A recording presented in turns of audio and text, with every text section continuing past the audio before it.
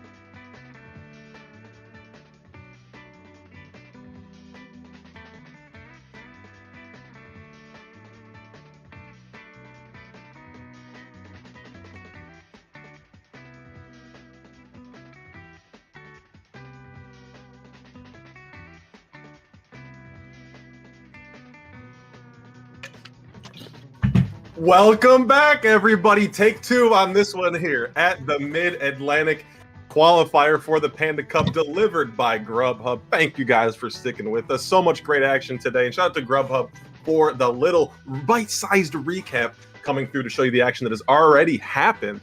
But to break down the action going down today, it'll be myself. I am Scripps, joined by my great friend Fang. How are you feeling for the second time?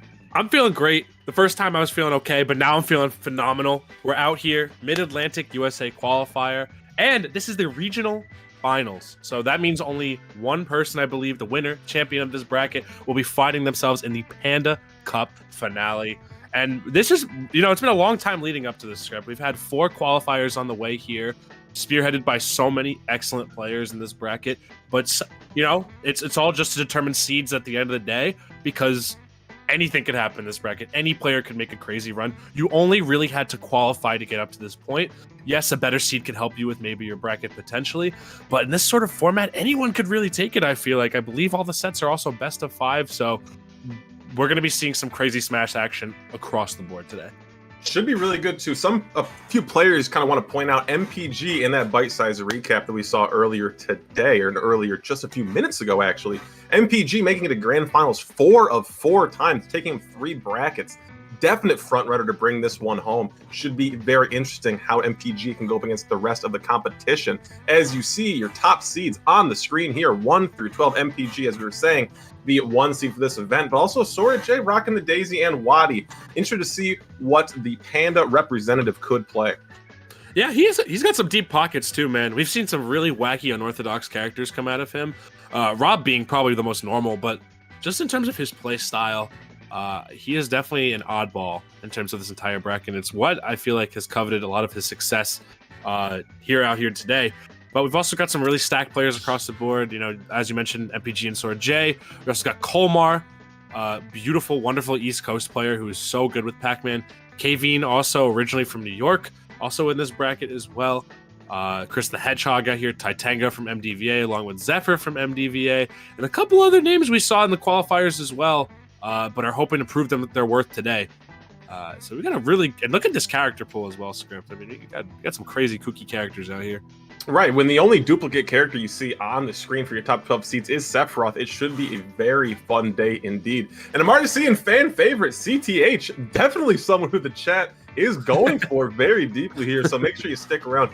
Wait to see what they got on sticks today, but so much good action here, so many great sets ahead of us. You got Smash lined up for so many hours to come. Make sure you sit down, make sure you get what you need to get so you don't miss a single second of it. And if you missed last qualifier we had just yesterday, just 24 hours ago, Raven King, one of my favorite players out of the Midwest, able to take that one with the Ike Joker combination. So fun. Cannot wait to see what Raven King will do. As someone who's been to so many offline tournaments, and I really want to see how it goes in when we get to that finale a little later this year. Definitely a cool player to see in that slot, right? Raven King, a personal favorite of mine as well, just because you don't really see a lot of people with Ike doing it at that level at this point. I feel like in the meta, like this character's been struggling a lot, but Raven King time and time again just proves people wrong at the viability of this character, and we're going to be seeing him in that coveted Panda Cup finale. I'm really excited to see who's going to make it today, as well as through the other qualifiers. I think that's the beautiful thing about the online qualifiers as well, is that anyone could find themselves in the finale if they play their cards right. Ooh, this should be a hot one coming up first. Chris the Hedgehog stepping up on sticks, the fan favorite, as we were saying, going against Polars on the first match of the day. Looks like the Pikachu has the set count advantage, even taking one off at a Bamboo Battles not too long ago, and then having the most recent win as well here too. Also, 85% win rate versus that Kazuya Mishima, going against the 46% win rate versus Pikachu. This is looking tough for Polars, but we have seen what Kazuya Mishima can do to anybody across sticks. He can win a major. I mean, this character is insanely good, But I want to also mention from previous qualifiers, because I actually had the pleasure of doing one of the Mid-Atlantic qualifiers beforehand. Polars does have a Ness in the pocket as well. Ooh. He loves to swap between different characters in the pocket, so we might be seeing that Ness come out against that Pikachu, and that is a pretty good matchup for Ness, I'd say. Not a lot of characters tend to struggle a little bit against Pikachu, just given the character's small stature, the fact that you can just get comboed off stage within one string. But Ness really, matching Pikachu in size, has very good win conditions against Pikachu as well. So I'm going to see if Polars maybe picks into that. But we are going to see the Kazuya to start this set off right here. We're going to be diving into it. Game 1 of this beautiful Mid-Atlantic regional finale script. Let's get it. 5 games set to work with here too, so Polars has the time if it does not feel like Kazumisha will work out. We saw in the numbers back it up with what you were saying as well too, Fang. That Ness double the percent chance at a 38% win rate, but man, this Kazuya looking hot to start. Yeah, looking crispy. And I feel like Kazuya is one of those characters you can never, regret putting time into. Just if you've mastered this character's combo game, you can really get such consistent win conditions set up for you. Talking about putting time into a character though, CTH been putting on a great ledge trap. Finally, Polars able to get beat back on ground, but not before this dash attack pushes off again. A lot of play at the ledge here early. Yeah, we're also seeing these very high recoveries out of Polars as well, just trying to avoid all of the threats, that Pikachu can kind of make you fearful of off stage as well. So we are going to be seeing that high recovery. Also, the fact that Kazuya can maintain his jump after his up B, going to be helping Polars probably quite a bit here in this set. Oh, great land here to run up the double kick. Get off my screen! And the kill from it as well. First blood drawn here. Might have turned into a chiropractor real quick on Pikachu. For real. Small stature. Moves around a lot. Needs to stay limber. The jump off ledge here too. Not going to find. We still have that Rage Drive online as well, so one little interaction right here is going to be a heaping amount of damage put on CTH, but luckily getting that dash attack to knock him out of the Rage Drive. Still playing in the corner here too. Forward smash has been a huge option for CTH to try to find stocks here too. Oh, give me this demon dive down. Oh, behind here too. That was a nasty approach there too. Getting behind the T-Jolt. The timing mix-ups are insane. It just doesn't seem like CTH can just finish his food on this one right here. Polars is doing an immaculate job of staying alive, but again, Pikachu has so many win conditions in the cut, that dash attack being one of the very strong ones. Gonna be taking that first stock. Oh my god! Caught the jump there too. Okay, has to quick attack back. This edge guard is not over. Still, the recovery high. You were talking about it, Fang. Will there be a coverage? No, down smash does not connect the electric. No back air to be found though. I feel like up B with the DI there may have been a good pick right there as well. Tried to get the out of shield up smash. A little bit of a flub right there. And now Chris has himself in a very, very good spot against Polars here at this ledge. Yeah, CTH getting out of that situation from pancaking due to back air. Still huge problems from that move. Was crazy. Forward smash going to connect finally here. CTH finds himself in the lead. Remember, the things started so gravely throughout these few stocks, but able to hold on. Pikachu living quite a while. For real, we saw Polars with such an early lead, going to be getting that input right there into that kill. I wish I knew all the Kazuya move names. There's like 80 bajillion of them. That's Hell Sweep, baby. That's the one that took it right there, the final hit of Hell Sweep. But, electric coming back here, too. Give me this chain. Let me check you back real quick. Spine needs a cracking. And I love how Polar has been ending all of these with Hell's Gate real quick, just to get that consistent damage off where he knows he can't get a stock, but he's going to try and take it just with a lot of damage anyway to set himself up. Because if you do get Pikachu high enough, one Electric Wind Godfist is all you're going to need to confirm into that KO. Oh, in the corner here too, trying to find an up B for the kill. Uses jump to avoid the approach that CTH was putting down on the corner. Dash tech again here too. CTH's been throwing out a lot of dash tech just to get juggles started and to take kills. Yeah, for real. I mean, but there you go. You see the EGWF into the up B right there to take that first game for Polars. A tried and true Kazuya confirm right there. And pretty good first game by Polars, honestly. The execution was super on point. It looked like in certain instances CTH was kind of floundering to find some of those stocks. But Polars, man, not skipping a beat on any of those. Yeah, and I gotta talk about the stage pick there too. Giving Kazuya FD to start for game 1, very interesting option going through there. I feel like CTH would have benefited from some platforms, obviously like PS2 or a small Battlefield, would have gone crazy because we saw CTH's capabilities in continuing those ledge guards and just being able to reset jumps there to go higher on those juggles would have led to much more damage. I'm wondering if DSR is a factor because now, it's similar to playing a melee set against Hungrybox. Once Dreamland is off the table, he's not going to be able to pick that stage again. So I'm wondering maybe just trying to get FD off. If you can score a win on that stage, perfect. If you can't, that's okay too. That stage is now off the board. But I don't know if that's exactly the case in this format right here. I've not brushed up on my rulebook, unfortunately. Ooh. But we are going back to FD, so maybe this is just a confidence pick right here for CTH at this point. Gotta be. The approaches have been good for CTH. Trying to get the jump read there with the Nair drag down. Will find a Nair drag down on this left side. Air dodges away, running off deep here to stage spike. Not high enough percent to make a big difference. Cross up here on back here to drop shield a little early. Ooh, wow, that was all incredible right there. I love the variation of moves that Polars has been using to knock CTH up, you know, not just relying on the electric when Godfist, but perhaps some of other Kazuya's moves that can set him up into that. Ooh, the spike there too, gonna get the double angle there too. Down smash not going to connect for Polars, but CTH still in the hot aggressive here too. Cross up, give me the grab through the hell sweep. What is going on? All right though, now CTH in a good spot again, but I feel like Polars has just been mixing up their recovery so well to not let CTH. I mean, Pikachu has to be pretty precise on the edge guard as well. Unless you can get some sort of offstage thunder, you really have to employ a level of precision to find that edge guard. Yeah, if it's not finding that big hit, it is just rinse and repeat on these back airs, on these nairs, on these thunder attempts here too. Down smash will finally take it. First time we're seeing that kill for CTH today might be the option we need to find, but give me your quick attack. Where are you going? That was actually a really nice call out by Polars right there, using the hitbox on Kazuya's up B to call out that quick attack because, you know, you're not always going to be able to snap to ledge all the time, and I feel like CTH has not been snapping to ledge a lot with these up Bs. Oh, giving me this one. Where are you going? Suplex to the center of the stage. Polars trying to work from the center, but CTH swinging out of a phone booth here. Give me these juggles. Not going to go for a drag down on there, but the reset. Polars landing aggressive. All right, though, another edge guard situation, but I really haven't seen a lot of successful edge guards coming at CTH, and this is just more mileage every time you let Polars back on stage. That imminent threat of Kazuya, that time bomb is just so present. Not going to get the drag down on Thunder there too. Polars finds good real estate. CTH got to get back onto stage. Will do so. Quick attack not going to bite back here. Flip of fate here on this left side. We do see the rage drive, and yes, they use the super armor to get right through that. That was so smart on Polars' part right there. Always got to watch out for that on Kazuya, man. You never know when that armor is going to come into play. Really solid string though for CTH to bring that back. There was T-Jolt aerial, and then also forced Polars to landing on him with the Nair and the down smash to seal it out. Okay, string started here. We've seen this before, CTH. What's the mix? The up air to get out of combos is something I think Riddle's really popularized at Big House. I gotta say, like, that was so often where you get good DI out, but sometimes Kazuya's so big he falls into it. Up air just frame 4, put out a huge hitbox.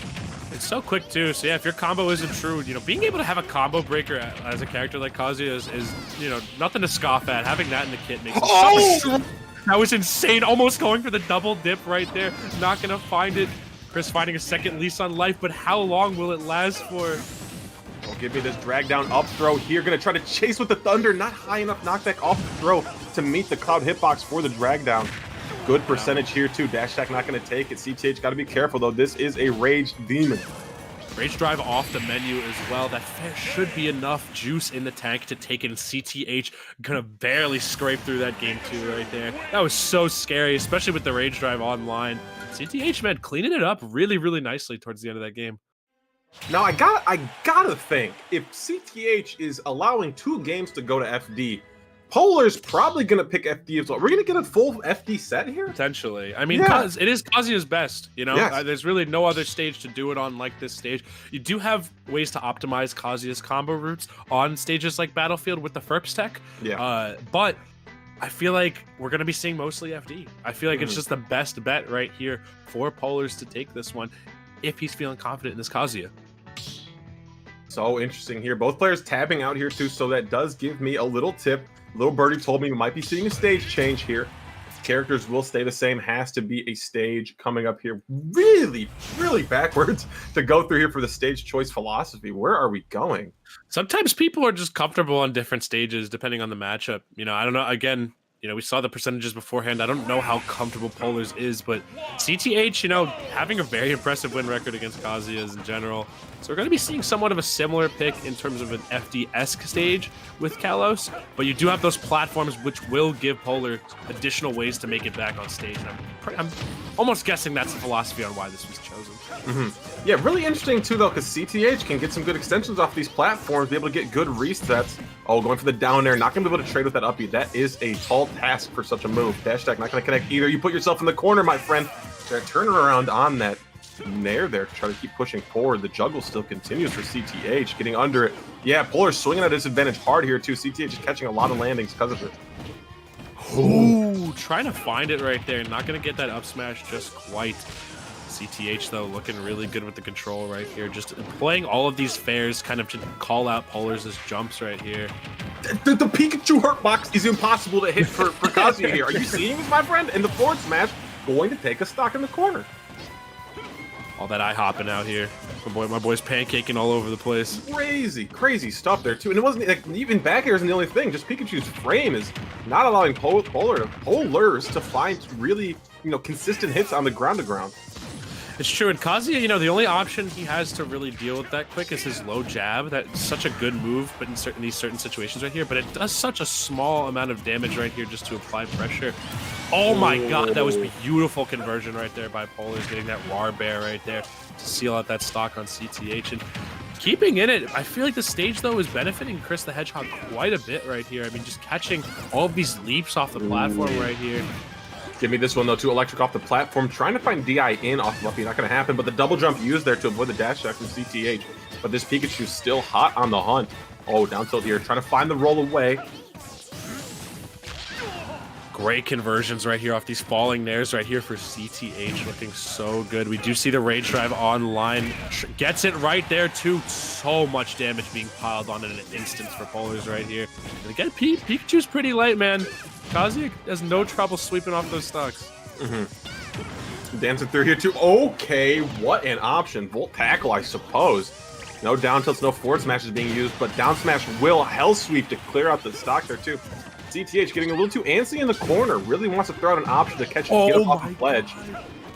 I believe the intangibility on the EGWF actually allowed Polars to power through that F smash and not even get touched by it right there, or maybe it was just given the spacing. But this is looking better and better for Polars as this game progresses. Dash attack not connecting, not going to connect to the final hits of forward air as well. Have uppy to get back. Forward smash again. Down tilt to break through the crumple. Kazuya has a fair amount of mix-ups in the air as well to kind of delay the timing, given down B, B reverse side B. Like, there's so many ways this character can kind of mess you up. Because when you see a big, bulky character like Kazuya, you're like, I'm just going to try and edge that guy. Got out Could there be with it too. Oh, that was so smart. We're chilling. The CTH still hot on the trail, though. Going deep for a down air again. Not going to try to find the initial hit to get into it. Cross up on back air here, too. Just kind of running at Kazuya. I think it says something about the talent pool of this finale qualifier as well. I mean, both of these players doing such a stellar job right now. This is like really high-level stuff for both of these characters as well that we're seeing executed right here. Yeah, it's really hard for Polars to keep up with these cross-ups here, too. Just back air through shield there. It's a built-in 50-50 just for the character. Not going to find the roll away here, too. CTH kind of got to work out of this corner. Yeah, I agree with you on the Thunder Jolts, too. They're just messing up the tempo so much right here. And not going to get the F smash right here. This is so scary right here for CTH. Oh, my gosh. Down tilt looking for a neutral tech. Not going to get it. Rage Drive will take the stock, though. Polars up 2-1. That's just how it goes, man. You get a big whiff when Kazuya has Rage Drive online. You're just going to get pile drived right there. That was insane from Polars. But honestly, Chris the Hedgehog, like, all of these games have been like on a razor's edge in terms of how close they are. I feel like this set could go to either of these guys right now because the games have just been so back and forth the entire time. No character swaps here. This could be the winner side life here for CTH. But if these games, as you said, my friend, been very, very close thus far. Polars game 1, CTH game 2, Polars game 3. What can we do for CTH here in game 4? Will the pattern stay alive?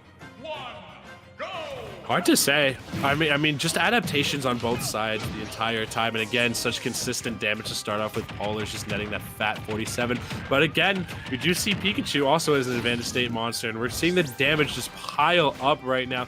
Gonna try and not let Polars land comfortably, but luckily just being able to squeak their way out of that pressure. Yeah, that's Polars using those high recovers we were talking about earlier. Up smash, not going to take it. That is crazy damage, though. Nair on landing with CTH, still trying to stay aggressive, but Polar's been at this low percent, not taking too much knockback, able to follow up even if the hit does land from CTH. And man, the up B has just been powering through all of these Thunder Jolts right here, making it, making the advantage of the riding off the stage very, very unorthodox right here. But the up B is going to be enough to take it right there, Script. I mean, talk about unorthodox right there. Just able to fight on the platform as CTH thought they might have a really good ledge trap brewing, but Polar's pulling the plug on it, but forward smash, really solid stuff here. Will we find the deep forward air that eluded us so hard in that game 3? Gonna happen. These stalls from Polars have been so nice, just aiding their recovery back to stage. This is going to be huge damage, going to be getting the tech option just right. That auto turnaround coming in pretty clutch for Polars right there. Dash check again, push off stage, rinse and repeat here. We have a jump, not going to go for anything too much deeper. Oh, the chase down there too. Smart to save your double jump. You have to wait till Kazuya picks an approach option from the ground. That invincibility through the crouch dash can't get through that. And man, CTH is just having such a hard time locking on to where Polars is going to recover. It seems like Polars has been playing so well reactively to where CTH is going to be. That one, though, not going to work out in their favor as that big stall and the laser are going to leave Polars more than vulnerable enough for CTH to wrap that one up. Yeah, that was really good from CTH. Polar's been getting a little too autopilot-y in that corner, just trying to let the laser fly. Got caught standing. Ooh, but the up smash. This is such a massive lead right here for Polars. Unless CTH finds some sort of wizard, otherworldly stock right here to get this stock off super duper early. That's not going to be it, though. Pikachu is really good at recovering. If there's one character you can't do that to, it's Pikachu, and that's going to be throwing the lead away right there for Polars. What just happened? That's crazy stuff here, too. You see CTH strike while the iron is hot, my friend, trying to read DI there back onto stage. The electric hits from behind! This character's insane, man. Forward air approaching here, too. Polars throwing out any aerial hitboxes to try to prevent CTH from getting to the ground. Don't get hit by the whole 10-piece, please! CTH gets out of it, though, keeps the pressure going on. Back air sending to the majority of the stage, though.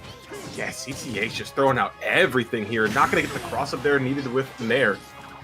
He's just covering his landing so well by doing these jump Thunder Jolts into these landing Nairs right here. Polars is getting a little too antsy, and the Thunder Jolts are setting up Chris for those finishing combos right there. This is looking scary, man. No Rage Drive online right here. That should be it. Got caught for the grab. You reach, I teach. CTH takes it to game 5. Absolutely insane right there. Yeah, I agree. Really solid play right there. Completely capitalized on Polar's mistake right there. Thought, I could cheese this stock out real quick with this down B right here. Not on Pikachu, my friend. This character is more than enough in the tank in terms of recovery resources to aid themselves to get back to stage safely. And Polar's really ate it for that one. And the thing is, like, CTH throwing that F smash out in the corner so many times, and I think Polar's got a lot of mileage out of that as well. Able to get some really solid punishes.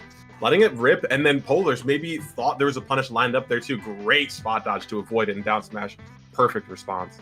Yeah, for real. And again, just I think the name of the game there for the neutral interactions right there was those Thunder Jolts into the landing Nairs. You're seeing how much they were setting up Chris the Hedgehog just to finish off those stocks, maintain stage control, get Polars off stage. But we may be seeing a stage or character swap here for this very last game of the set. I feel like it's probably just a stage swap. I feel like, I was gonna say Kazuya's been doing just fine in this set, or at least Polars' Kazuya has been doing just fine in this matchup. So I don't know, man. I feel like a stage change. I feel like a stage change could be crazy though too. If we go, if we go back to FD, that's crazy. Yeah, okay. So I thought if we were getting anything with like crazy platform layouts to a biplat or a triplat could have been a huge difference maker for CTH. But we have seen this landscape before for game 1 and game 2, but game 5, whole different story. And again, yeah, CTH, one thing Polars is trying to find the solution to is these Thunder Jolts into landing Nairs right here. I feel like he just has to shield throughout all the pressure and just gonna kind of take his licks here or there, hope he gets a favorable approach with these Electric Wind God Fists, because now CTH is kind of all over him. Yeah, dancing here too with these backers. Not going to find the high up Thunder. Yeah, still chasing down here too. The T-Jolts in the air are crazy.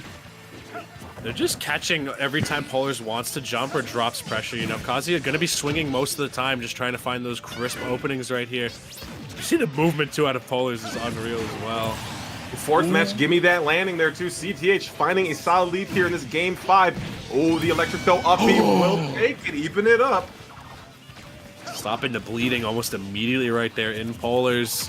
CTH trying to find this leading bear, knowing the win condition, just get Kazuya off stage, keep applying that damage safely. No jump left. Polars, though, not going to catch the landing effectively. Oh, give me this. Oh, big trade there to CTH, able to find majority stage. T-Jolt's back again. The reflector from the... Oh! That reflector's insanely strong, too. If you reflect like a good move right there, like Pyra side B, like your character's gonna fly. And what a combo from Polars right there. Flipping this game completely on its head right here. Dancing though, CTH has been one to respond very, very quickly, trying to go deep for that down air there too. The T-Jolt from the air. We talked about it again, broken record, but man, is it playing? I completely agree, and we're going to be seeing down tilt right there. I think CTH knowing that they might not be able to get the F smash right there given the timing. Oh my god, missing it right there. Huge combo about to come out of Polars right here. And I do want to note, though, this is the exact same situation we saw Chris the Hedgehog in last game script. We saw 2 stocks up to 1. It was looking almost curtained for CTH, but CTH managing to claw it back. I wonder if we're going to see that again. Oh, give me that roll there, too. Just straight kick off stage. CTH getting caught in the ledge. You have been smothered. Polar's Game 5 victory, moving deeper into this bracket. My goodness. Such consistency, too, in following the DI of Chris the Hedgehog. Every single time they managed to find those conversions. Just wrapping up those stocks sub 100, you know. Pikachu having that survivability when you love them, but if you don't even have to get them off stage in order to take the stock, there's no problem for Kazuya in that situation. Yeah, absolutely. Kind of fired up after that Game 4 drop. Definitely had a huge lead there, was Polars, but man, that was really good. What a great way to start off the tournament. Like let's just call it what it is. A Game 5 set there too, going down to last stock each and every game. You really can't get better than that. A nail biter as well, if I might add. That was absolutely insane right there. But that will do it for that first set. I gotta say, Polar's doing such a good job. Again, we saw the set record beforehand completely against Polars. Polars was down 2-0 set record-wise to Chris the Hedgehog, but managing to really claw tooth and nail that entire one. Gonna be shaping up to fight Zephyr, MDVA's finest Sephiroth, up next, and that is gonna be also a spicy set. Yeah, crazy stuff, but really a lot more action to come through here, my friends. Got some stuff to show you though, real quick.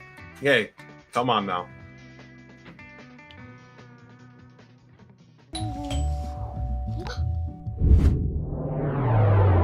Chill. Grubhub delivers convenience items. Grubhub delivers convenience items.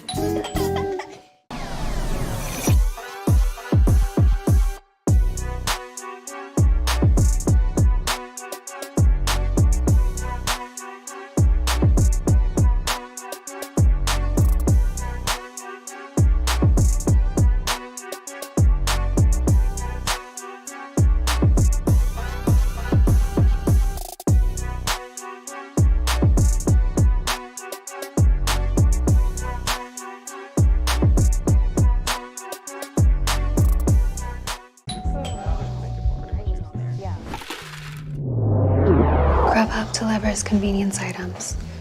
Grubhub delivers convenience items?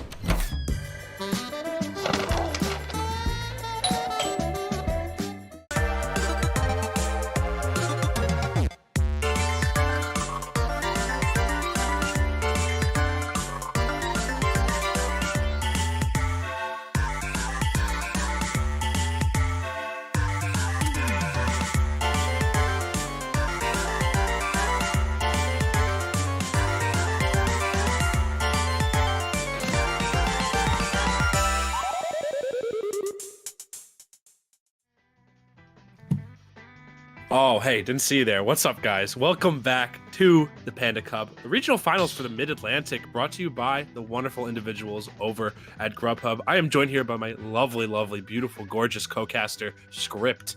Script, how are you feeling, buddy? Feeling phenomenal. Can't complain. A Game 5 set to kick off the tournament. Like, what else could you ask for? One of the 2 Game 5s into that first round of winners bracket here. So, hey, shout out to the pickers. Shout out to the people picking the stream matches. Doing a great job thus far.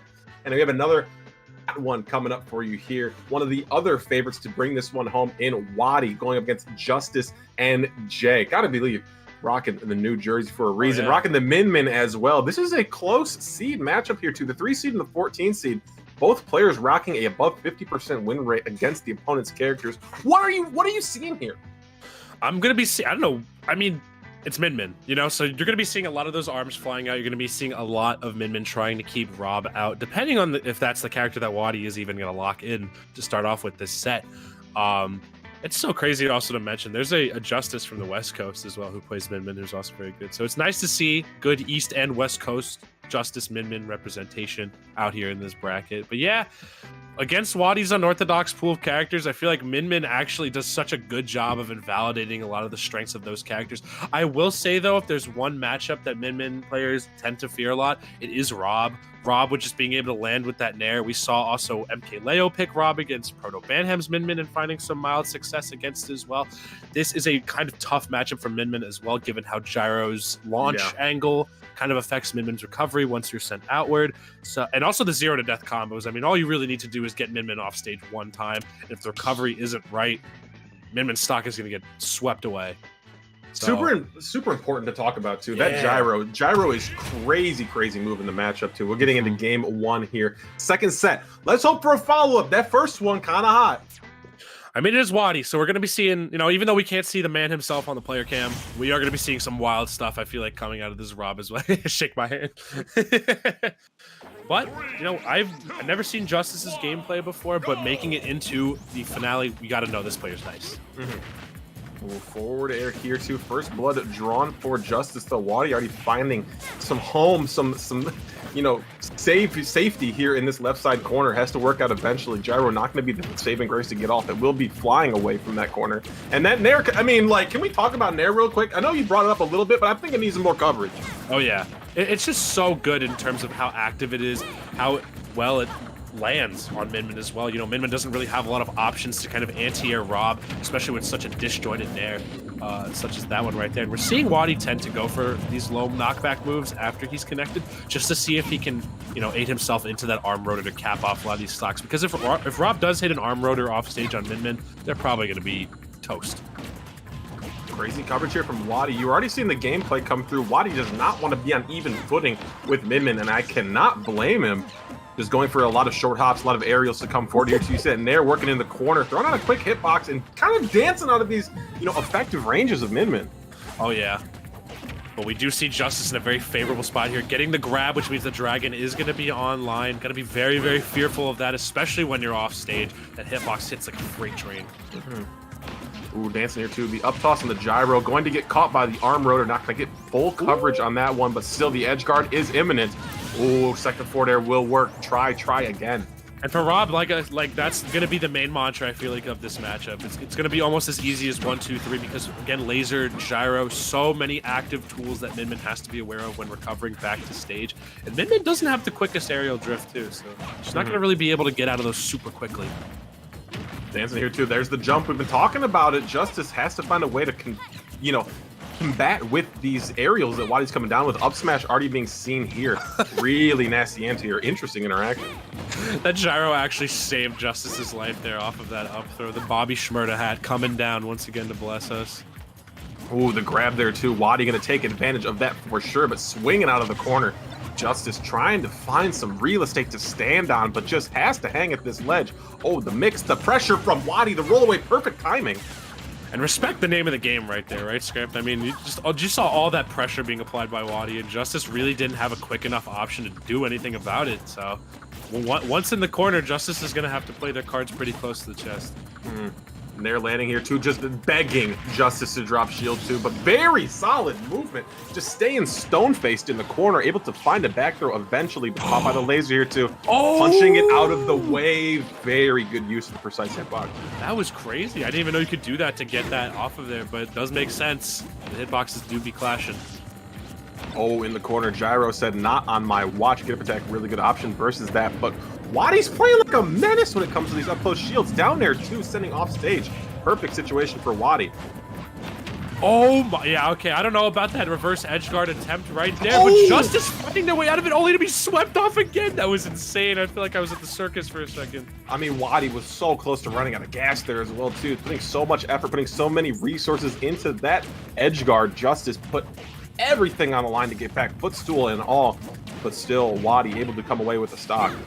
Did you see that arm rotor clash with Min Min's arms right there? That was kind of crazy. I was wondering why Wadi was throwing on these on-stage arm rotors, but that move does reflect as well. And has a very active hitbox to clash with a lot of these Min Min arms. So really, really interesting stuff we're seeing out of Wadi to deal with kind of the weirdnesses of this matchup. Laser coming down, that's double jump used. That's Wadi's cue to go in, arm rotor on stage. Waiting it out though this time. Justice starting to find the tempo here that Wadi wants to play it and getting the strikes in accordingly. Wadi though doing a really good job of not recovering too high, not wanting to get caught by the dragon hit right there, because that can just send Rob's stock off super early. Justice finding a lot of grabs here though in the corner when Wadi is just forced to respect all the pressure. Give me that jumping right into the gyro. That's Wadi's clear sign to get back onto stage. Cross map here too. Projectile will beat those arms every single time. My man probably had the best throwing knives in Modern Warfare 2. Right, I get the craziest kill cams. You know what it is. Oh, give me the roll away though. Wadi just playing this long range, playing the air to ground game so well. The Zombear coming out too. Wadi not finding the same amount of success. He's trying to find he's picking really, really good spots to find his way in against Justice as well. You know, after Justice throws out the 1-2 punch right there, that's when Wadi decides, okay, now it's time for me to start closing in the space between me and Min Min. And it's been really aiding him and not getting slugged quite a bit here. Not enough damage yet for the up throw to take that stock off, but all it takes for Wadi is just one more favorable interaction, I'd say, at this point. Give me this up throw, not going to take it. Not a position for back throw either. Wadi just playing this game, get this chip damage, keep working these percents down, but finally Justice able to take a stock. Wadi was able to live so long, he's able to fly, combat backwards with all those projectiles. Wow, did you see how close that gyro is to just hitting Justice on the head right there? But again, this is Min Min. We're seeing the damage just pile up on Wadi, and with rage, this character is a demon. Wadi's got to be really careful with the rest of this game right here, as now it's pretty much KO percent right here for Justice. With these upbeats, trying to continue the coverage here to Justice off the top. 160 with the dragon arm. Really smart. And that is an option I was hoping that Justice would pull out. You know, we've been seeing rare high recoveries from Wadi in these high pressure situations, and Rob is a big enough target just to get clipped by that move right there. And that move is strong too once it hits from the ground right there. That was so smart on Justice's part right there to do that. And what good stage control as well. Justice just locking it down on such high red percent for so long, not dropping the stock though, and being able to claw it all the way back. That was immaculate. And it was really good there too. Justice throwing out a lot of arms at that ledge height just to kind of prevent Wadi from going low too. So kind of coaxing the Rob to go high, use that gas and put Wadi in the best situation possible to die. Justice growling in the arena right now. Gurring and snarling at him. He knows he's ready to go. Clawing it back after that game one, that was insane. Sitting here though, trying to figure out what the stage choice could be. I mean, Wadi has tons of characters in the pocket, could have something new to deal with this Min Min, but Rob has the intangibles, has the on-paper tools to deal with it, but just the X Factor Justice exhibited in that game one. Oh yeah. It might be for some reevaluation for Wadi's character. Perhaps. I mean, I feel like Rob could do it. It's just Wadi just couldn't find ways to just shut out that game. You know, getting closed in the corner multiple times, not really being able to find their way out of there with a quick enough option. You know, you kind of have to just Hail Mary, go high against Min Min at that point. Just try to jump clear over the arm pressure, try to get center stage control back. When Justice had center stage control, man, did he lock it down. Yeah, absolutely. Looks like we're getting a stage change here too. Wadi popped in, popped out. Justice taking a little more time to get back in the arena. Definitely going to be sticking on the robot and the Min Min. Game 2 locked and loaded, coming soon. Coming soon to a Panda Cup near you. Oh, won't have to wait much longer for this one though. Locked in for game 2 here. FD was such a good choice for Min Min as well. Interested to see Wadi going back to FD here too. It's just like if you have the advantage on stage, if you have the real estate in your back pocket to work with, you can really do some damage here too. But just can you get it back and can you hold it? Absolutely. FD2, you know, a very good counter pick, I'd say, for Wadi. You know, it's also a very, very good stage for Min Min, but I feel like Rob, you know, for the game plan Wadi's been trying to employ with just good, honest, neutral to get Justice off stage and not have any platforms really mess up any of the pressure Wadi's been applying, I think this is perfect. I think Wadi would disagree. Good honest neutral from this Rob player. It's an oxymoron right there, my friend. But nevertheless, though, too, both players definitely dealing with their amount of X factor, having the ability to kill each other at a moment's notice. All right, though, again, this is the same situation we've seen Wadi struggle to get out of so many times. And Justice not allowing Wadi to get the ledge pressure for free. Should be a first stock right here, though, from that arm rotor, and it is. Yeah, not as chaotic of a first stock from Wadi as we saw in that game 1-2. Justice using that invincibility to get back on the ground, throw some of these hands out. Wadi playing a lot better defense, a shield coming out a lot more. I love how Wadi's been retreating off to do a lot of these lasers, but they're only doing slight chip damage. You know, this is Justice does not mind playing at this distance right here. I think Wadi needs to start becoming a little more cognizant of that. But managing to find the gyro hit in, but I feel like every time Wadi takes one step forward, he is forced 2 steps back by Justice. Oh, give me this. Ram not going to connect. Still putting heavy pressure on here, too. Wadi forced to the sky, and you have to land eventually in the stage. That's the thing I was thinking about. Want some platforms to retreat to. You don't want to have to stay in the air. And if you get pressed off stage, as the up smash takes from the corner, even stocks here, it can be quite tough to get your bearings once you want to get back to the ground. Wow, 34 to hop off the ledge right there, and the call out right there with the up smash on the reflector.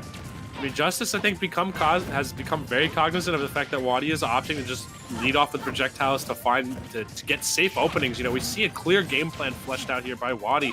It's just now Justice is starting to find the counterplay to it.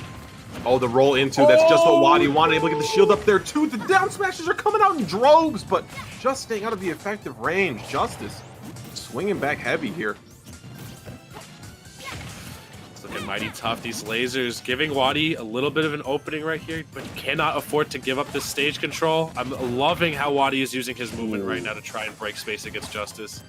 Talking about breaking up space, though, that landing mix-up with down air for Minmin was crazy. Grab going to whiff here, down smash on the double. No tech. Okay, Wadi seals it up. 1 stock away from taking game 2. The gyro being the savior of Wadi right there. Not going to be getting hit by that megawatt, which may not have taken a stock, but that would have been a lot of hurt on Wadi right there. Wadi looking pretty good here. We haven't seen any grabs coming out of Wadi, though, just because of how Justice has been playing so far away the entire time. Talking about no grabs from Wadi, but I really feel like Justice has brought into the game plan these grabs, helped out a whole lot in that first game. Kind of living and dying by it here in the corner, shield up. That is scary, but throw them hands. There was potential right there for a wobble from Wadi, too. You saw the gyro was still active. Wadi could have just kept going for down tilts right there just to get that such high damage off, but instead just opted to go for a nice safe combo. And they're in here, too. Has to try to follow the DI away from Justice, but Justice just holding out, getting the arms out, preventing any further approach. Justice is trying to find also these windows where Wadi has been kind of charging up these lasers, just kind of stuffing him out for it the entire time. I feel like, though, Justice can also reflect the lasers, too. We saw it on the gyro. I know up smash isn't the quickest thing to throw out right there, but if you're at that much of a distance, I think there's no harm in reflecting the laser if you know Wadi's going to keep shooting it. We're not going to be able to land them there, too. Wadi drifting right back after the arm rotor. Megawatt out, 2 count to the blast zone. Clear up the space on that ledge a little bit, but Justice still at range to put pressure on. All right, though, managing to find the up smash. And again, this similar situation we saw ourselves in game 1 where it looked like Wadi was going to close it out, but Justice is so clutch in the moment. Wadi just coming off the spawn platform, voluntarily giving away all of that invincibility and getting grabbed for it too, but still hot off the presses with this one. Up smash will take it. Trying to cross up on dash attack. No. Wadi on the board. Yeah, finally managing to find the out of shield punish right there on Justice. And we were seeing a little bit of fear, I feel like, come out of Justice towards the end. We're seeing a lot more whiffs coming out, a lot less stable control. We're seeing some rolls, some dash attack.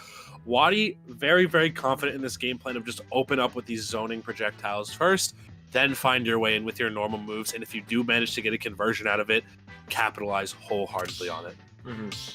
And again, like, same thing here. Are we going to keep seeing flatter stages for this game? Are we going to see FDs? Are we going to see the Kaloses come out? Or will there eventually be a platform to speak of in the center of that stage? Justice on the stage counterpick, though. I'm not sure. I'm not sure if we're going to be seeing it. You know, we've been seeing just a heavy reliance on these flatter stages for the beginning of this set. Could we see potentially another Game 5 script?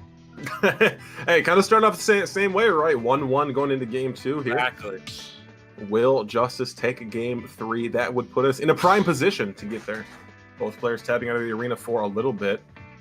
Wadi selecting something here. Probably, maybe being a stage change going on sticks. Obviously, both players have to tab out to get that stage change. That's kind of the telltale sign whenever you see that happen. But Wadi tabbing back in here soon. No longer selecting. Everyone is sitting on the edge of their seat. We're going to be seeing Min Min and Rob once again with the stage pick. I'm wondering what it's going to be. It has to be a change at this point. I feel like for how long they were out of the arena for. But we'll see. More things change, could be. The more they stay the same. Going to go to Town and City. You'll be getting a little flavor of FD going into this one, but definitely some platforms to work with. For sure, and I think this might, I can't tell who this is going to really aid a little bit more now that this is Justice's counter pick. I mean, you will see those platforms to retreat to, but in terms of pressure, I feel like it only gives Wadi more places to escape to overall. Plus, Town and City having the narrow side blast zones it does have. Oh no, the double arm rotor off stage going to be more than enough end lag for Wadi to lose that first stock right there pretty early. And Justice is going to keep pushing on the gas at this point, almost nailing a second one off right here. As Wadi's already sitting at a lapped 63%. We're less than a minute into this game. Wadi goes to that deep arm rotor because I believe Wadi thought that Justice did not have a jump anymore. So the crazy jump save from Justice to get back there to you. Have to be able to be a diamond hands player on those jumps when you're rocking Min Min, because that is one of the very few things you have to be able to get back to stage horizontally. It's the truth. Oh, but Wadi trying to find this opening right here. Huge Rob Bear coming out right there to finally nail that first stock off of Justice. Not bleeding too much right here. Wadi, though, kind of knocking on death's door a little bit at this 97%. Oh, give me this down throw here, too. Low percent. We're going to lead into despair. Caught the jump. Oh, keep it going. Definitely keeping it going right now to the pressure. Really, really good timing on the roll up, though, right there from Justice. And now Wadi finding himself off stage once again. Pressure FD stage here, too. We have seen this layout before. Closer side blast zones this time, though. Got to be worried, too. Wadi cannot be as comfortable sitting in those corners. We're seeing Wadi just trying to see if Justice is going to bite the bait on any of these jumps right here with the way he's been angling these projectiles out right here. Still, though, good down throw coming out right here. I thought we were maybe going to see potentially a back throw, because the more you have Min Min off stage, the more success you're going to be finding yourself in the future. But maybe Wadi was confident that he was going to be able to get something off that down throw right there. Give me this up throw. Going to push off stage once again. Does not want to stale that back throw. Ooh, down tilt into the corner, trying to find these grabs. I'm telling you, Justice has been living and dying by these grabs. Able to get those powered up arms as well, too, as being such a crazy option. That was so Another smart. Crazy option, that arm rotor. Trying to swing through the gyro, put Justice in the perfect position for Wadi to line up the arm rotor. He baited Justice to make it seem like that he was going to just go for the gyro to give Justice a safe get-up attack or something to make it back, but Wadi at the last second doing dash back arm rotor to seal that one out. That was brain genius stuff right there. Arms still coming in droves here, too, able to shield, dropping through that platform, just trying to put a projectile on to this Min Min before making the approach back onto stage. And you see, it's really tough. Have to eventually cross up that landing. Justice got to be so careful in this corner, though, too. One good nair coming out of Rob, or Wadi's Rob, for example, is going to be so lethal. You really have to watch yourself in that corner. But finally, enough juice on Wadi to get that up throw kill right there. And what do we got here? Press off stage. Spot. Trying to force jump there, too. Justice, again, holding strong, holding true. Not able to find the nairs on approach off the stage, but Wadi getting back on. These nairs are instrumental. No, big fair coming out, and that's a golden gyro throw right there. Yup, one fair to clean it up. That was everything Wadi needed to steal out that game right there. That's just the win condition. It's very, very good for Rob to have that in the back pocket right there. That's one of the things that makes this matchup a little kind of weird for Min Min, because with all the pressure that can be done on stage, once Min Min is off stage, all it takes is just for one gyro interaction to go the right way for Rob to have that fair lined up, and that's curtains. Mm-hmm. Yeah, and I feel like Wadi was able to take that game a whole lot slower due to the platform, especially when it got into that tri-plat layout where you have the two hanging off the side. Really just like able to approach at will and not really fall into the flow of the game that Justice wanted to play at. For sure. Yeah, Justice was just looking so good up until that very last moment. unfortunately. Wadi, though, we see why Wadi is a top player, exemplified right here. Just such good fortitude in terms of blazing ahead, not losing patience, because Min can wear a lot of players' patience down. You're getting constantly zoned out, you're getting constantly walled out. How do you proceed? But Wadi, you know, once you've competed in this level of play for long enough, you learn to not let those things irk you. Mm-hmm. Potential winners side life here for Justice and Jay. Going back to Town and City. Interested to see how this one can line up here too. Had to drop that third game here too, fourth game, hoping to go a little differently. Ooh, the roll actually saw coming it right there. Trying to get Justice under there for the up tilt. Yeah. Justice thanking their lucky stars probably right there that there was no further pressure applied right here. But this is huge right here for Justice, getting the dragon off right here. Wadi gonna have to find some way safely back right here. Ooh, gonna land right into the arms of Min though. Justice able to find a lot of grabs here to start early. Last game, Wadi definitely retreats to the platform after grabbing ledge too, but trying to take the pressure immediately there. The boxing here too. Okay, I see you in that close range. Oh, the gyro hitting right here, though, is going to be maybe setting Wadi up for something. Trying to get the arm rotor, maybe calling out a bad get-up option right there from Justice, but Justice luckily finding their way out of this corner right here. I get so scared every time Justice is put at the ledge. How does Min deal with that? With the grab from Wadi, yeah, it's tough for Min to deal with. Like, you have to be able to jump away. Maybe that platform is a bit of solitude if you can get to that height and throw arms out, make your life a little bit easier. I don't know, roll option, yeah, to the get up. That's scouted out. Justice still on the aggressive. That was almost a stock right there for Wadi, too. You know, if Rob is forced to miss attack and get up right there, Min's arms can pretty much cover the entire platform if the dragon hits just right. So, talking about covering the entire ledge, you can cover the entire stage and cover the entire sky. Reaching up high there, too. Shades of game 1 from Justice to take the first stock here in game 4. Though we do see the Megawatt out, Wadi's afforded a little bit more luxury here at this point, now that the Ram isn't out to really shoot at an interesting arc. So Wadi, there's any time Wadi should be going high to land on Justice, right? It's like literally right now. Mm-hmm. Oh, the Armor 2 trying to catch that shield drop. Very good hold from Justice. Oh, gotta get away from this one too. That's an empowered arm in the arsenal. Able to just sneak back on stage, going under that lip. Oh, but the dash attack to break up this pressure. Wadi standing a little too still. Wadi not being afforded as many openings at this point too. I feel like Justice has really tightened up their neutral this game 4, and no, rightfully so. Their winner bracket life is at stake right here. Okay, down toss on the gyro here too. Will snipe out. Yeah, I mean, I saw that from a million miles away, my friend. You can't hang out there too long and expect to stay alive. With the up throw, trying to get another snipe with the arms. Yeah, such a percent lead here. Yeah, Wadi almost losing the stock right here. And yeah, percent lead indeed, as we're just seeing such pressure being applied by Justice right here. Wadi, one good hit away from losing this next stock right here. And again, Justice's pressure. How does Wadi get in? Covering the landing perfectly with the delayed Megawatt too. Justice is doing so well at covering all these gaps.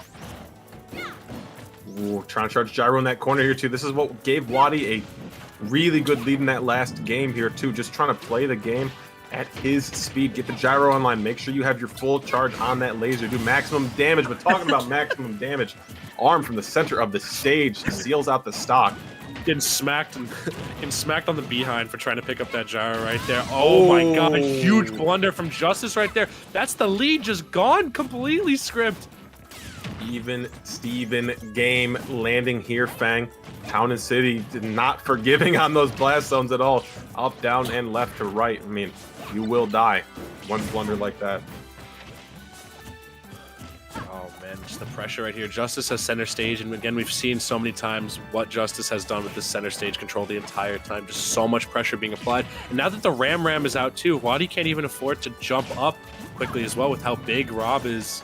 We do see the Megawatt being swapped out though. This should be Wadi's time now to just try to find this pressure. Back throw coming out right here. The boxing will line up here too, trying to find a nair on the get up. Justice just getting up, getting shield in hand.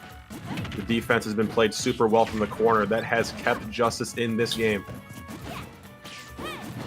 And Wadi waiting for these lasers to make the opening happen for him at this juncture. Oh, this is scary. Super scary. Got to swing out of that one there too. You had the platform to land on for Justice, so that's fine. Again, another jump up dragon would have, I feel like, sealed that game out for Justice right there. And that could be it, Script. No! Ooh, How are you gonna 2 be surviving count. with the skin of his teeth and the laser saving his bacon once again right there? How do we Up get again. back? Justice not going to opt to jump with Wadi up into that sky. Just trying to ban a jump here, too. You see the early jumps from Justice. Just wants to try to catch Wadi rising through the air. But the grab thwarted. And what was I saying in the game 4 and the game 3? Justice living and dying by the jumps, and at that point, dying for it. Mm-hmm. What a risk too at that point to go for grab at that. I mean, it would have netted the dragon, but I felt like just using the arms would have been good right there. But once the going gets tough, man, some people crack, some people try to go for it all, and some people play it too safe. And you really have to find that median of just right in those scary, sketchy situations. And Wadi capitalizing off of it perfectly right there to cap off that set. That SD though, that SD script, that SD Justice had it. You hate to see it. Justice has a road to go through on this loser side as well, too. But just seeing how that minion played, I have no doubts in my mind Justice will be able to make a nice run going through loser's side. For sure. Oh my goodness. Players absolutely delivering on these sets today. Absolutely putting on a great show, bringing you the best action.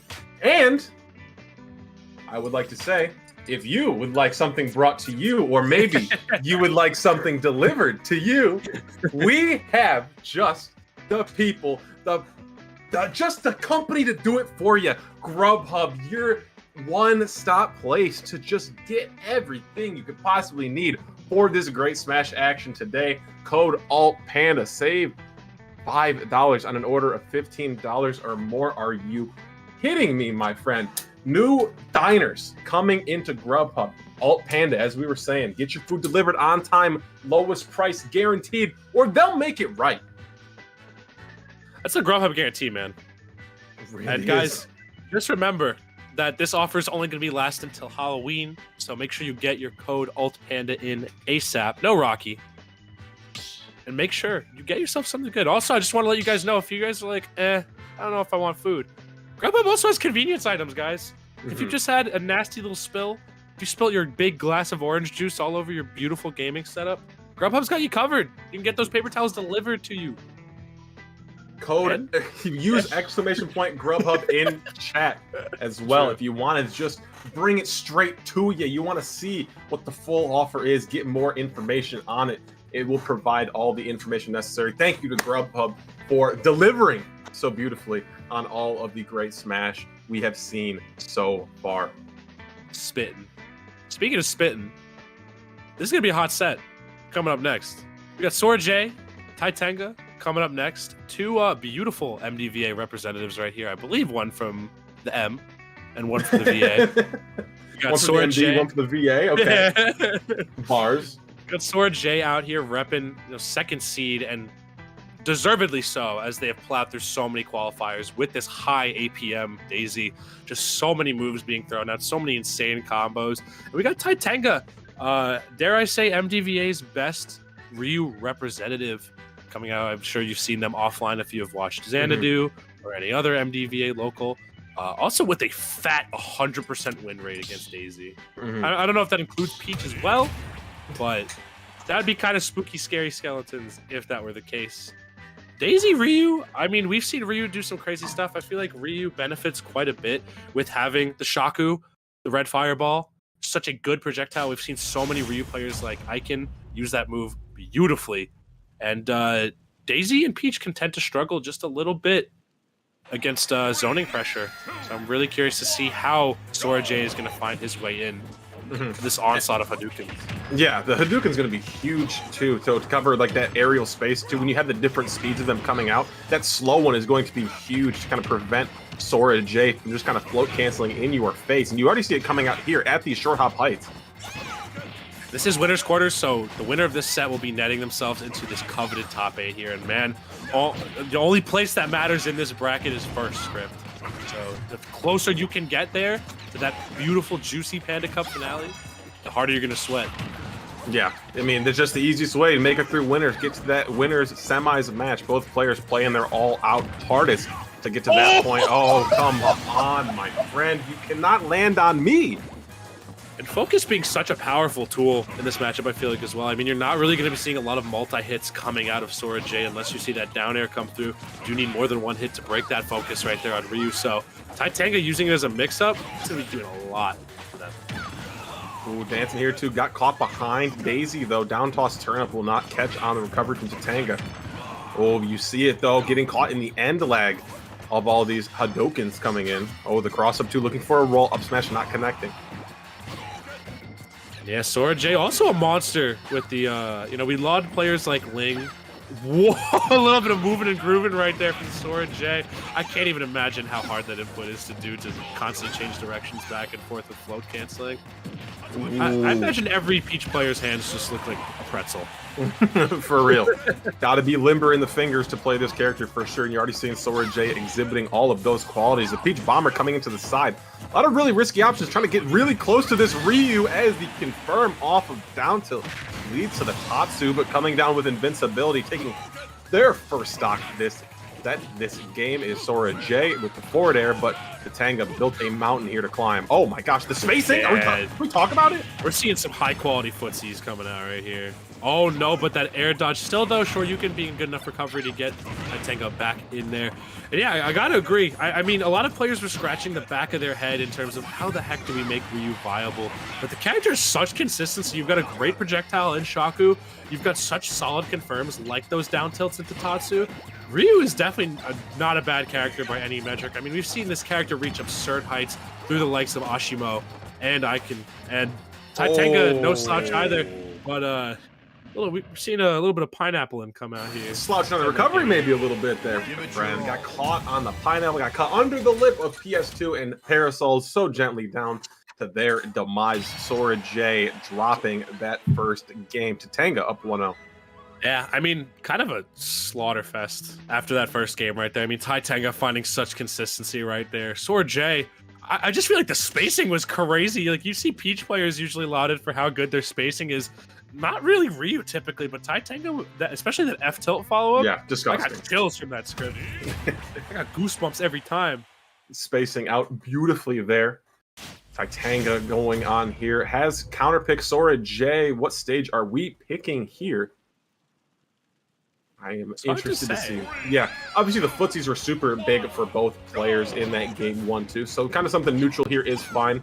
Like to see Sora J not pull off so many like quick burst options right into the effective zone of Ryu, because once you whiff, you're kind of a deer in headlights at that point, standing in front of the muscular man.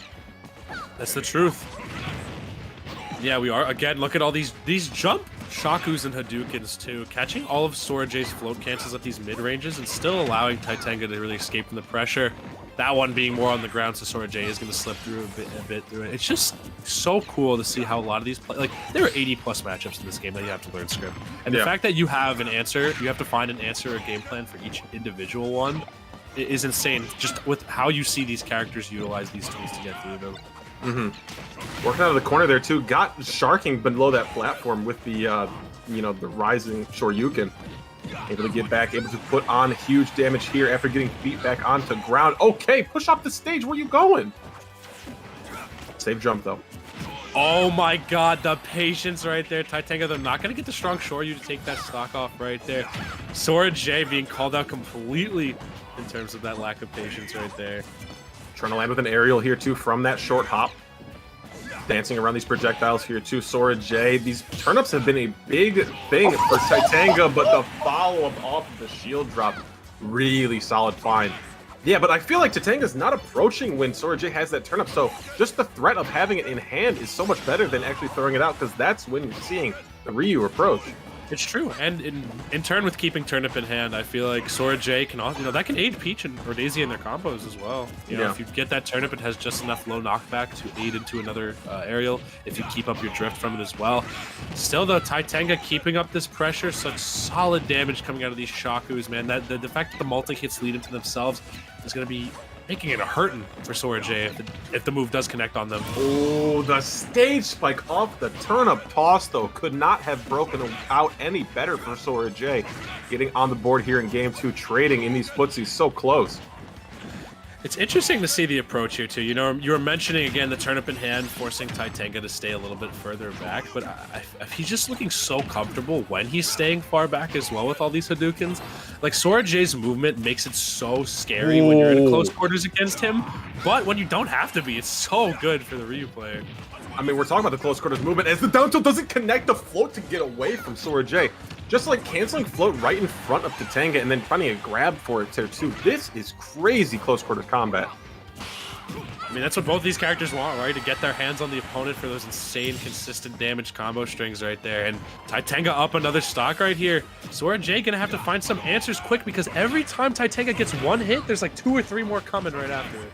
For real too, and that's just the beauty of Ryu always being in your face. You can't really get away from the guy. Oh, the trade there too, working out really good for Ryu. The double jump used, focus going full out there too. Able to find a grab, down throw, back air. Oh my god, and these Tatsus, just the hitbox is so good enough to just cover Ryu when he's trying to make it back. But huge fair coming out of Sora J right there, and that's what Sora J is exactly going to need to try and find their way back into this game right here. Ooh, down tilt not in the situation where it could have led into that Tatsu. Oh, Nair here, trying to get the air dodge away. The counter coming up and off stage. No punch available for Titanga. This is so scary too. One, like I said, one confirm maybe needed right here. Gonna be a little bit more damage needed, but Sora J looking at KO % right here. Tries to get the DI away, but again, the down tilt and the Tatsu, such a consistent combo and finisher from Titanga right there. Give it your all. Up 2-0 here. This is the first set we've seen on stream today where it's not a 1-1 after 2 games. So Titanga looking super strong to go into that top 8 on winner's side. Sora J, feel like you can't play in his face. You have to be able to mix up that ground to air, which has been going really well. But if you can find maybe like a down throw, turnip toss into an air, get an opener coming from air to ground, going ground to ground with Ryu, it is really hard. It's tough. I completely agree with that. You know, and Sora J, I feel like also not really finding a lot of mileage out of the more zoner heavy gameplay as well. You know, these turnips aren't really doing as much work to open up stuff for Titanga as they should be. You know, I feel like Titanga, again, these Hadoukens coming out, just covering the ground so well, not really jumping a lot of time, which Peach can really snag a lot of jumps. Yeah. It's scary stuff, man. Both players tabbed out of the arena here. We will be getting a stage change. We'll bet everything on it here. But what stage will it be? I mean, it is Sora J's counter pick again, but it does not seem like that last one worked out all too well. Where else could we go here? Maybe something to shark under these platforms. Up air, huge. You can get it to happen. Obviously, you can't focus through that being the 2-hit move it is. Hard to say, honestly, where they could potentially go to find that success for Sora J right here. It just seems like any stage that Titanga can find solid ground on is going to be a good one. Maybe platforms are needed for some sort of mix-up here.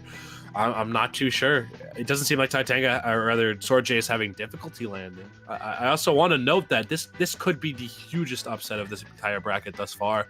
I mean, Sora J's second seed, making it to nigh the finals of almost every single qualifier that they entered. It's crazy that Titanga is just going to come in here, potentially just 3-0. 30 in a handshake.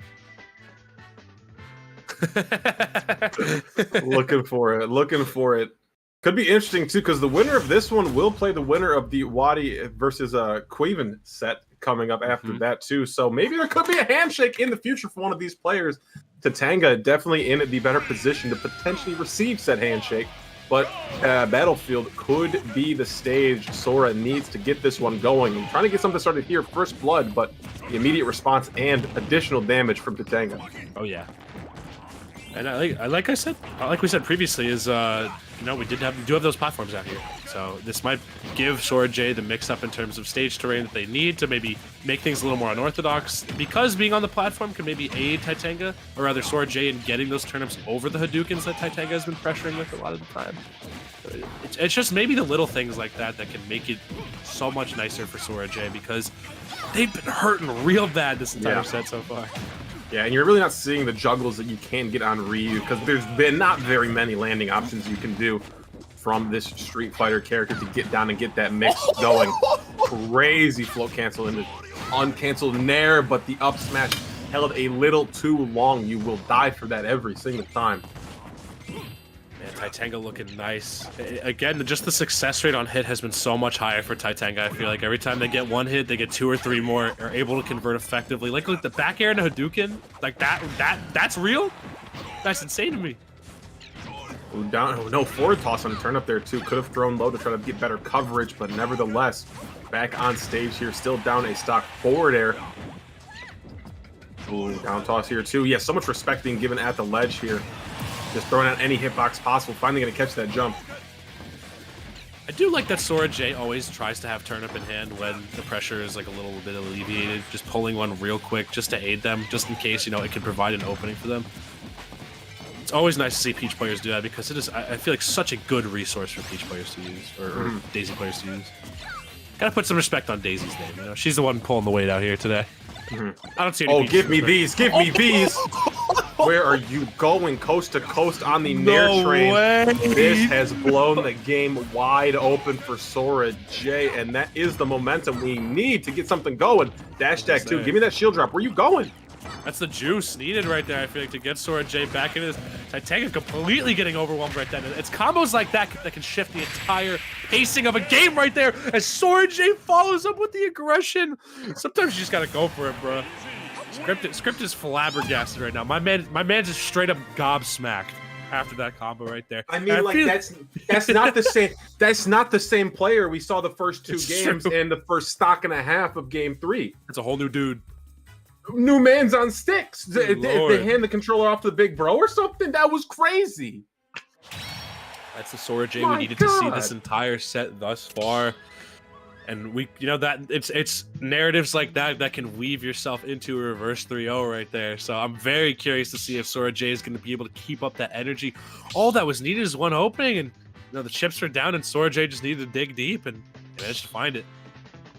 Crazy stuff, man. No. I like this. This is nice now. Okay, the Titanga was crazy. kind of rolling through these first couple of stocks. There was really good neutral play coming in from Sora J for the first 2 games, but the punish really wasn't there. But now that my eyes have seen what I need to see, I've been awakened.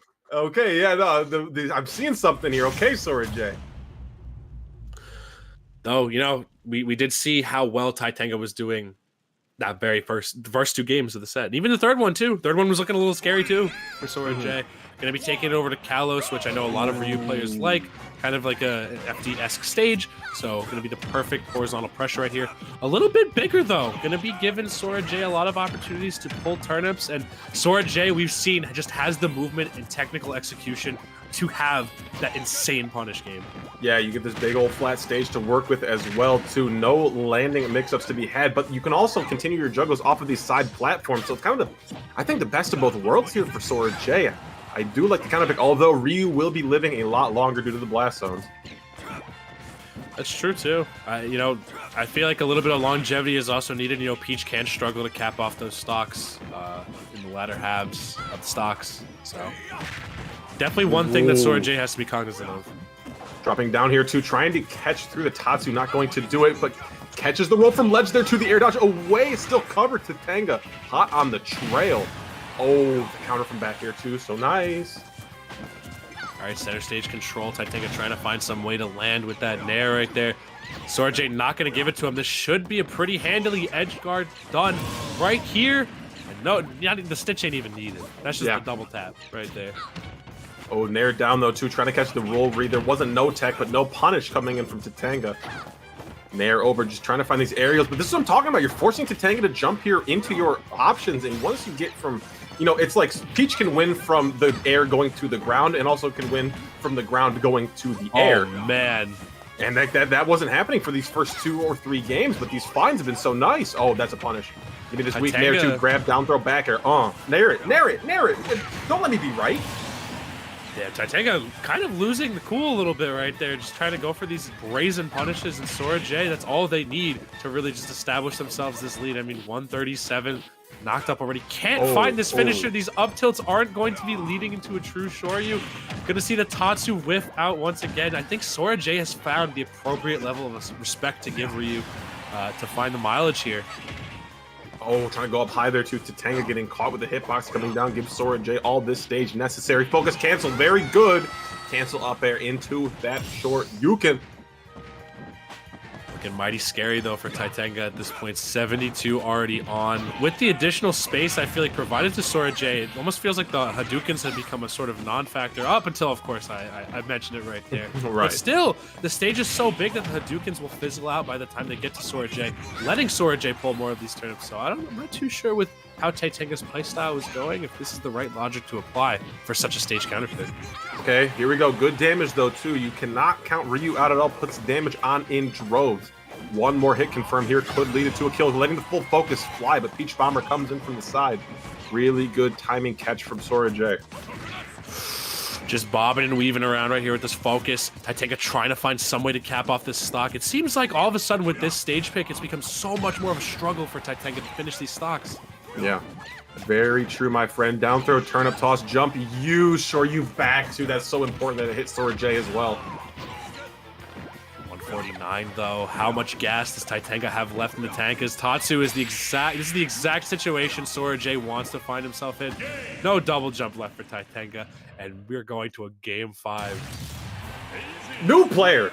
New man on sticks for We Sora saw a J. level up. We saw, like in Pokemon where they're like mid gym battle or whatever, and Ash is like, oh god, what am I gonna do? And then the Pokemon just evolves mid battle and then just wins. You're like, what? Where did that come from? Crazy. That's crazy. And the stage pick from Titanga, like you had such big blast zones to deal with. You were saying it, Fang, like just not able to close out any kills there for the most part. Sora J getting up to 140, 150 a stock. Like, what do you do? I think maybe a smaller stage might be needed. Titanga, showing appropriate level of spacing, but as soon as the bigger stage comes online, now Titanga all of a sudden is forced to approach. Those Hadoukens aren't going to apply as much heavy pressure as they were before, just because there's so much room for Sora J to play around in. And now we're going to a game 5. Did Titanga give it away, or did Sora J just find some sort of evolution? Only Insane time stuff, will tell here, my friend. Bonkers. Absolutely mad. Small battlefield would be the pick here. I do like this stage. You are going to close up a little bit too, and able to kind of put those, Hadoukens out at 2 different heights from that platform, and you can be really, really certain that they're going to hit eventually too, because either you're going to go on the platform or you're going to go on the stage, and they're going to find their mark. All right, though, so far, good start from Titanga. Playing around these platforms really, really nicely, not letting Sora J really get any of these openings, finding that Nair, too. I think we're starting to see the juice and the revitalization of Titanga within this game 3. Oh, give me this multi-hit down there, though. Oh, the back arrow's lined up, landed on the platform. Sora J a little too late to pull it. Turn around back here, though. Great roar. That's going to chunk. Stanky leg coming out right there. Oh, give me this forward air down, though. Focus coming in. Not going to have a lot of pressure in the corners. Get the turnip in hand, but this turnip's been so nice these past few games. There's these up air juggles I was talking about, too. Not going to get too much more mileage offered after I mentioned it, of course. But those up air juggles getting 3 apiece. The aggression right now from Titanga is ridiculous. Or rather, Sora J, I should say, is ridiculous. I mean, again, we're seeing just the opting for scrapping. Like you said, those up air juggles coming out more and more and more. Sora J almost not fearful of how scrappy Ryu is at this point. Just knows that they have just as confident of an advantage state. Crazy Peach Bombers being thrown out here on the shield from Ryu. You could die for that, my friend. You could. You really could. Up air juggles coming out again. That's what I'm talking about. You can catch focus cancels. It just forces Titanga to corner. And we've seen crazy turn-up stuff already. That's a re-grab, too. Titanga getting a little antsy.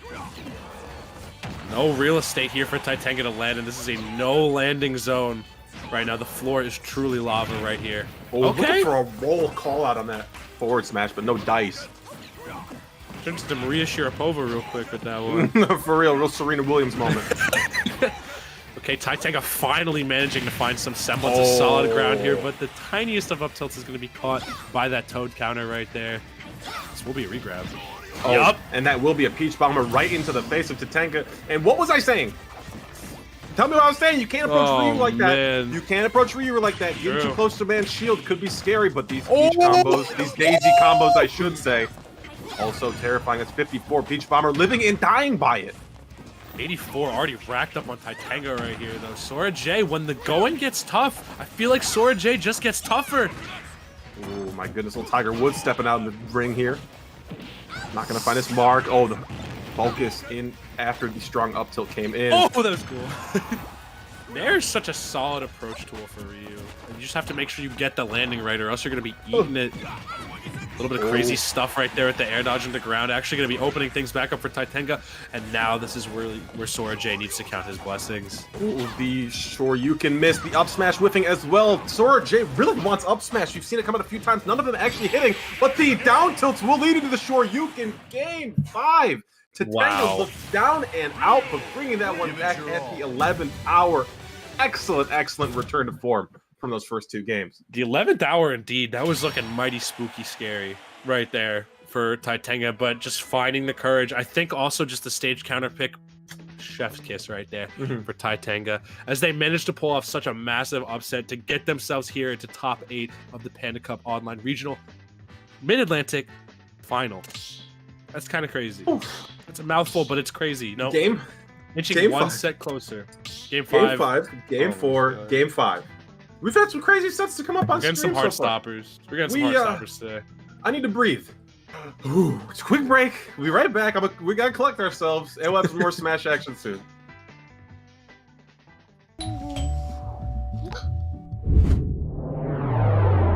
Chill. Grubhub delivers convenience items. Grubhub delivers convenience items.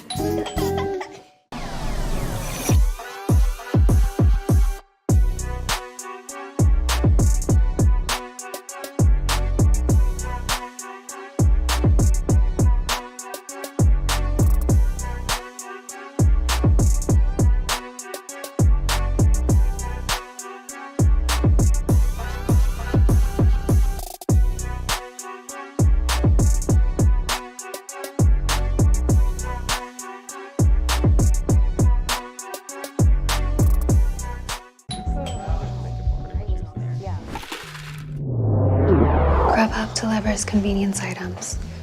Grubhub delivers convenience items?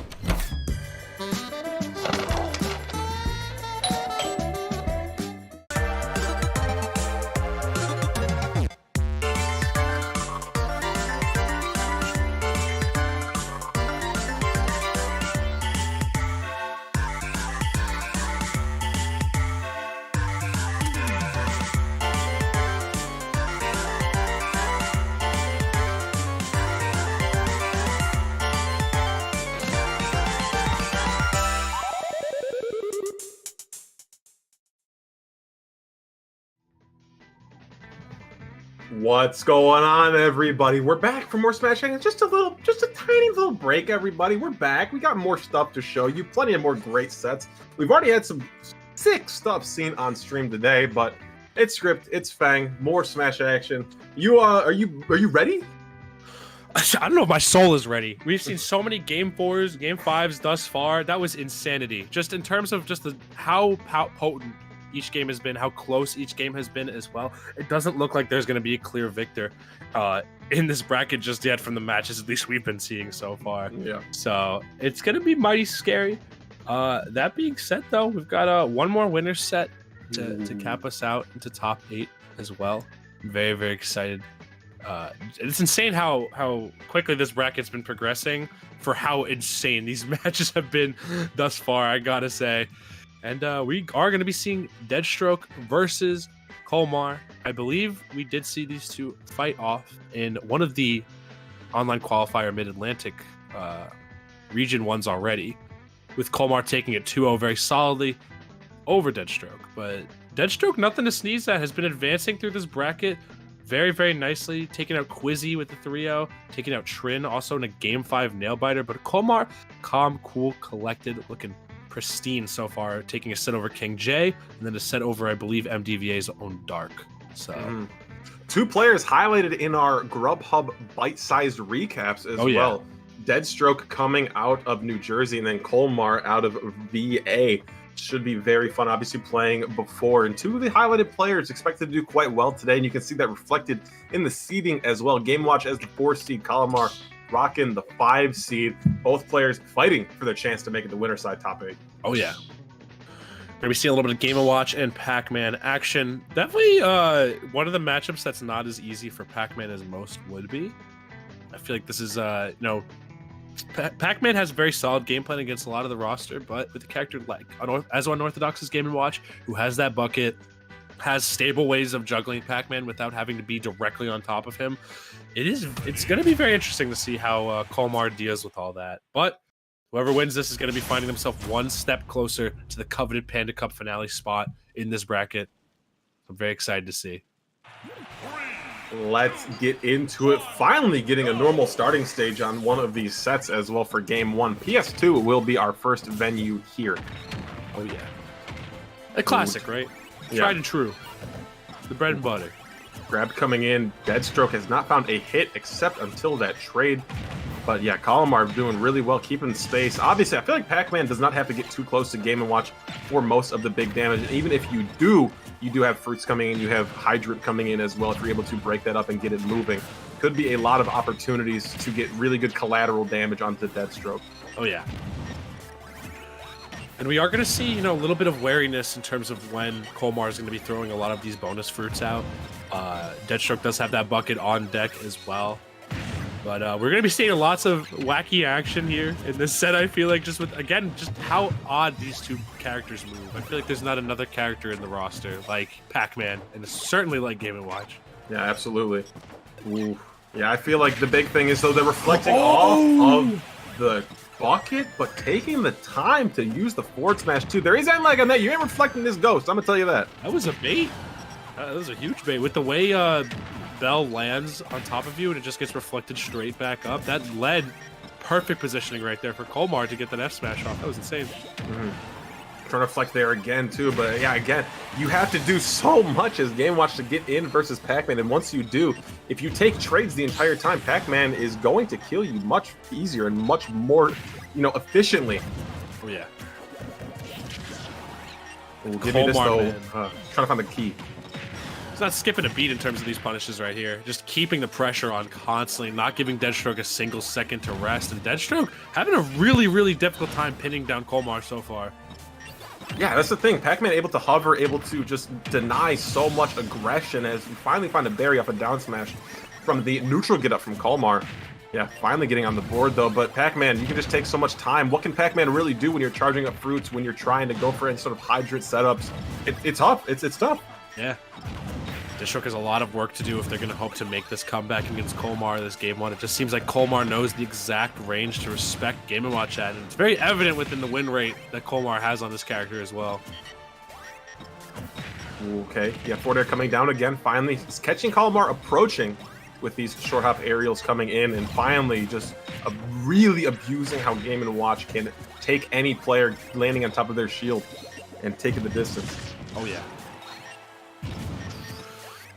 Oh my gosh, but still, Deadstroke's starting to find it a little bit. It's just that there's not going to be as powerful of an advantage, I feel like. It's just that Kolmar is able to just reset neutral almost immediately every single time, and every single one of these buckets has just been punished by Kolmar. Dancing around here too. You gotta be worried. You can work in the corner as much as you want against a Pac-Man, but they can, again, hover so much, put so much out, and get so much advantage if you just let them play. True. Kolmar, not feeling any sort of inkling or indication that they want to approach right now. I mean, they have such a stable lead against Deadstroke right now. That clock is ticking further and further down. Deadstroke is going to have to start mounting this comeback at some point, but just can't seem to find a way past this hydrant right here. Just giving Kolmar enough time to just keep charging up the next bonus fruit. Yeah, keep putting yourself in danger here too. You have to be the one to approach. This is back throw for stage. It will be. A lot more time. Got Bell online. I thought a grab was maybe coming. Shield was definitely imminent from Deadstroke. But Kolmar just taking the passive approach. Yeah, Pac-Man is making it back every time. No words need to be said about that. We know what Pac-Man can do. Even getting the wall jump, it's so deep into that bottom blast zone and living. The pressure insane right now from Kolmar.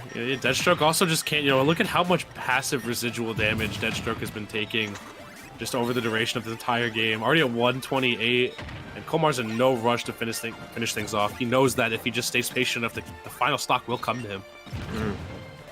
Oh, up toss there, able to hold shield on the Bell. Trying to ring one in here, but not going to find it. Eventually, the hits will line up. 2 count to the blast zone. No berry on it, not close enough for the down smash. think one more back throw could cap it off potentially.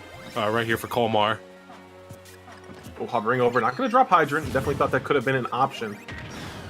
Ooh, dash tag, get off my zone. Off the stage here too. Again, Kolmar taking it so slow. Just, not specifically aiming to run down the clock, but has no problem doing so as, the win condition just gets more and more favorable as Kolmar takes more time. But Deadstroke manages to find it, and, I've seen Game & Watch do some crazy things, Script. Trying to find a grab here. Grab is definitely a way to get it started. So is that up B out of block. Not going to get pushed by the water coming out of the hydrant there too. Smart roll away from Kolmar. And keeps the pressure on. Eat your vitamin D, kids. Trying to catch a roll here to Deadstroke. It's just little dash in approaches here. Does not want to get caught in an offensive position too hard. Dash up shield, dash up reflector has been an option, but Apple bounces on in. That is freshly picked and sending you to the blast zone. Played the game at the speed Kolmar was, providing, but Deadstroke just too big of a mountain to climb to bring that one back. You have to be able to match that pace, Like when your opponent clearly is setting the tempo of the set or the game so far, you really have to find some way to disrupt that, make them a little uncomfortable. Felt like Deadstroke was completely complacent with playing at Kolmar's speed, but again, when you're at that much of a deficit, you're just taking all maybe these chip hits when you're trying to find your way in. You may find your opening, but ultimately the win condition is always going to be stacked up in Kolmar's favor in that situation.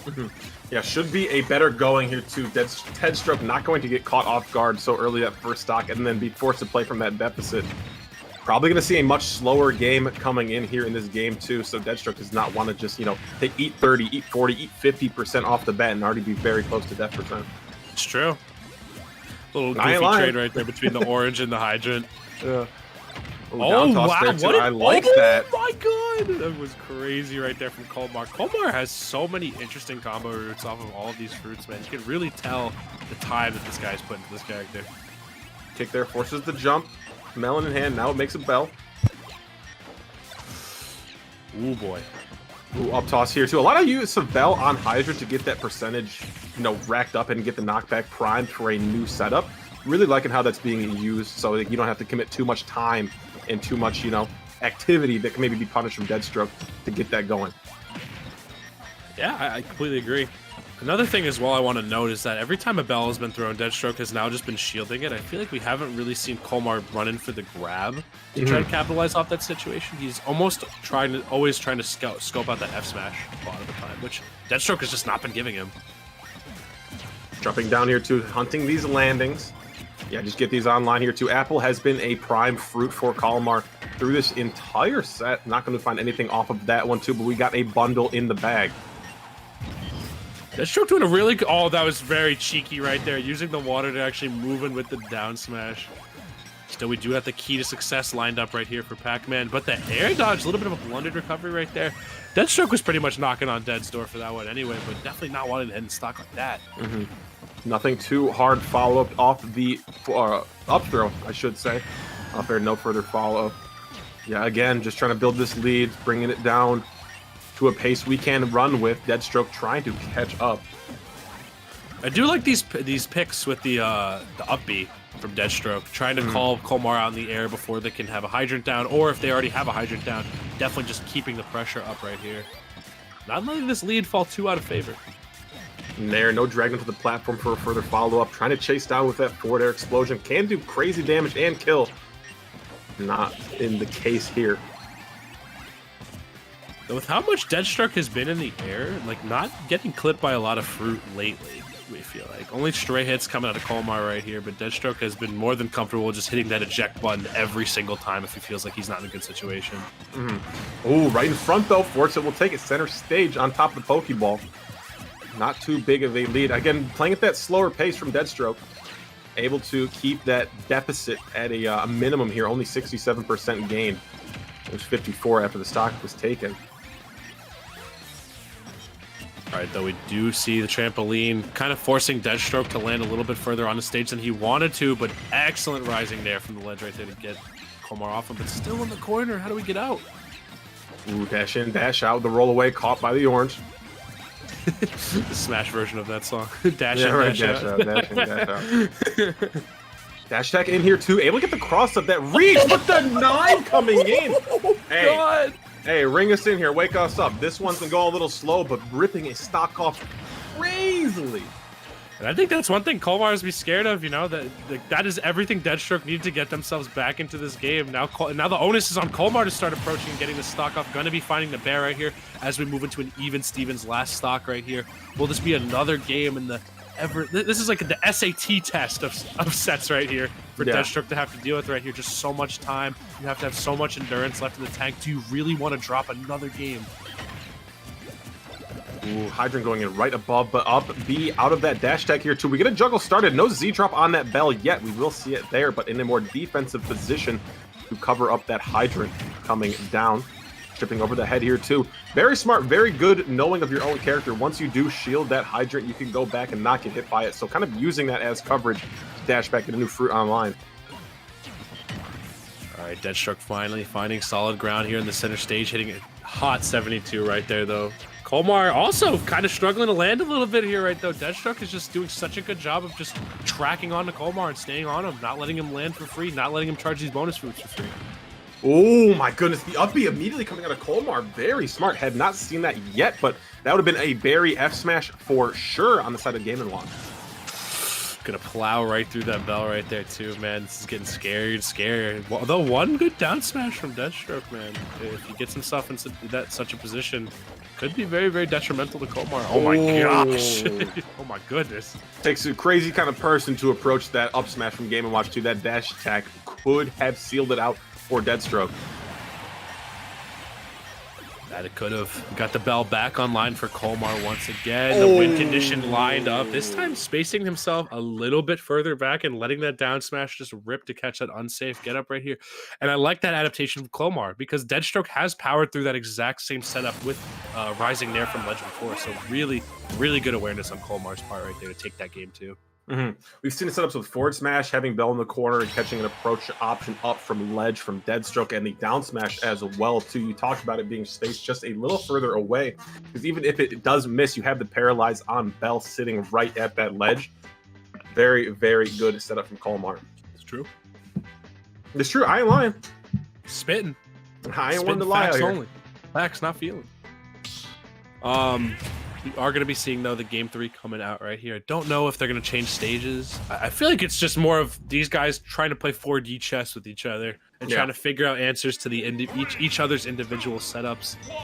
And it's kind of how you have to dissect Pac-Man, unfortunately. This character just has so many safe, quick boxing tools, and the bonus fruits themselves are so scary. Plus, Pac-Man can just dip and dash whenever he pleases from a situation if he doesn't want to. Just like that. Kind of like Game & Watch, too. Yeah. Uppy again here too. Kolmar getting really close to Deadstroke on these shields too, so you're seeing a lot of, get out of dodge situations come up in hand here too. The shield running up there, great bait from Kolmar, getting that up B out of shield covered, but no punish for it. Could see something a little deeper. Again, Deadstroke just does not want to play with this Hydrant. He does not want to lead himself into a position where he's eating tons of damage plus the combo from the Hydrant itself. Would just rather let Kolmar get the resources that he wants. Oh my gosh. Dancing here. What can we find? Both players not wanting to yield any percent. It's tough, man. I mean, we've seen that, Deadstroke getting just walloped off of one error right here. Deadstroke trying to play this so cautiously, not wanting to dive for silver just too quickly. Oh, the footstool out there? Okay.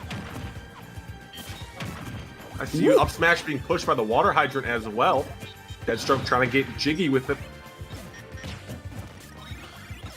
And again, the Hydrant, man, has just been such consistent pressure, but Deadstroke hasn't been falling for it and has been managing to claw a percentage here and there when they can.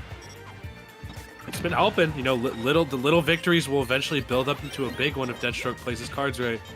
Oh, give me this grab too. We've seen huge stuff off of grab before, forcing all these jumps, forcing all these resources out of Kolmar.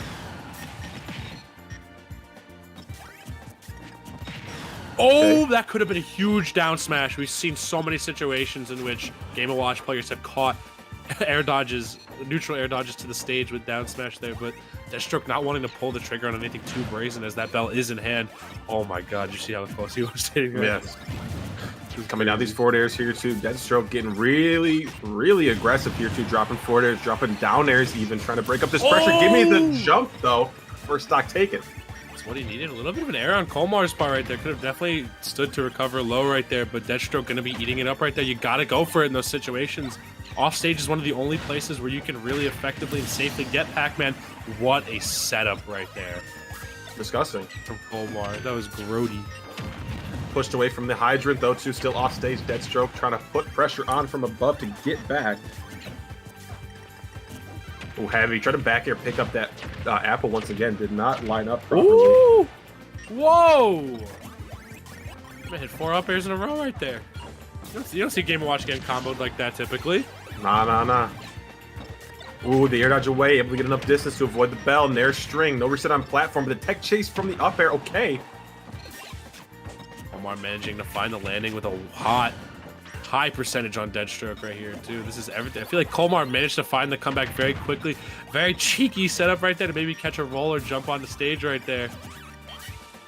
Ooh, down smash thwarted. Up B thwarted as well. Kolmar trying to dance out of this corner. Give me that grab though. Okay. Kolmar's just a bag of tricks, man.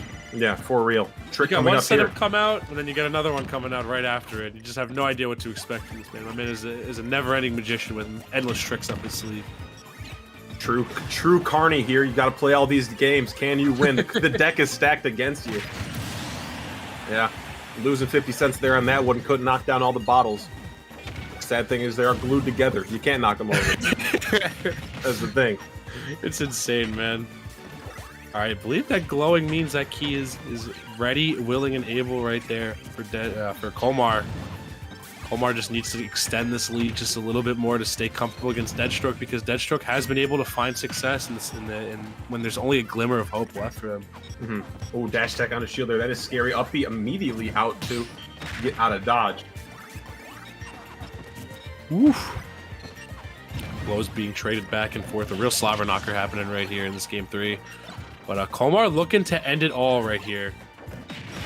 Has Deadstroke's to gotta be. be careful, man. 64%, 1 bell. That's all it takes. Any hydrants, any chip damage here just gets closer and closer to that death percent. Rolling into the hydrant, though, we could see a back air chase. The up B chase keeps the edge guard going for Deadstroke. Tried to go for it right there. That was insane. The bell, though, coming out. Immaculate setup from Kolmar. Gonna be nailing it 3 over Deadstroke. And Kolmar just looking so much like the risk reward for Kolmar, man. So skewed in his favor. Like, played so safely, didn't bite off more than he could chew at most moments. The only mistakes really came off stage where he wasn't sure how to recover and disadvantage. But Deadstroke was forced to do a lot more guesswork. But Kolmar, this is a test he studied for. Yeah, for sure. That one came through in spades for Kolmar. And I feel like Game & Watch is a tough matchup. We were talking about that at the very beginning of the set. Seems to be tough. Game & Watch can't really deal with the range that Pac-Man wants to play in. But nevertheless, moving on to that winners semis side for the Pac-Man, great showing. My man was doing a lot more watching than gaming Yeah. during that set for sure. But that will round out your winner's side top 8. We do have our reps here. MPG taking it over Zephyr. Kolmar taking it over Deadstroke. Titanga taking it over Sora J in a huge upset. And Wadi managing to take it 3-1 over Kavin. So, Yeah. Kavin. Crazy. All these players hungry. All these players really hungry to make this top True. 8, make this winners finals, make these grand finals, make their appearance at the Panda Cup finale. But I got to tell you something. There's You only can tell only one thing I'm hungry for. And that is some wonderful pistachios. Are you kidding me? They sent just the most elegant grab bag for all of the casters for these Panda Cup regional finals, putting on such good show. 7 pounds. 7 pounds of pistachios. 7 pounds of pistachios, sending all the best flavors as well too. I have been snacking on the barbecue recently. That has been my go-to for a while now. Just sending me a bag. I don't gotta go to the store and cop them. I'll be honest, I can just snack on them here. Once I run out, I'm gonna go back to the store and get me a new bag. They've been fueling myself, and I know it's been fueling Fang as well, to get through all of these high matches, all the good protein, all the good fiber. One of the lowest calorie and lowest Healthy fat snack. nuts. Healthy snack for the gamers. If you eat something light before the gym too, I'd recommend as well. Just enough protein there to give you the energy. And I'm going to tell you a little secret script. Before these guys sent me these pistachios, I had never eaten a pistachio in my life. And when I found out I was like, oh, it might be too much micromanagement. They have no shell. Even advertised on the thing. No shells. You could just pop those suckers right into your mouth. You're good. Sometimes I'll just take the bag. I don't even take my hand in there. I'm just dumping the bag in my mouth. Just dump it in my mouth, bro. Yeah, it's so delicious. It's bussin'. Yeah, respectfully, of course. Shout outs to Wonderful Pistachios for sponsoring and allowing the Panda Cup to thrive even more than they already have. Thank you so much, guys. I'm not kidding. Get yourself some Wonderful Pistachios because they're really good. They're great. Like they're really good. Like I'm a fan of the product before we even got the sponsorship here for Panda Cup, and just seeing the love they're showing to everybody in Smash, from the casters, production, to all the people playing, to the events. It is they're awesome. It tugs at my heartstrings. It really does. So shout outs to the people over at Wonderful Pistachios. Consider buying yourself some for sure. Absolutely. What's your favorite flavor? Before we get into what's your go-to? I've only tried 2 of them because I actually have been saving a lot of them for my friends and family, because when I told them, they were geeking over getting some nice pistachios right here. I've had the sea salt and vinegar ones, as well as I believe the barbecue ones as well. I had to check real quick and count my bags, because as you can see, I'm missing a couple right here because I've already dug into a couple of them already. I was hoping I had enough for this stream here today, because I've been indulging very heavily. Definitely getting my fair share. They're so good. They're just so good. Sea salt and vinegar is what I'm gonna go with though for now, until I try a little bit more of them. But we got two MDVA reps duking it out right here, finding themselves in winners semis here at the Panda Cup. We got Wadi versus Titanga, and we got a very, very dominant record for Wadi right here, I gotta say. Yeah, it's crazy though. Titanga's having a heck of a run through this bracket. We saw the set versus Sora J, down and out, up 2 games, taken to game 5 from a resurgence from Sora J. And that game 5 just really sealed it up for Titanga, showing a lot of resilience through that one too. So might see a different look from the Shoto today. It's true. With the upset over Sora J, I gotta agree with you. Like, who knows the potential of what Titanga is gonna have today in this bracket. Though Wadi looking like a very dominant wall for Titanga to try and get over. I mean, if I had to honestly guess a player that could qualify for the finale, if I had to give my favorite pick right here, I'd say either Wadi or MPG. Now that the buzz is out of the cut because he already qualified previously, as we saw in the Grubhub recap beforehand, it's going to be really interesting to see who can take down those 2 titans in this bracket. Sorry, I had an alarm come up on my phone real quick. Hey, no issue at all. It's the alarm telling you is jumping at this set, bro. Even my phone is buzzing. It says, "Hey, Fang, wake up! You got some Smash Brothers to go commentate here, brother."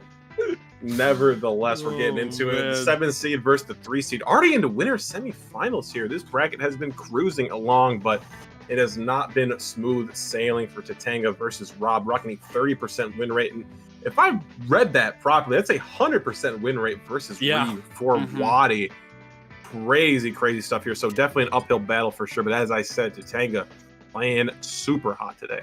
I find it impressive for any player to have an 100% win rate against a character in this game. Any character. Because there's always a specialist out there that might be able to mess you up and will show you new things about the matchup that you haven't seen before. So, but who knows? Titanga playing off one today, so we're gonna see if there's some juice out there, some extra oomph that he can apply to potentially maybe give Wadi a little bit of a scare. Yeah. And like with the kind of bracket demon Wadi is, Wadi has, like, just looking at the PG stats page for Wadi, shows up to so many events. Yeah. From Big House last week, has already gone to 2 other locals to that point. So that kind of gives you the sense of the grind that Wadi goes through. Yeah, absolute grinder throughout Smash Ultimate's lifespan for sure. And like having a 100% win rate over that character is definitely insane. But obviously Rob has the tools to deal with it. I'm assuming that's been the character that's been the mainstay going against Ryu for a while here. Has all the tools necessary to keep Ryu away. For sure. And also just the other characters that, you know, Wadi has in the back pocket as well. Not matchups that Titanga may be suited to. But we are going to be seeing the Robobert coming out real quick for this game 1 right here. And honestly, it's a good pick. Rob being one of the most stable characters, I believe, even being like top 3 in terms of results wise right now in terms of offline events. Like, if you are looking for a good character to put your time into that will reward a good sense of smash fundies as well as a good sense of when to zone and has great 0-to-death combos, Rob, you really can't look any further than Rob, where his only glaring weakness is that he's a little hefty. He's a little bit of a big guy. Yeah.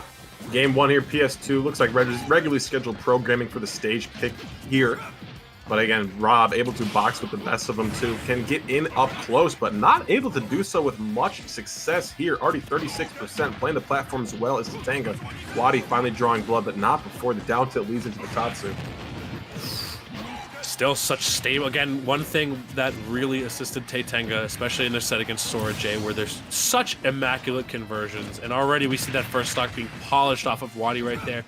But again, Wadi, a little bit of a slow starter, needs some time to get the engine warmed up in a lot of these sets. We were seeing it against earlier on against Justice in this bracket as well, where Wadi needed a little bit of time to get things going. So, you know, the first stock is not telling of the set at all. Trying to get chased down here. Titanga working out of the corner. Full focus coming out. No, will get canceled. That's another thing too, though. Not having too many multi-hits. Obviously, you can get down there. No. Oh, going to die, Titanga. As I was saying, Rob, not too many multi-hits coming out of the air as well, too. So maybe you get a focus on a landing or two from Wadi. Could be huge. Also parrying the falling there as well, a huge thing, as we just saw Titanga do. So I'm sure that there's enough experience in the tank, in the mind of Titanga, to really assist him within the set. But it is Wadi at the end of the day, and it is a player that you've gone down 3 sets to lifetime, and who knows, you know, how many more even have not been covered. These two are both, I believe, from the same state, or at least close to the same region in MDVA. So I guarantee the interactions have been plentiful. Down tilt into Tatsu once again. Trying to get coverage with these projectiles too. Wadi able to fast fall past that ledge, get the laser out. A little more coverage. The boxing game, though, trying to cover neutral tech or roll in, but the roll away from Titanga is good in the moment, but just puts you in this corner again. The mishap on laser from Wadi gives Titanga the stage control. Tries to go for that confirm, a little bit ham-fisted there, though Ryu being a big bulky boy, gonna be surviving a little bit longer than most characters in this roster. Dancing here to a lot of respect being given, looking for the jump, but the arm rotor will come in and take it. Still holding a pretty close game here too, even after the SD from Titanga. Wadi, 143%. One F tilt, one back air, something would do it, but that was a bit of a reach. Something's got to give here, Script. I mean, Titanga's starting off so hot out the gate, but Wadi just already managing to claw it back confidently as well. Ooh, but this is the DP, the anti-air that right there. That was insane right there by Titanga. Gyro in hand, throwing away from the opponent there too. Wadi does not want to run into this Ryu without tools in hand. We're seeing down there away. Respect. We're seeing Titanga give Wadi in this situation. Just all of these Hadoukens coming out, trying to just employ this stable pressure right here. Forward air coming in, playing that space as well. Wadi gets caught in the corner. Okay, maximize that damage. Scary stuff right now, honestly. One favorable trade for either of these players could send the other packing, depending on what conversion they get. But Wadi has so much pressure he's applying, and Rob up air, perfect for dealing with the focus from Ryu just to break it. Oh, gets caught, pushed to the blast zone a little bit closer. Has to use gas to get back. Trying to put on good pressure. No openers being given by Wadi, though. Down there gives a little bit of safety. Could this be a... Wanted a back air so bad. Saw it. We saw it. We had a Raven vision. Oh, no gyro in hand. Did not fall off that right side of the stage quite yet, but that line in the sand now drawn. Has to jump away from it. Very smart from Titanga, but does put you in this corner. And this game, man, can set the pacing for the whole set. Yup. Wadi knew the win condition right there. As soon as you see that Tatsu come out on Ryu, it's edge guarding time. There's nothing else he can do but just helicopter himself back to stage. And Wadi taking game 1 right there in a scary, scary nail biter. Yeah, super close, especially Titanga giving up a stock super early as well, too. If that does not happen, Ryu could definitely have gotten the better of Wadi there. Nevertheless, we take those. Moving on to game 2 here will be Titanga's counter pick. We have seen some interesting counter picks from Titanga thus far. We did see a Kalos League be brought out in a previous set, which was questionable to say the least. Obviously, the higher blast zones could be a lot harder to kill. That set did end up going in the way of Titanga, though, so no harm, no foul, but all same characters, all same stages here for game 2. All right, seeing these two lads get back into it right here. PS2 gearing up for it right here. And I'm wondering what we're going to see. You know, we had such a hot start of the gate for Titanga, but then that SD came out kind of canceling all the momentum. It's going to be very interesting to see how this set progresses from here on out if Wadi managed to find the winning ticket, because he already seems to know the win conditions and how to capitalize on Ryu's disadvantages with the matchup. Oh, full focus being used here. Wadi opting to roll into the corner. Very interesting. Okay. The way he's Full been using screen these here. rolls though out of the pressure is kind of crazy. Like as soon as he feels like he's in a bad situation, he'll roll out. Down tilts here, give me this grab, you dash back on shield, that is my time to strike. Holding shield on that platform though too, Wadi did not have a perfectly lined up conversion there too. Titanga just smart to stay in the defensive. Titanga looking for this back air. We've seen how early that move can take off stocks on Rob, especially. A little bit of a goofy conversion right there off the down air right there, but Wadi not skipping a beat. Up B. A lot of Just respect. looking. He's looking for those side B script. So much respect metal being given. Up air, 2 count to the blast, so still have great DI on that one. That can be tricky. Okay. The rising Shaku from ledge looking really, really good for Ryu right here. Ooh, back air and too much on startup there too. Titanga able to get the better of that situation. Ooh, we'll draw first blood right here. Jumping, hovering over. This downer has been interesting to mix up landing timings as well. That small jump you get away from that could mix up, and you can't obviously shark from below to get those conversions. Too much.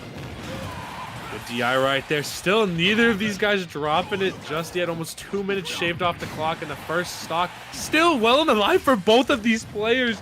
Who is going to take it? Forward air rising up from ledge to get that gyro in hand. Wadi bringing a roaring comeback back from that right side. Titanga working out of the phone booth on the left though. Oh, the focus coming out right here. Next big hit has to take the stock, and it will. Will Titanga be able to afford himself some extra credit, or will he just drop the stock immediately? Okay, coming back though. Arm rotor fully shielded here too. What can we huge. find? Oh, the cancel, the lock off of it. That was beautiful right here. Titanga finding momentum, man. Just trying to inch his way further and further to this extra credit. I know you've heard it a million times from a million commentators, man, but Titanga is doing it so well. Just preserving this first stock. Oh my god! The rage! The rage! Crazy find from Titanga. 196 here too, and still marching forward. Forward air pushing off stage. Gyro not going to connect to the focus. Wadi going deep there. Titanga still alive. Oh my god, and the down tilt as well. You don't want to be rolling that auto turnaround more than enough to compensate right there for that cross up. Titanga doing so good. That first stock was insane. My man went X Games mode for that first stock. Okay, close there too, but able to get the Hadouken out, just dancing in these corners. These footsies, yeah, like you usually think Wadi and Rob, really good boxing characters, but the down tilts and like the short out forward airs have not been paying off all too much for this Rob here. Oh, is that it? No, not quite Close. enough in the tank. Just, yeah, one more of those should seal it off, as PS2 does have, you know, a little bit of a lower ceiling for you to kill off the top of.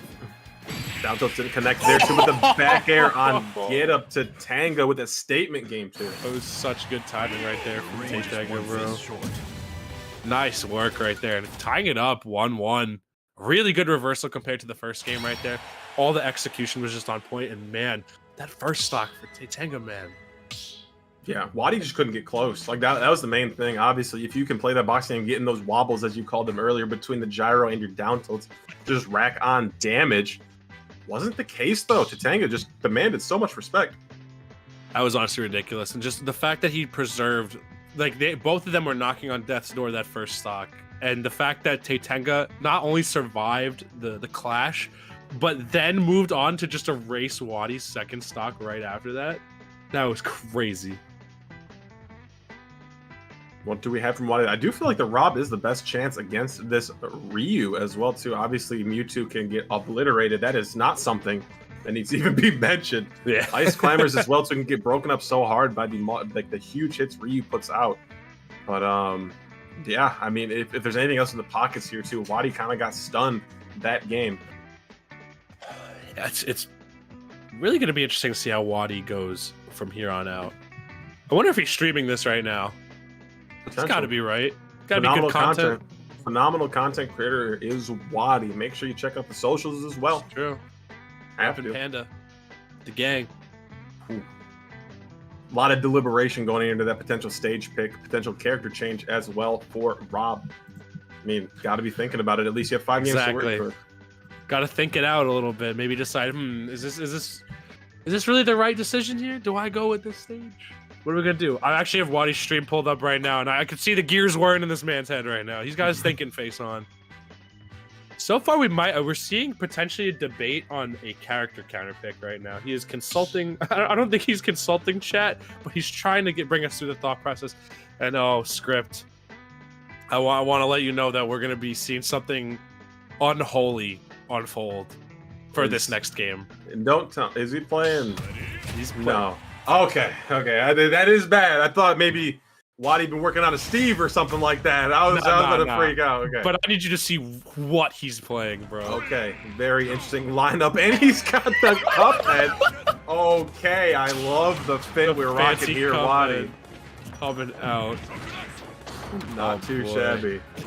And this counter pick, man, I could see it going very well or very badly potentially. We've seen the comfortability that Titanga has had in the zoning game with Hadoukens and stuff. Of course, you've got a character that fully unleashes a zoning game with kind of a lackluster boxing game in Me Gunner.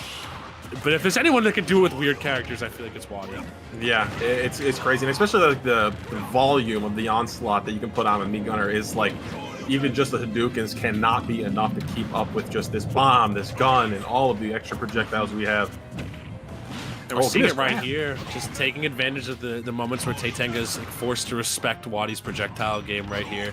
Forced to land, because the floor is lava against this character, man. That smart bomb is such a tricky projectile to really navigate around, just the way that it bounces and pops out. Ooh, and we will find the first stock here for Wadi on the gunner. Okay, great start to this one, and two, like once Titanga gets in the corner, and on FD as well. Like this this is usually thought to be like a really good Ryu stage, but like where do you go? All right, though, Titanga finding a source of life here. Trying to find some way to get this stock off Wadi, but Wadi just not giving it to him, just respecting all of the pressure on landing from Titanga. This is scary, man. Trying to go for a dash up grab here too. Down tilt just leads into the Hadouken. Oh, the roll away to not position properly for the up tilt. And these smart bombs are actually catching the Tatsus back to stage really, really nicely. And man, this is definitely a matchup that Titanga doesn't look equipped for so far, as just all the pressure from Wadi has been overwhelming them. But finally managing to draw first blood right there. Ooh, got that jump there too, but still collateral damage on the board for Wadi. And then again, onslaught from a distance. The roll onto stage. Great shield usage there. Able to get in, break the zone. Good damage. Oh boy. All right. Got the Shaku coming out real quick. These Shakus, I want to see more of them. You know, being a multi-hit, they can do a lot. I love that. Canceling Nair into the Shoryu right there. Wadi definitely not ready for that one. Jump from ledge here too. Force the bombs out. Smart bombs with the up B from the block. Oh, I'm watching the replay on that one. What the heck? That move is crazy. Absolutely. The rundown happening from Titanga. That Nair coming in as well. Still pretty good aerial options for Wadi on this gunner. Put on heavy pressure too, but this range game is just different. Sega definitely some frustration visibly mounted as he attempts to Tatsu through all that pressure. Pretty good for like the lower projectiles as well, but with just the variation of heights that Meat Gunner has at their disposal, there's really no safe avenue for Titanga to really get out of this. He just has to kind of outplay it. He has to be patient. Down air cancel again onto that shield. I like it. Wadi definitely falling for that a little bit. You know, has to just be ready to respect the full pressure on his shield right there. Excellent down smash. Not going to be it just yet. Are we going to see an edge guard? We do see the Nair coming out. That was really good by Titanga. You don't really see Ryu go out there for those. Not at all. Forward throw for more stage control though. Get the onslaught going. Up smash. Not going to connect. Great jump. Scary stuff right here. The pressure though. How does Wadi get out of it? The up B? What character is this? What is that move you're doing? That's not Game & Watch. That's not a character you think that would up you out of these conversions, especially something so like tight as Ryu pressuring your shield. But hey, gotta give it to him. This counter pick is nice. I guess with the staling out of the down tilts, because each down tilt you do consecutively, it does get less safe on shield. So I think Wadi knew that he was getting ready for some sort of out of shield crazy punish right there. And while that up B isn't the like easiest thing to punish out of shield with, because it isn't really the greatest out of shield punish option, it is still an out of shield punish option. So you have to be aware of it.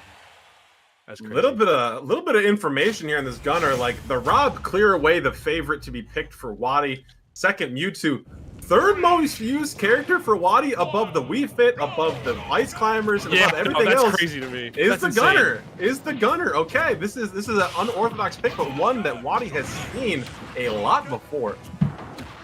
Wadi, man, a master of all these weird characters, man. You'll see a lot of top players pick up multiple top tiers because those are all traditionally considered good characters. Wadi just has fun with all these weird characters, all these pseudo zoners that are just like a little bit weirder than most of your traditionally seen characters. Not having a lot of fun here in the start of this one too. Titanga seems to have taken that one personally. Already 107%, but Wadi roaring back off the right side.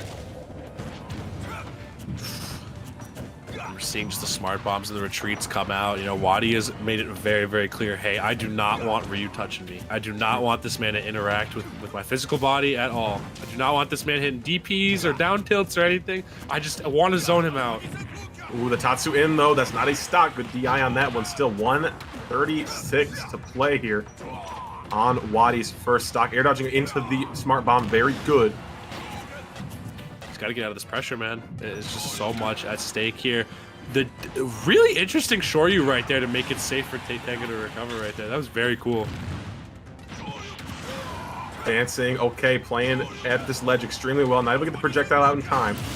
Oh, just the raw Tatsu in neutral right there. Lets it rip. Tit for tat right there for Wadi and Titanga. And man, how to navigate further here. But it seems like whoever has the other at the ledge just finds so much benefit in the ledge trap game. Both these characters are very strong ledge trappers. Absolutely, but Wadi able to do it from such distance. It is scary. Big damage coming out of the Tatsu right there as well. This game is being primarily played at ledge, I feel like, for both of these guys. Ooh, back air parry too, able to get the down tilt into Tatsu. Could be seeing the horizons of potentially a game 5 coming out here for Titanga. Whoa! What God. the? You died is 75? That's crazy. Working out of the corner still too. Upward forward tilt not going to connect for Titanga. Still able to put on this pressure. How to finish the stock off. Another raw Tatsu, not enough. Maybe one more of those will take the stock, but not just quite yet. Wadi playing it very, very close to the chest right here. But that is going to be it. Could potentially be it for Titanga's winner's bracket life, but could also potentially be a game 5 for these two. Ooh, the approach to jump in for Titanga is so scary. We're looking for the Nair opener for sure. Back throw from Wadi. This is terrifying. Oh my, and we've just seen how well Wadi's able to link one thing into the other. We are seeing the Tatsus coming out too right now. Oh, the short damage. Short, you. No, you're running up to him. That's scary. Titanga, no, you got to get back to rising Tatsu. Now trapped at ledge right here, trying to seek some way to get off, and Wadi looking for the kill shot right here. As he does manage to take it, what pressure to apply right there. Wadi making this Mii Gunner move, man. Easy, like the Mii Gunner from downtown, a character we have not seen from Wadi in quite some time, but came out clutch there too. The Ryu, definitely a little too much for the Rob, got caught up, that big body getting juggled all too much. Mii Gunner though says, hey, I got this. That was insane right there. I mean, Wadi definitely finding a lot of success and confidence in that counter pick right there. And gonna be finding himself in winners finals here too after a really nail-bitingly close set right there. Titanga also playing that very masterfully, I gotta say. That was so good. That was solid stuff. I mean, like, that Ryu's gonna go crazy in losers is the thing. That Ryu's definitely gonna go crazy in losers. This is an insane run. Guaranteed 5th at the very least, and that's not a lot of sets really to play to make it into grands, so. But may have potentially run into Wadi again, so we are gonna see how this is gonna go. Yeah, we will see very soon. We got to do a little bit of research. That Mii Gunner came out of nowhere for us. We're going to get our stuff all lined up. We'll be right back after a short break.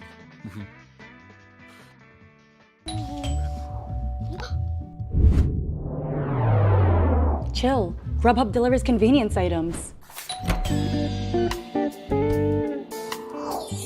Grubhub delivers convenience items.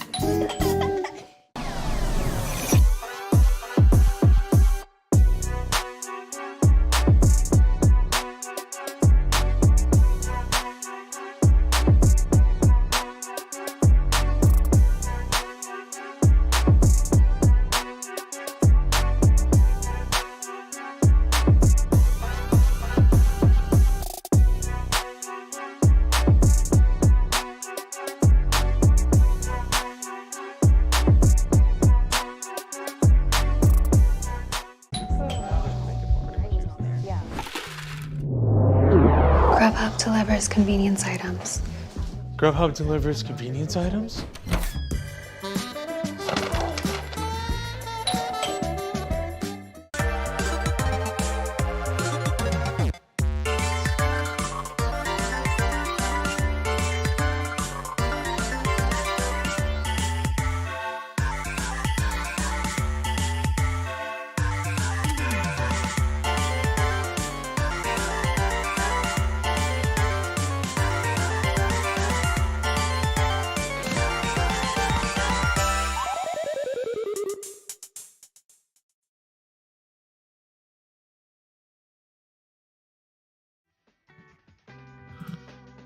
What's up, everybody? Back for more Mid-Atlantic Panda Cup Finals action. The region is just so stacked with talent. Super sick stuff we've seen already. That last set, absolutely insane coming in from Wadi. Able to take it with the gunner. But more semis action on the way. That gunner looking crisp too, man. That's but yeah, crisp. we do got one more winners semis to cap out this beautiful, beautiful block with me and Script. That is going to be MPG and Kolmar duking it out. We got MPG, the pretty much the man to beat in terms of this entire bracket, in terms of this entire leg of the qualifier, in terms of this entire region. Script. This guy's won 3 out of 4 events and found himself in grand finals 4 out of 4 times across all these qualifiers. Only really falling to DeBuzz, world-class talent, already qualified for the finale in of itself. So, but MPG has done all the legwork to get here and slate himself up as favorably as possible, but he still has to do the difficult work. He has to manage to beat Kolmar one more time. He already got 2 good, solid set wins, though, against Kolmar. These 2 have duked it out within 2 of the previous qualifiers as well. In fact, in the third one, twice, I believe, in winners and losers. But yeah, MPG, very, very solid player. Was at one point #1 in Philly area, also #1 in Delaware, his home state. So against Kolmar, very, very powerful player who has trudged through this bracket, getting there cleanly through winner's side. Has this guy dropped a game yet? I don't think he has. No, he beat King J 3-0, beat Dark 3-0, beat Deadstroke 3-0. So this guy has been piling up the bodies on his way here to winner's semis. Definitely will be the toughest task for this Pac-Man, though, the previous sets. And also, gotta say for MPG, 3-0 on KOC, 3-0 on Dozen, and then 3-0 on Zephyr to get to this point as well, too. So 2 Titans going to be clashing here in this semis. Oh yeah, very excited to see how these 2 are going to go. MPG makes Mega Man look insane, just with how many buttons are being pressed, how all the movement, all the technicality, as well as Kolmar's endless bag of tricks. So I'm curious to see if Kolmar is going to be able to pull it out, if he does have just 1 or 2 more tricks in the bag to set himself favorably up against MPG. MPG's run on the way here as well. Pretty clean so far. 3-0ing KOC, 3-0ing Dozen, 3-0ing Zephyr, And all of these players had to qualify to be here. So it's not like these players just scraped through these brackets. They all had to participate in at least 1 qualifier and do well enough to make their mark here. So it's not an easy bracket to get through. Thinking about the matchup side of things, though, Kolmar had a pretty, that matchup versus Game & Watch can be quite easy for Pac-Man, but MPG on the Mega Man could be a lot more tough. The horizontal range, you can deal with things like Hydrant, and you can kind of pester Pac-Man more so than a Game & Watch could from that range and force the approach in. Maybe some haphazard options coming out of Kolmar could prove to be detrimental. The win rates, too, speak to it as well. 75% win rate for MPG. Kolmar rocking around a low 30% win rate versus Mega Man. Oh, yeah. All right, we are jumping and jiving into it right here. MPG versus Kolmar, winners semis. Winner of this is going to have to duke out with Wadi in winners finals of this bracket. So, and again, the more you win in winners, the less sets you have to play. So neither of these 2 want to drop it for sure. Not even this deep in the top 8 where there's potentially a killer in the losers bracket that they'll have to face off against. Yeah, very true. First time we're actually seeing MPG on stream today, too, getting this deep. So excited to see how the play is so far. We did, obviously, sets to this point have been clean. Just want to see the pace we're playing it, because that was a big thing with Kolmar. Demanded just really set pace for that previous game versus Game & Watch, and took leads early and did not let them go. Percentage already being racked up by Kolmar, though. Insane stuff right here, but MPG not missing a beat. Again, the technicality. You cannot sleep for one moment. This man has so many mix-ups on his landing, so many ways to cross you up on shield, even the way he uses Metal Blade, and also the way he just navigates through it. It's just scary stuff, man. You got to watch your back against this guy. Oh, great coverage on the neutral tech there, too, with the forward smash. Good range on that one, able to get it from a safe distance. Trying to go off stage for the downer did not happen, but still able to pressure the landing Kolmar. So much pressure, though. Kolmar definitely choosing a little bit more of an aggressive approach this set, trying to, you know, I feel like a lot of these first stocks, we do see Kolmar just try to establish the lead for themselves, and then they want to play a little bit more safely, a little bit more further back, and they're doing such a good job of that so far. In the corner, though, got stunned by Bell, not able to line up a hit. That was a really weird height for that Bell to stun at MPG, picking unique options off of ledge. Right, stuck in the corner again. Crash Bomb hitting that corner will be huge to prevent any further follow-ups, at least close to the ledge from Kolmar. Bonk. Every time Pac-Man slams at the stage, it looks so painful. My dude just hit this whole noggin and in tandem his entire body onto that side of the stage. And MPG managing to net out that first stock right there really, really solidly. Oh, Apple, really weird interaction there too. Got stalled and then bounced straight up, able to hit MPG. Close game here, heading into second stock, but Galaxian in hand here. Packer not able to re-pick it up. Catching the approach from MPG, though. Okay, Kolmar's been doing really well with these low percent strings. Those low knockbacks and those early aerials can lead so far. Looking very, very good so far, though. Though we did see the similar situation beforehand where MPG was down quite a bit and then managed to claw out this first stock. So Kolmar just has to keep up the pressure at this point. Metal Blade in hand, bouncing across the stage is the Hydrant. That's what MPG can use all these projectiles to deal with as well. Very nice. Oh, got stunned there. Up smash. Not going to kill. Heavy boy. That's Rockman. How did he find that, man? That was crazy. Really good stuff by Kolmar right there. Dancing up here, too. A lot of really interesting traps. That's another thing we saw from Kolmar previously is the traps in the corner. So very scary to deal with. Key coming straight across. That ain't a trap. That's just, hey, this is coming right at you. Well, the F tilt to take the stock off right there. Kolmar's pressure at the ledge has been insane, dude. Okay, with these aerials. Okay, what's this Nair talking about? MPG trying to get something started, but Kolmar just playing denial here. I think you're right, too. The plan is just to deny MPG any sort of aggression right here. You know, MPG plays best when his opponent is on the back foot, but when Kolmar is just constantly walling him out, there's really no mileage to be gained here. Yeah, so true. Trying to avoid that Hydrant entirely too, but Kolmar able to approach the standing MPG. Oh, that's the mix-up too. I love seeing Key thrown at Hydrant too, because that slow moving, that fast moving, it is really tough to process all at once. Oh, that's true. You have to really make sure you keep your eye out for that right here. But MPG finding a lot of difficulty with trying to get in here against Kolmar. Oh, the drop down up air, double tap on it. It's close to the blast zone. Just hanging in there, not air dodging, not jumping. Kolmar just eating it right there. That was crazy. Oh, got caught with the Nair. Hydrant dancing across the stage, pushed MPG back into the corner. Oh, forward smash. The dash forward, so good from Kolmar. Immediate reaction. Big F smash, not enough juice in the tank to just do it yet. MPG needs to take this stock off now. There we go. No more Bell left on Pac-Man as well. Giving MPG a little bit of relief from the pressure Kolmar's been applying. Oh, the push from Hydrant. Are you kidding me, Kolmar? Get all this set up there too. Okay, the get up attack, very smart. Had it option been spammed off ledge, Kolmar would have maybe found a stock, if not a ton of damage.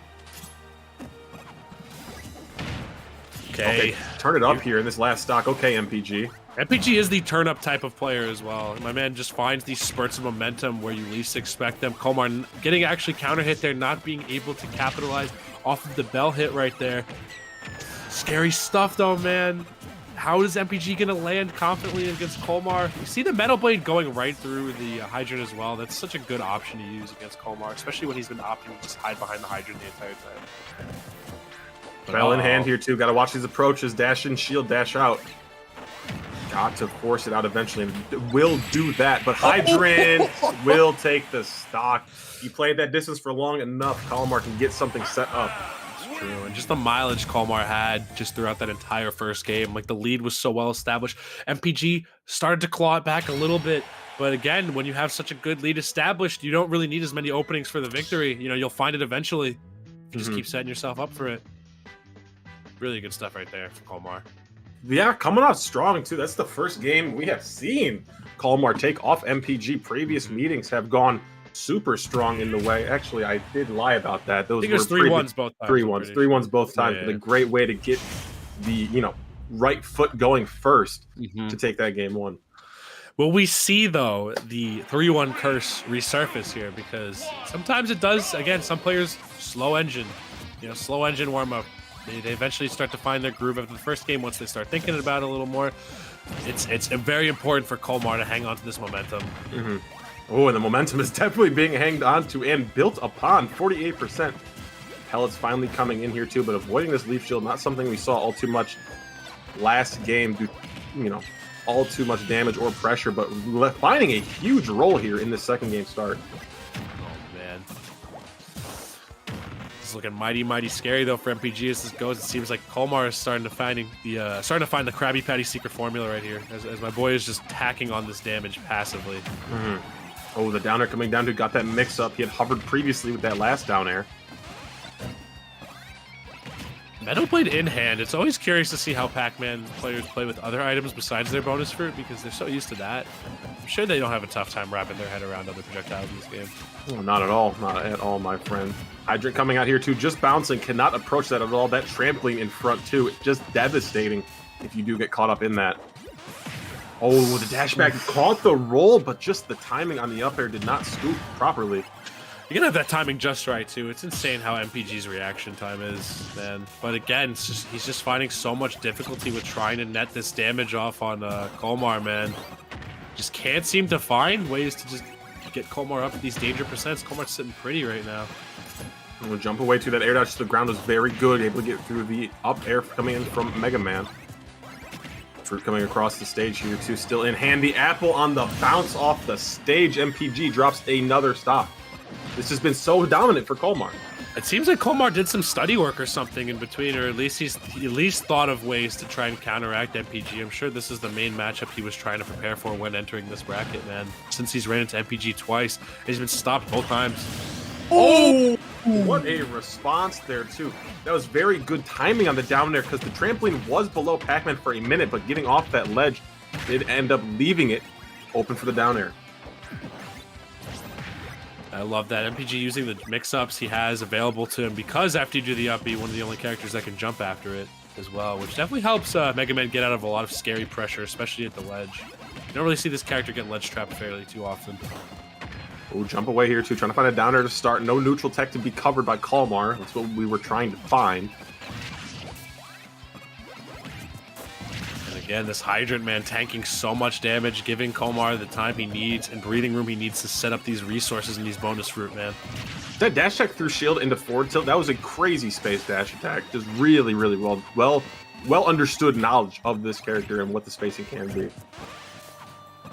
And all of this pressure MPG is just applying is just getting nullified by all the bonus fruit being thrown out. Although this is a scary situation for sure. MPG not wanting to pull the trigger too brazenly though.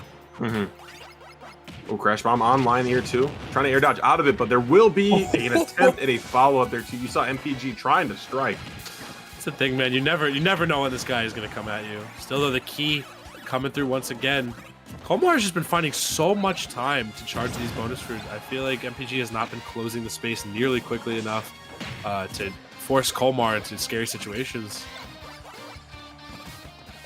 Bounce away to Metal Blade in hand will just be the down toss. We have seen a few times where Kolmar tried to just take it out of the arsenal for as long as possible. Key online, I would have to imagine. We'll push forward here too, trying to find the up smash too, but MPG finds a punish for that end lag. Being so cognizant of the key there and just waiting for the right time to go for that ledge trump. That was so good by MPG right there. Oh, shield that. Yeah, MPG dancing away. That apple has sealed stocks before in this game. Oh, not just stopped. You can't circle around on me. Can't weave past this one. Trying to catch a jump there too over the hydrant. Very smart for MPG to just hold ground. Key in hand here too. We'll look for maybe a direct toss, no hydrant in line to keep a the 2-time. All right, though, MPG he's starting to find this movement almost very effectively. Like he's starting to find the effective rages to work in and out of to avoid all these onslaughts of projectiles from Kolmar. Just tossing the key away to the other side, just trying to get another fruit better for the situation. Strawberry in hand here too, but MPG playing such good touch and go gameplay here, jumping into the orange, but will not do enough knockback at all. That Apple man though, if there's any, I feel like Strawberry probably the one you have to be least scared of. Apple low key one of the scarier ones you have to avoid, just given how powerful it is. But that back air gonna be sealing it out very nicely for Kolmar right there, I should say. And I don't know, Script. I think we're starting to maybe see the potential of the 3-1 curse to rev up again, because MPG finding very comfortable leads right now against Kolmar in this game too. Not wanting to get on ground with even footing on this Pac-Man either. I don't blame him. MPG playing the air, the ground game, sitting on that platform, forcing Kolmar to jump in. Oh, dash tech, not gonna find the final hit. That's scary. That is scary. That's such a big move to whiff in that situation as well. Yeah. Luckily, given how awkward the spacing was, MPG wasn't really able to get a super crazy strong punish off of it. Feedback worked good. Trying to catch something. The double roll almost caught from MPG. Kolmar counting the lucky blessings. And man, just the way that MPG uses Rush over the ledge to like trick up the movement and make it hard to react to what exactly is going to be done to you while you're off stage, forced Kolmar to go low there. That is exactly why MPG was able to get that F smash right there to seal out that game too. And again, just taking the openings given from Kolmar. MPG did not force anything, as we might have seen in that game 1. So game 3 swing game here. We do go to a game 5, which, I mean, both players showing the ability to do so. Oh yeah. Winner of this one will have the counterpick advantage on stage. And again, I mean, we've seen a lot of these sets go 3-1, where a lot of these situations did start off with Kolmar either winning the first or second game, and then things blowing open for MPG after that. So Kolmar got to stay grounded here, maybe start to find some other solutions to these problems. MPG, though, makes it just so hard for you to figure out what he's going to do. He's so fast. His execution's crazy. The technicality is insane. Just the way he uses the pressure and projectiles as well on you. It's going to be definitely a tough sell for Kolmar to figure this one out. Yeah, first stock's so important in sets like this. Both players can play so well with a lead, and their character's not really programmed for that comeback factor that's not just very meticulously clawed back from. It's true. So we will see. Game 3 going to small battlefield here. Okay. Closing things up a little bit. Bi-plat still online. It's interesting to see, because I feel like most of the comfortability that Kolmar has gotten is the additional space that's been provided to him. But maybe this close quarters combat, Pac-Man does have good boxing tools. There's definitely more than one way to play this character. 100%. Hovering down air there to pressuring shield Kolmar. Kind of getting a lot of the same gameplay we're seeing from MPG. Just really hovering over, does not want to be on even ground to get hit by any of these fruits coming in from Pac-Man. All right, MPG managing to find his way out of a potentially sketchy situation right there, and finding solid ground once more. Kolmar, though, definitely opting to play a little bit more aggressively. Even though he is still charging these bonus fruits, he's operating in the air, trying to stuff out MPG once he gets in the air in the first place. Bell in hand. We will find a stun and a forward smash. That is 30% just off of the combination. No stock found, though, and you might have to just take the stock from MPG when you can find it, because this man is roaring back after the forward smash. Trying to find some sort of effective way to deal with this right here, but MPG, man, there's so many threats being set up by both of these guys right here, and neither of them are trying to take the bait. Key in hand once again here, too. The grab will be whipped. Oh, not going to opt to throw it towards the hydrant as well, but the apple been a MVP fruit for Kolmar this entire set thus far. And it keeps the doctor away, if you have one a day, from what I've heard at least. I've heard that as well. Hydrant again being a huge factor. Line in the sand drawn, kicked towards MPG. What will we see here with the bell in hand? A lot of projectile play coming in. It's only to be expected, but just a run-up bell too. You get caught in that range game, you might just, get caught for standing still all that time. And now Kolmar finally having a lead all of his own to really operate around. now this is really, they can start playing a little bit more comfortably. It's up to MPG to really chase Kolmar down, finally net off this stock. That's not always easy, you know, once you can't really get anything solid set up, that back air is going to be taking most of your stocks, but when Kolmar hasn't even been in back air range most of the time, how do you net this stock off? Looking for the Z drop on the Metal Blade, but we will be recovering. That is Pac-Man, do not worry. That was crazy. Yeah. The way Just Kolmar everything. recovered there, using the bell to kind of get MPG off of him, and then hopping ever so slightly over the pressure right there, that was insane. Jump use here, but we do still have side B, we do still have up B to work with. We are back again. Rinse and repeat situation. Yep, Force smash literally. misses again. Oh, we'll find a second and third hit on that back air to take the stock. MPG working the 55% deficit. Ooh. Making it back up early. Oh, didn't get the scoop on up air. They would have caught heavier DI in. This damage right here also being dealt by MPG. Crazy stuff, man. But still, Kolmar looking so solid with this lead right now. I feel like MPG's got hit by Hydrant so much this set so far. For real. Coming off that ledge with the hard hold in. Very good to avoid that bell. But the Hydrant, again, you've been saying it, Fang. It's true. That move has just been paying so much dividends for Kolmar out here. Ooh, try to set up a down smash there on the recovery over ledge, because after the drop down, that was a re-grab. Metal Blade in hand, get caught by it, taste your own medicine. Another thing I want to note that I just realized is that Kolmar has not really been putting himself in bad spots again over MPG. A lot of the pressure MPG has gotten off against a lot of other players are people trying to go above him, and therefore MPG just keeps using air shooter to get him. Kolmar is never putting himself in that spot. Never. It eliminates such an insane layer of vertical pressure. So Kolmar doesn't really have to worry about that. He can just continue playing neutral as he pleases horizontally. Ooh, tried to play the melon game there too, but did not catch properly. That was close. That was cool. Just the way it slowly floats down, and the hitbox Yeah. on it is pretty scary too. It's definitely it's one of the more unorthodox fruits to use, but it's still a scary one when it does hit you. Forward air down, MPG not playing with the Hydrant. Could have done some crazy coverage, but not in this situation. Slowly clawing back this lead. Both characters at kill percent most definitely. So this is a win for MPG thus far. And man, who's just going to get it next? This has just been such a back and forth the entire time. A true war of attrition, I feel like, with both of these players. Still, though, MPG finding himself on the back foot for the very first time. Managing to somehow find an opening. The forwarder not going to take the stock just yet. Oh my god, there's so much rage on both of these guys. One big hit is definitely going to seal it out. Oh, that was a huge opportunity for MPG right there. Yeah, MPG had the opportunity to down air. The trampoline was not directly below that ledge, so if you timed it properly on the get up, could have been scary, but the back air will take it. MPG takes a lead here into this final stock for Kolmar. Yeah, 2 minutes left, ticking down and down right here. Hickory dickory docking. I don't see how Kolmar is going to really be able to find his way out of this one unless he manages to take the stock right here. It doesn't even feel like these guys have been playing like super slow paced against each other. The pressure has been constant. It's just that neither of them have been able to find the win condition. Yeah, these stocks have been lasting for so dang long. It is unreal. The cross up there on the shield with the forward there too gave MPG a little bit of a fit, and Kolmar landed behind through that key. Projectile play coming in. These early percents have been really good for Kolmar, so MPG has to have a response. With how long these stocks have been lasting, I dare say scripted could definitely come down to a game of percentages right here, as both of these guys are just trying. You know, you can't really let that affect you in this situation, though. You got to keep playing like normal until it really winds down to where you got to go clutcho mode. Ooh, okay, down air again. Not going to interact at all there. Able to just get through it after up B. Again, here too, MPG keeps rinsing and repeating that situation. The stun.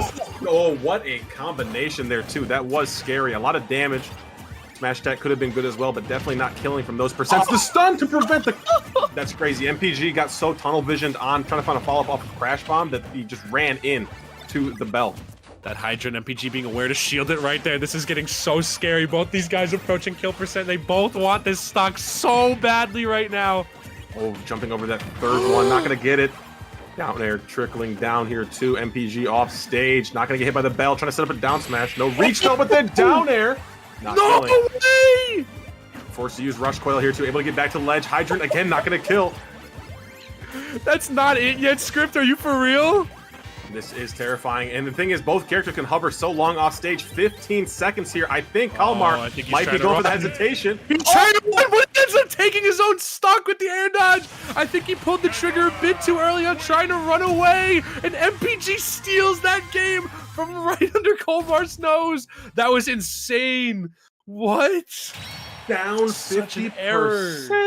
Down 50% there to Kolmar, as you said it perfectly. Just wanted to close that one out by time a little too early. Like, yeah, 15 just seconds is a lot of time, Script. That is especially a lot of in time. Yeah. Oh my goodness, so scary. And the air dodge there too, just a little bit of a panic option coming out once you got hit by Tornado. MPG says, oh, I needed that one. And I can just, you know, the beauty of this is that you can only imagine the expressions and what these players are feeling behind their screens because we can't see either of them right now, you know? So I can only imagine Kolmar breathing a sigh of irritation and MPG popping off. Gotta be, right? After that one? Yeah, you have to be. And that just leads into this game. You're getting immediately into this game 4 here, too. So both players reeling right after the end of that game 3-2. MPG has to take that one and run with it. It seems like that is what's happening. Good percent lead here already, and a much faster stock here to start. Right, though, big fair coming out right here. As well as the back air coming out right here from MPG. MPG already running away with this first stock right here on Kolmar. Trying to hunt for these back airs here too, but does not want to give up anything. Great fake trumps there twice. MPG. That is such a strong option for Mega Man, is to do that trump back air, but if you fake it out, it can be just as strong. Script, where did all of this pressure come from? Where did MPG find that the X factor, the juice? This first stock was so dominant, Script. Just it's the momentum it carried over. Like at most 15-20 seconds between losing that game 3 into this game 4. Kolmar might not have had the time to process just what happened. Getting into it too. MPG with such a solid lead too. It's gonna really take some magic right now from Kolmar. I mean, in a matchup like this where it's such a war of attrition, where it's just so slow on both sides till one player cracks in terms of how much stage control they want to give up. Like a stock lead with this low percent is nigh almost like not insurmountable, but like extremely difficult to come back from. I feel like 100%. And the thing is, like, Kolmar's been the player, like in previous sets we've seen take leads and just bleed out the opponent. MPG able to find that position here that Kolmar wants so badly. Oh my gosh. Okay, give me this. The air dodge red right so here, hard. bro. Again, just kind of reading these approaches into the stage from that right side corner. MPG just definitely finding a new way to move around Kolmar here. You know, finding all these chip hits here and there, and yeah, just not hit him right back with it right there. That was crazy. He just stood there and did nothing, as Kolmar was definitely expecting. Definitely seeing a little bit of impatience here from Kolmar now. Absolutely. You can only keep up your mental fortitude for so long. Yeah, for sure. MPG is taking advantage of it, but finally a gift from the heavens that Belgon can connect and find a forward smash for it. Hunting over here too. We have the Metal Blade in hand. Keep it going. A jump there is sealing the fate of Kolmar, but luckily not doing it, but just prevents the inevitable on the stock. Taking MPG whole stock lead, and that feels like 10. It's true, man. Such a massive. Oh my god, the jab lock with the the fair. That was dirty right there from MPG. Crash Bomb being played here too. Kolmar cannot find an approach. Finally trying to dash under here, but no up toss on the Galaxian yet. Just throwing it out neutral. Kolmar put in a no landing zone right now. Just cannot seem to find a stable opening. I feel like we're seeing a lot less hydrant play coming out of Kolmar this game for sure as well. Yeah. Good point. Really good point. That was such a big thing to get out of disadvantage. Finally going to see it show its head here. Even in neutral too, man. It was giving him a lot of avenues to really charge up that bonus fruit. Now it almost seems like he's just kind of thrown it out the window a little bit as MPG has spooked him a little bit with this pressure. Metal Blade drop not going to connect. Trampoline again, double bounce. MPG so good in the corner thus far this game. Just keep pressuring you. Like, even if you give up the main advantage too, you can still use those pellets to push back. And you were saying bleeding out before, man. I feel like Kolmar's the one who's doing the bleeding this time for sure, as MPG has just kept him. My man might as well be buying a timeshare on this ledge right here with how dominant MPG has been with this stage control. And man, that's going to be it. MPG landing himself in the winners finals against Wadi after such a tenuous set right there, Script. Yeah, I mean, RPG like, just did godlike, man. That was cool. yeah, it's really like you couldn't find a better definition for taking a lead and running with it after winning that game 3 on Small Battlefield. Like the split-second decision making that sealed out that game and eventually sealed out the entire set it cannot be overstated. Yeah, for sure. And again, the fight is not over until it's actually over. Until you see that 5, 4, 3, 2, 1 pop up on the screen, you should not be doing anything crazy against your opponent, because like at this level, all you need is one opening. We saw it in sets like Sonic's versus Kameme, where the minute you decided to commit to an escape option in a situation where you could get forced, once you blow away all your resources in that situation, you're a sitting duck, you're wide open, and again, until it says time on the screen, it's not over yet. Yeah. My goodness, my friends, just barely getting into the top 8 here at the Panda Cup regional final here. Winner of this one goes to the finale in just a few weeks, a month or so's time. Yeah. It's going to be crazy. We've already crowned one in Raven King, and Wadi and MPG playing for that spot in grand finals will be coming up very, very soon. But we have to talk about some of the good people who have brought us. Shout out to Panda, shout out to all the beautiful people behind the scenes doing it for us, and all of the beautiful designs they have for this merch, baby. Oof. Shout out to the Panda Cup designs. You see me rocking it right now. It's true. You know what it is. Panda Cup, that red looking oh so great. You got the water bottle, got the backpack. I got the over the shoulder bag currently. Ooh. In my background. You know what it is. So much cool stuff online for the Panda Cup. Make sure you go out there and support for sure. It's true. Drip or drown out here. Also, October is, I believe, Breast Cancer Awareness Month. Panda's got a beautiful line here of beautifully pink fits as well. We see Kimona on the right there looking great. Mr. Bobby Wasabi looking phenomenal in the middle. I'm not too sure who's on the left right there. But guys, these jackets and jerseys are gorgeous. They also got hoodies too. There's a beautiful pink hold forward hoodie that I have that I should have broken out today for you all. But definitely consider purchasing some of the merch. 25% of that purchase will go to the Breast Cancer Research Fund. So if you have anybody that you know personally that's been affected by breast cancer, which I'm sure a lot of you do, definitely consider helping out. Mm-hmm. Shout out to the people at Panda putting on for such a good cause, but we are right back into the action here. Justice NJ, someone we saw early in the bracket. Both players we saw earlier in the bracket, and Chris the Hedgehog stepping up on plate. Should be very good. Yeah, gotta get it right. But I mean, one thing that just jumps out of the screen to me is Chris having a 75% win rate versus Min, and then just a 16%. I mean, you gotta. Pikachu. Got to. Man. It speaks to their previous set as well, too. 3-0 for Chris the Hedgehog in that 4th Mid-Atlantic qualifier. It's true. Pika Min on paper, nightmare matchup. Nightmare matchup right there for real. Like, you get hit one time, you just get carried off stage. But we actually did see Justice opt for their Pocket Steve in that matchup as well, which Chris definitely also has a pretty stable win record against. I'm sure you'll see lots of Steves if you play online and offline Smash these days. But again, the 3-0 coming out for the 4th and final Midwest Atlantic qualifier, man. That's a toughie. That's a toughie you're going to have to break through right there.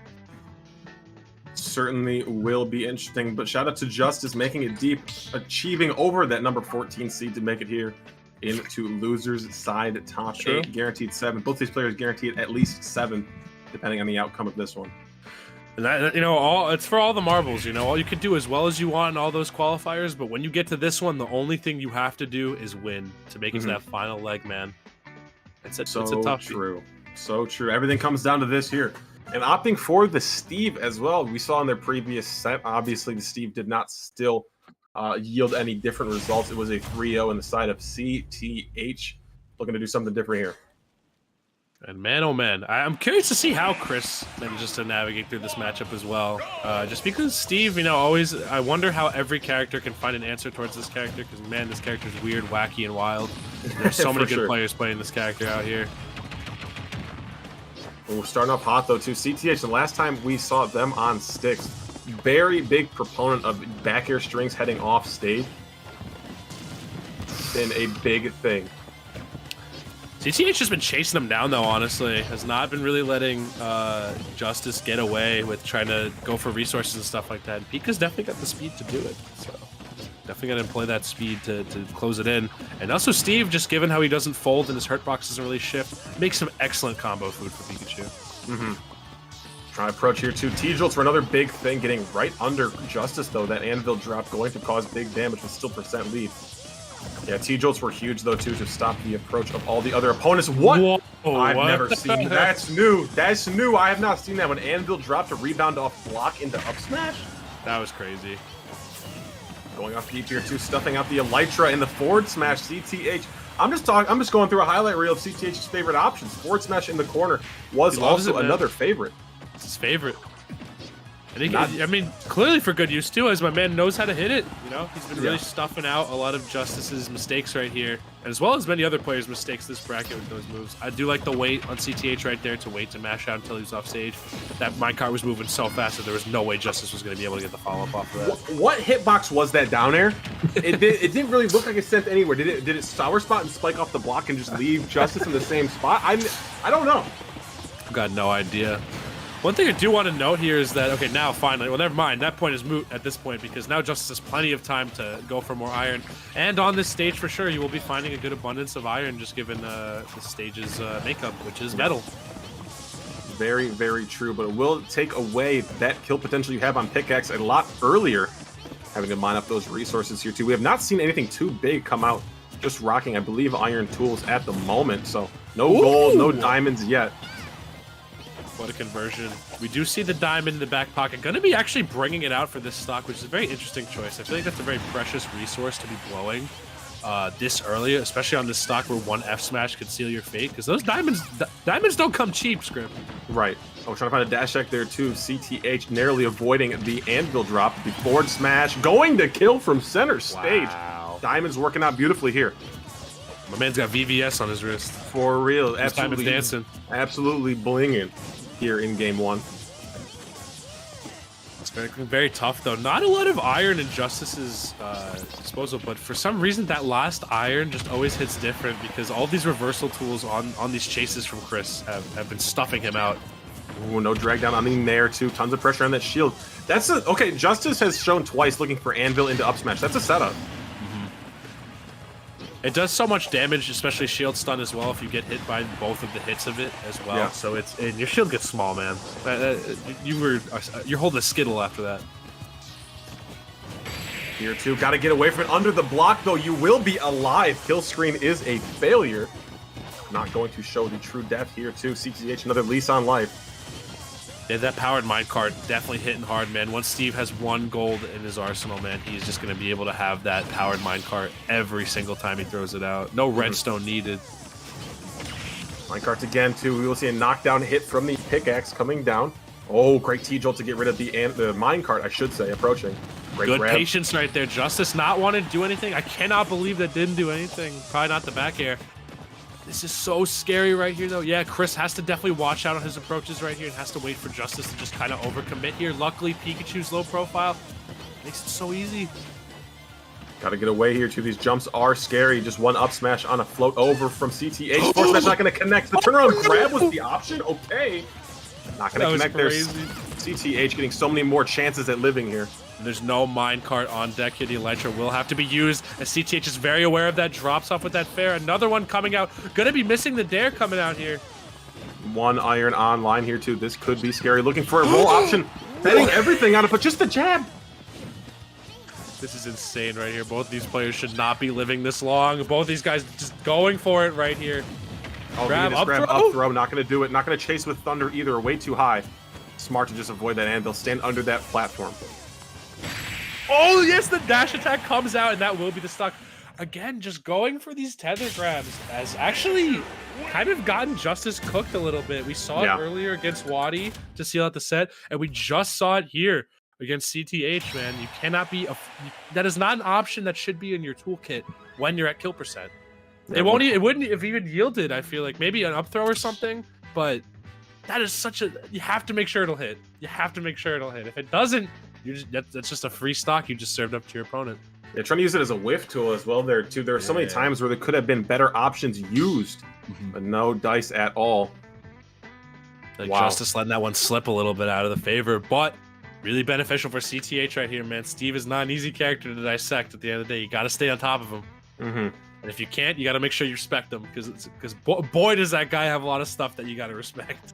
Have to. And but like the crazy too, like able to live through the minecart hit as well, being able to bounce off block and stay alive. CTH, crazy survivability. For sure. And man, you gotta admire all these players, man. Playing so many best of fives to get here. Yeah. Like, just to get into top 8 first and foremost, and then you have the real top cut right after that you gotta be cognizant of too. Scary stuff, dude. Okay, getting some damage off here too on the down tilts from the approach on the platform. Down throw, not gonna find the DI from that nair that we were looking for. CTH still on the hot aggressive. A lot of shielding we're seeing out of Justice right here as soon as CTH runs up. I wonder if CTH is going to become more cognizant of that and start going for more grabs. Yeah. Justice has been definitely favoring shielding a lot in comparison to the Min pick we were seeing. Okay, give me this. Able to duck under the block there before it disappears. Got caught there from the up tilt to Thunder. A lot of Elytra coming out here too, even in a situation where you probably can just DI into that ledge or even above ledge, but I guess just get over your opponent. And drag down there from the platform too, but Justice just swinging. Sometimes you just gotta let it rip, man. But we do see the gold tool actually being used right here, which eliminates the powered minecarts coming out, so CTH doesn't have to be as scared of that. Ooh, trying to spot dodge the approach option there too. Minecart gonna hit. Big wall in line here too. T-Jolt's gonna linger over that. Did you see the diamond on deck right here? Gonna be able to make it out of that, just the minecart getting hit and not Steve himself. We do see the diamonds being used up as well from Justice. Scary stuff right here, man. No iron to be found at all, too. So this is definitely Chris's time to capitalize. Knows exactly what to do. Up smash out of shield. It's that easy. And no diamonds to speak of here for the second stock either. Even getting this mining up, you are not going to have a gold tool. You're not going to have a diamond tool here too. So still CTH in a good position. Getting ran down here too by the jabs.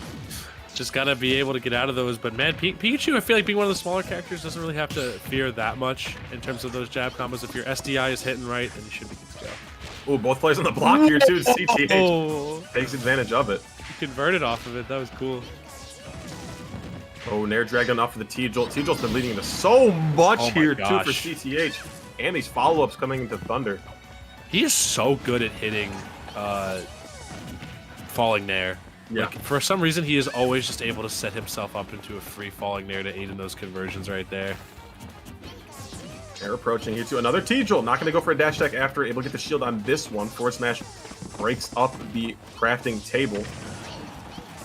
Okay, still no gold out right here. Now we do got it online, though, so those minecarts are to be respected a lot more for sure right here for CTH. Back here, not saying the proper way. Yeah. The grabs on kill percent, man, they're always scaring me. Every time Justice goes for one. No, not to be had right there. And again, another grab that whiffs. I feel like that's just an option that you have to take off the table against Pikachu. Oh, down air strings here too. Trying to find a second one. Elytra used to, but not in a place that could be down aired. Very good. Good stall right there, actually making it so Justice can't turn around from that right there. That was really, really smart on Chris the Hedgehog's part. We're not going to find the Nair follow-up from that platform, but back air's onslaught keep going. Trying to come off ledge though, but minecart does pressure. Okay, should be good damage right here, but the down smash actually out of the pressure right here for Justice.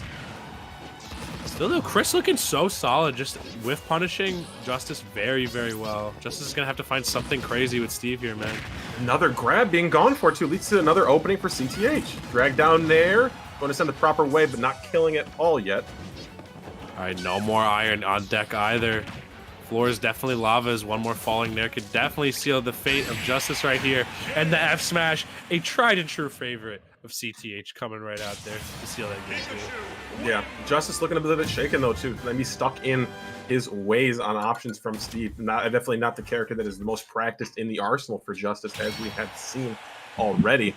But still being given options to win games. Last stock that game, last stock the previous game. So, I mean, it's there, but you just got to get out of some of those like bad habits, those grabs there too. Were definitely killer. The grabs and also the resources. I feel like we're burning diamonds early. We're burning gold early. I feel like we can be like those are the things that make Steve like Steve has a comeback mechanic in his arsenal. It like if you can write off your particular weapon until you have to build a new one, like if you can start off with diamond on a fresh stock, that is going to be so beneficial to you because that stuff does so much damage up tilt into back air or forward or anything like that. Like and also the gold, you always want to make sure you have gold for that powered minecart. It is such a powerful reversal tool. Even things as like easy as iron, you really just don't find it all too often when it comes to Justice NJ on the resource bar. They're spending a lot of it early, not taking as much time to mine as other Steves might. So my man is definitely knocking on death's door right now in terms of this bracket life right here. Still making top 8, definitely nothing to scoff at, but the important thing is you go for all the marbles. You got to win this. We are seeing the Min come out, resorting to this counter pick that Justice may be more comfortable with, but it's definitely going to be scary. I feel like if Chris gets Justice off stage just one time, it is not going to end well. Yeah, this is going to be tough, but stepping onto a character you definitely have a lot more experience with too, and on a stage you will definitely like. Not a problem here too, but this back air chain is scary. Not going to find a second hit as necessary to probably take that stock. Tons of damage though. The benefit here is that Pikachu will die pretty early to a lot of these arms. If you do manage to hit one of your solid conversions off stage, that is going to be pretty early stock off of Pikachu. Try to approach here too. Drag down forward. Getting this down tilt off stage. Not going to find the down air necessary. Still working in though. Side B volt tackle to get over. Oh, no Nair drag down. There was a T-Jolt there to try to find it, but no hitbox chosen. Maybe even a grab, and that was a crazy weight by Justice right there to try and go for that grab on landing. Nair drag down, up tilt juggles here too. Trying to find the jump. Did catch it, but just not in the right spot for the thunder. Oh, no grab, a little late. Big options being thrown out right here. Justice just trying to find some sort of straight hit. That back tilt might be enough. Yeah, definitely. Going to be taking off that first stock right here. And maybe the Min was all we needed all along. Maybe matchups weren't even real, Script. Seems to be working well today and working well in this game 3-2. CTH has not been able to find these last aerials to take these stocks off stage, and Justice is making CTH pay for it. Ooh, okay. Very interesting side B coming right here. CTH trying to find some sort of way to get in on Justice right now. Ooh, give me this grab back throw. Tons of pressure. Going deep. Oh my goodness, but he jumped on. Min will die. CTH ate a ton of percent on the extra credit, but again, it's just one edge guard. Ooh, I thought we were going to see some starting hits out there from CTH, but nothing just yet. Man, Justice, I got to say, though, when they do find the grab, always in a great spot. Yeah. When they're on at least the forward foot with Min. I don't know about Steve, but... Oh, that turnaround up air from CTH was actually nasty. It did not lead to anything, but what a crazy opener. Wow, that didn't convert into an up tilt, but Chris Hedgehog not missing a beat on that one. Going twice, T-Jolts keep out of the air. Do not want to have to deal with these punches on landing. Megawatt and Nair not going to kill either. Trying to snipe, but great air dodge. Oh, the big charge up right there. I thought that could have potentially been a shield break, but actually not as bad as I expected it would be.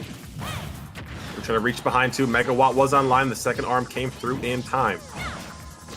Ooh, the cross. Somehow sneaking through that. That was crazy, but the Megawatt and Air are going to be more than enough to take out CTH's stock right there. And yeah, Justice looking good. All they have to do is just not really, get off stage, get hit off stage, and get edge guarded. Much easier said than done, though, my friend. Going deep here too. Sniped by the T-Jolt. You're dead. You're literally dead. Can't burn that jump that early. Got to make sure you save it. We do see the Dragon, though, online. Going to be some powerful conversions coming up. But again, good patience from Chris's part. Oh, my. Ooh, we're getting sniped here, too. Able to get back with the upbeat. Down there was so close. Up tilt cross up. Could we get a juggle started? Ooh. But Justice throwing out haymakers. If that was the Ram right there, that could have been a crazy one. All right, though. Oh, for dinner. No. That's how you exit bracket. CTH is going to be taking a 3-0. That was definitely a mistake. Definitely maybe tried for a different option or something. They did not want that dare there, and it came out of hit stun. Definitely a buffered option. I'm almost going to bet all my money on it. But that will be the solid victory for CTH right there. The Min counter pick was definitely working, but all it takes is one mistake, man. It was looking good for sure there, but like just the last hit of back air, probably didn't think back air was going to hit and maybe wanted to go for a down tilt to cross up on shield, but getting put in the air off stage, and that will be your life. CTH moves on to losers quarters finals versus Titanga. That will be a fun one. That will definitely be a fun one. I'm very curious to see, because when you throw a Pikachu into the mix, man, and the Pikachu actually survives in bracket long enough to make it far, it is scary, man. That's still a matchup you got to be cognizant of. That is still potentially the character a lot of people were calling best in the game until very recently. Yeah. Speaking of fun, though, it has been a very fun time bringing you this bracket. Unfortunately, it is my time to call curtains on this commentary block for today. Fang, it's been an absolute pleasure. It's been a blast as always, man. It's been a good time. For guys, sure. Where can they find you, though, Script? Where can they make sure to check you out?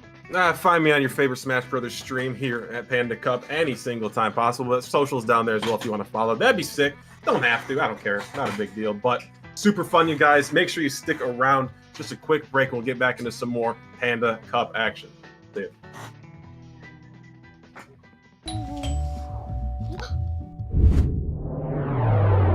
Chill. Grubhub delivers convenience items. Grubhub delivers convenience items.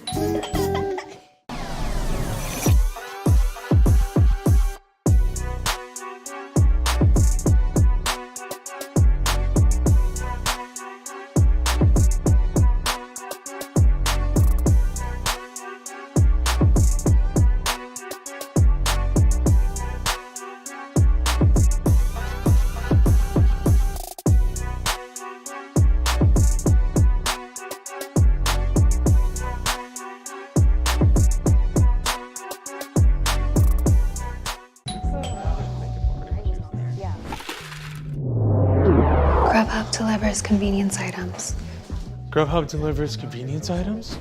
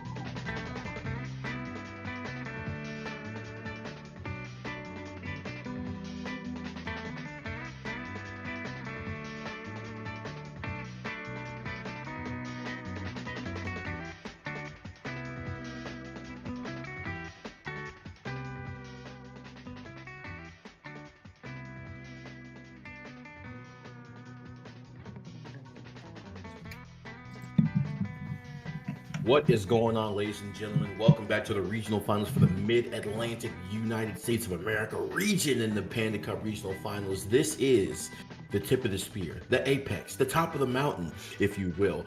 Well, somebody is going to the Panda Cup finale in LA after this grand finals, which is coming up very, very soon. But for now, we're going to be rocking with you guys for the rest of the bracket, and I am joined by none other than the tall panda himself. Thang, what's up, bro? Dude, that was an excellent intro. That revitalized me. What's up, guys? Welcome to me. I'm sure you've seen my face before today if you've been watching the stream. But guys, we were tapped in for this top 8. Or rather now, I believe we're pretty deep.com now. We got the top 6 on deck as well. We got MPG and Wadi slated to fight off in winners finals. Got Titanga and Chris the Hedgehog and losers quarters, and then the other side we got Kolmar and Sora J. So if you guys have been keeping up with these qualifiers, these names here should not surprise you. All of these players are incredible, fantastic, phenomenal. So, but only one of them, my friend Banjo, is going to be able to make it to the coveted Panda Cup finale. Yeah, and as slated, as you said, we had MPG and Wadi top seeded to make, winners finals. Actually, well, I had them getting that at least. But like I said, this is, the cream of the crop right here. And make no mistake, like these guys are definitely going to be battling out. And we're starting out in our losers quarterfinals side, going Kolmar and Sora J. Kolmar probably looking to avenge that, probably looking to play a little bit better than he did in that game 4 on winner side that he had. You saw that? I was. Oh my god! I was heartbroken. I said, goodness. The misinput of the century. But we'll be going up against Sora J. Sora J, not too privy with the Pac-Man. You see that percentage right there, 28% win percentage versus Pac-Man. Now maybe, maybe they haven't played a lot of Pac-Man. Who knows? But they have played before, and they are 1-0 in lifetime sets, 1-0. And I did get the pleasure, luckily, of commentating the last set that these two played. And although it does say 3-2, those games that Sora J won, he had to fight tooth and nail to get those Ws. Whereas Kolmar definitely was afforded a little bit more of the luxury. So though it was a game 5 and it was close, Sora J was definitely super duper clutch. It was looking mighty hard for Sora J at certain junctures.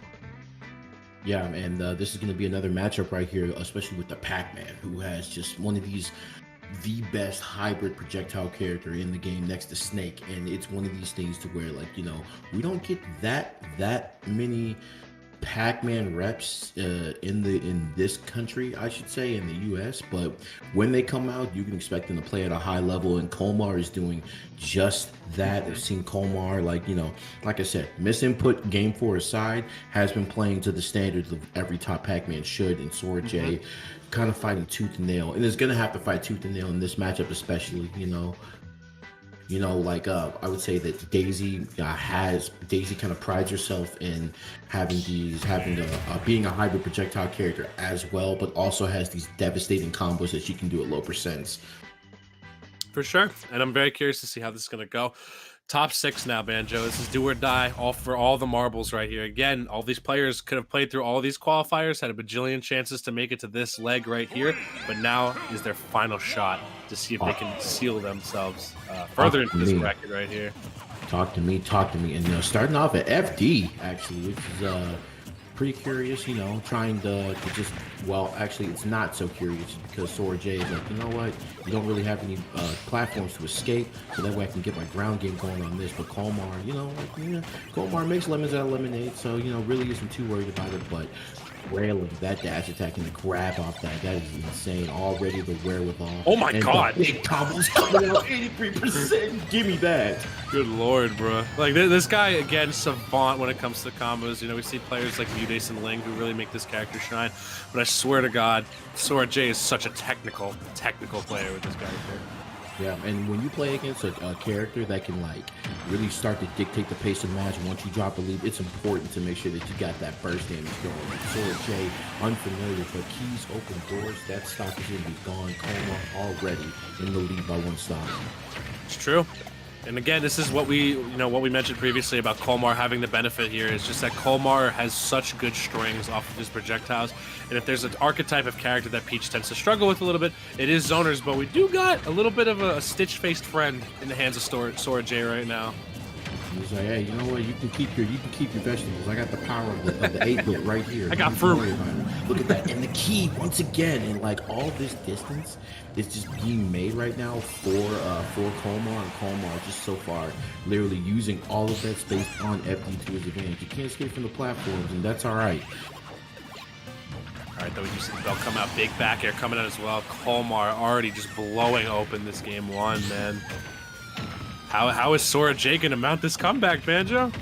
Listen, Sora J has to find a way to like literally just kind of like all that distance that's on FD, yeah, that right there, right? He has to find a way to literally just like kind of subtract the distance in between him and his opponent. The problem is that the ground game of Daisy is quite powerful indeed, but like I said, it's just that hybrid game that Pac-Man has the ability to throw all these projectiles not only and have the innate ability to have these really, really good boxing tools up close. It makes it a nightmare. I totally agree. It makes it such a nightmare for Peach in this matchup, especially. Hey, you can throw 2 projectiles and still have one in your hand as Pac-Man in this matchup, man. Like, again, in terms of subtracting the distance between himself and Kolmar, Sora J has a lot of work cut out for him to do so, and Kolmar just gets so much off hit, whereas Sora J not really able to go for those crazy long strings of Peach combos because it all starts with grounded movement. And the best I feel like Sora J is going to be able to hope for is fighting air to air with Kolmar. Oh my gosh. I know you did not get hit with no gimmick like that and then you passed away. Okay, you didn't, but still belt in hand into the grab, and this is where the mix-ups happen. Okay, you need a little bit of citrus in your life. All right, here we go. And the bell once again. And once again, this damage is mounting and mounting, and Sora J just trying to find the answers. And you're stock down, so this is going to be quite a mountain to climb if you're able to just get this stock. Sora J, if you find a way to get these combos on the ground going, that's good too. But Kolmar has found a way to somehow gain air superiority in this match so far. Now, I don't know if you saw any of Sora J's play earlier in this bracket, Banjo, but this man was the clutch master. But that apple trench, just trudging off stage just a little bit, and the up air, more than enough to seal it out for Kolmar right here. I was going to say Sora J is the clutch factor, but Kolmar just knows how to shut it down, man. That was insane. Yeah. So yeah, shouts out to Kolmar being able to actually win that last one. So Kolmar once again up by 1. And Kolmar like literally just kind of like controlled the whole pace of that game. Like it's one of these situations to where, okay, I know that like I have to get close to this dude, but like I said, Pac-Man like knowledge.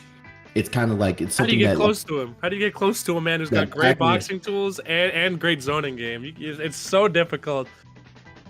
Like it's one of these situations to where like, hey, if I'm trying to get in close to this dude, I don't play a lot of Pac-Man, so should I just hold shield and wait for him to do something, or is this framed out a lie? You know, is it gonna lie to me? Am I gonna throw a move and am I gonna get like massively punished for it on the end? It's not a good look, but Sora J still has a chance to battle back here. I'm very interested to see what the map pick is. I'm gonna go to FD once again. Says, give me my run back. It's always interesting to see because, again, a lot of Pac-Man players love FD, one of their best stages, and I don't blame them. You know, there's no really platforms to mitigate any of the pressure right here, and Sora J does find a little bit of confidence and solace in using the platforms of other stages to kind of like make the arcs of his turnip throws a little bit different. But when you're given a flat stage against Kolmar, you have to jump to throw a lot of those turnips to give it the different arc, which, you know, Pac-Man can call out jumps like it's no problem with that fair, with that nair. It is very, very difficult to find your way in successfully against this character, either on the air or on the ground. That Galaga projectile, bro. When he get hit with that Galaga projectile, bro, it's like one of these things like, really? He didn't get pineapple from that? Got the key thrown back at him, though, so Kolmar finding a way to finally get back to stage, but Sora J finally finding a way to just get that stocky race. And now I have a lead, so now I can run away from you. There ain't no way. Oh my god, he actually almost got caught by that. He's hit many a player with that setup before too, man. Kolmar's insane with it on sticks, but Sora J finally finding a good lead to start off with. All it took was just getting Kolmar trapped at the ledge. But how do we get off the ledge here? How do we get back to stage? Back air coming out, and now Kolmar can resume, I should say, playing his game once again, which is throwing down that Hydrant, charging up that bonus fruit, just giving himself so many avenues to tack that percentage onto Sora J. Yeah, and you saw on Ledge how like easy it is to get checkmated by like Pac-Man and like the projectiles that he throws. Like you throw Key, but then you throw Hydrant down, you jump up, and then you might get met with a back air like there. And all of this scrapping is happening on the ledge right here. But Sora J says combo food. Anybody can get it, and I am hungry. Little 75% right there. All right, though, Sora J doing a good job of not letting the damage bleed out too far on him. Just trying to find some way to get these solid hits off on Kolmar. Kolmar taking a little bit scrappier of an approach here, too. Not really aiming to fall too far back and charge up those bonus fruits unless Sora J gives him the room to do so. I think that's just because he's so confident in his frame data as Pac-Man as well. Yeah, my man got Sora J in between all that, and ooh, got hit with the train, bro. Like, boing boing. Oh my goodness. And the Stitch Face coming out, but still not enough. And being able to retain it though here, 137%. Oh, that was in slow-mo. Did you see that? That was crazy. Yo. The whole world slowed down for just 1 second right there. My man Now we got the Stitch Face on deck. Gonna be throwing it though. Kind of hard to find mileage on it with Kolmar just moving around so much. And Sora J trying to find that low percent turnip combo right there. It's maybe potential 0 to death, but luckily Kolmar managing to get out of it. Yeah, when Kolmar throws down that hydrant, bro, he's definitely trying to box. He wants you to get like in between, like he wants to pin you in between himself and that hydrant right there. But the rollback with the turnip into the grab, okay, we're scrapping right here. All right, I like it. Kolmar definitely taking a very scrappy approach for sure. Like throughout the most of this bracket, we haven't really seen Kolmar go too crazy on the approach game a lot of the time, but he is very willing and able to box with Daisy right here, which kind of blows my mind because that's not really a sentence that gets said too often. Right, like, and then just having like the no fear, you know what I mean? It's just like in this instance, it's like, you know, I have a lead, I kind of want to play it safe, but even in disadvantage, we've seen Kolmar throw up all these aerials while they're in the area, and I mean, not to say to no avail, but like it's worked out for him so far. But with one stock to go on each, might want to start to think about playing a little bit conservative because Sora J is on the hunt.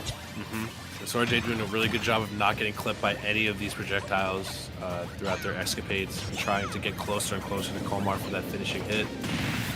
Oh, that was so weird the way that interacted, and no stock right there. That was so close. Got hit by the bell twice and survived. Not many people can say that sentence. I'm telling you. I heard people getting saved by the bell, but my boy's getting hurt by the bell. I'm telling you, man. No sitcom here. And definitely the worst ending, but hey, maybe not. This is scary, man. Trying to go off stage, weaving in and out with the grace of a gymnast right there. And now this is anybody's game at this point. One big hit, but the melon? What? Catching the float on Sora J perfectly, bro. You cannot be serious. Did you see how slow that thing went, bro? He got hit with the slow ball. That's crazy. That thing went like... You ever play backyard baseball? Right. When they get the power up and then the... just slows down. Unbelievable, bro. That was crazy. That was crazy, bro. Like, that was the slowest knockout I've ever seen. That's crazy. Man, Kolmar, bonus with the bonus fruit, 2-0. Looking to get the handshake going really quick. And Sora J, you gotta get off FD. You gotta find a way to kind of mitigate this projectile game that like that Kolmar is displaying right now. An FD, not an FD, but a battlefield. Hell, even a small battlefield to be honest. But either one of those would work here. But FD again, just because you might be feeling salty, I definitely would not recommend it, and I don't think we're gonna see it on this game 3. I'm curious to see how this is going to go down. Okay, lie to me then, I guess. We're going right on back. And I don't blame him to an extent. I mean, Sora J was doing so good, but geez Louise, that first combo right there from Kolmar, man. It's just that the risk reward for Kolmar just looks so much better on paper, right? You have the Hydrant just able to safely tank all the projectile pressure Sora J can apply. You've also got all the bonus fruits that can set up Kolmar to any amount of setups that he has up his sleeve. Sora J really just has to claw their way through this set, and it's not looking too pretty right now. We might be seeing a 30 in a handshake, and that concludes this business. Definitely, and with the up smash, and I gotta be curious at the choice again. Maybe it's because like Sora J wanted to avoid the projectile pressure, and maybe because Sora J wanted to make sure they optimize their combos on this stage. I'm not sure, but it's just really strange on the stage choice, especially when you're down 2 games. But Sora J is going to rock with it right here in Kolmar. To their great joy, 1 stock ahead with very minimal percent, 12% in this 2-0 right now. And like 46. Oh, and my bad, 79. Oh, wait, hold on, 88. Oh, hold on, 103 coming out real quick. It's just that Kolmar just seems to be running away with this game, Banjo. That just doesn't seem like many opportunities for Sora J to get it back when the advantage has just been so powerful. Kolmar has not been skipping a beat. Yeah, fam, and I'm really just like curious as to like Sora J's game plan at this point. Already just like in the knocking on the door right here of like, hey, like almost passing away and getting hit an apple a day, and then Kolmar is just grooving right now, and he has the Gallagher in hand trying to throw down Hydra and get that combo going. That's the combo that got him about, I don't know, 50%, and then led into basically the other 50% off the second exchange of getting that stock. In dire straits right now for Sora J right here. I mean, Kolmar, like we're talking knocking on the door. Kolmar knocking on the door of loser semis right now, just plowing through Sora J right now. And we saw that additional time Sora J was taken on the Angel platform, like maybe taking a deep breath, composing themselves, like, okay, I'm down this much. Now is my time to go forth. Kolmar just sitting here and like not missing a beat and just kind of waiting. He's like, you know what? If you're gonna play with the item, I'm gonna go ahead and let you occupy it. I don't mind. The out of shield in there gonna send you back, and then the ledge shenanigans right here. All the fundamentals are you're not gonna get hit by Bell, but the weight, and then the back air off of that. All the answers right now for Kolmar on ledge. Sora J finding the biggest difficulty right now to just get some footing, and this might look like a 3 stock if they are not careful. Yeah, needs a little more than just a fair. And Peach Man doesn't have the easiest time killing unless the situations are, you know, looking right. Needs some sort of strong nair or strong fair or bear to really finish off Kolmar's stock right here. But again, we got the first stock. There's such a mountain to climb here, Banjo, and that is going to be. And unfortunately, some people die when they're on Everest, man. And that didn't look like it. Looked like more so the case for this set for Kolmar and Sora J than anything else. So yeah, that will be launching Kolmar into loser semis.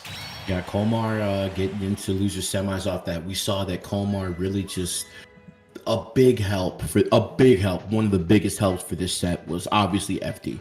Like obviously FD was like, okay, Peach, I understand that this is a good stage for you combo wise, but there's literally nowhere for you to run. There's nowhere for you to run. You can't like escape this projectile volley that's his. And it wasn't only that, but it was the fact that Kolmar was able to close off pieces of the stage with Hydrant. And then it was also the item play that made Peach not so far as I would just say get hit by an item, but the fact that you had to be occupied with it, the fact that you had to basically just interact with it in general, and the fact that all of this happened was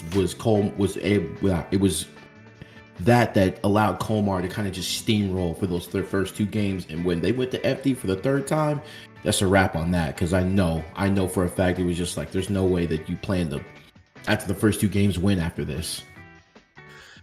It's the truth. But yeah, we are going to shoot it over to a short break. So guys, take a moment, sit back and relax, because we got some more crazy Smash action coming your way.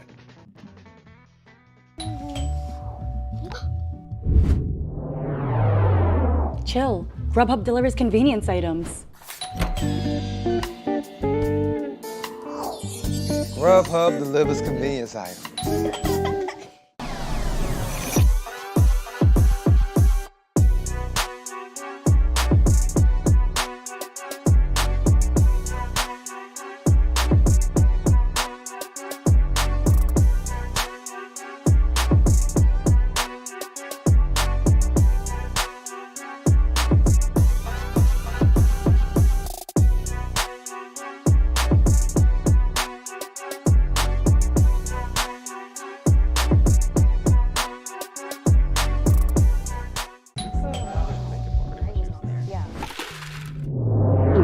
Grubhub delivers convenience items.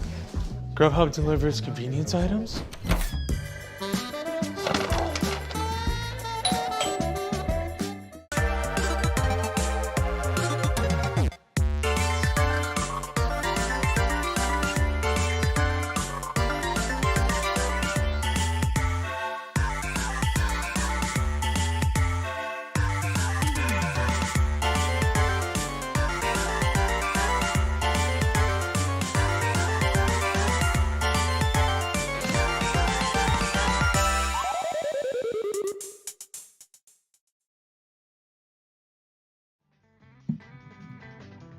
Welcome back, ladies and gentlemen, to the Mid-Atlantic USA region for the regional final for the Panda Cup.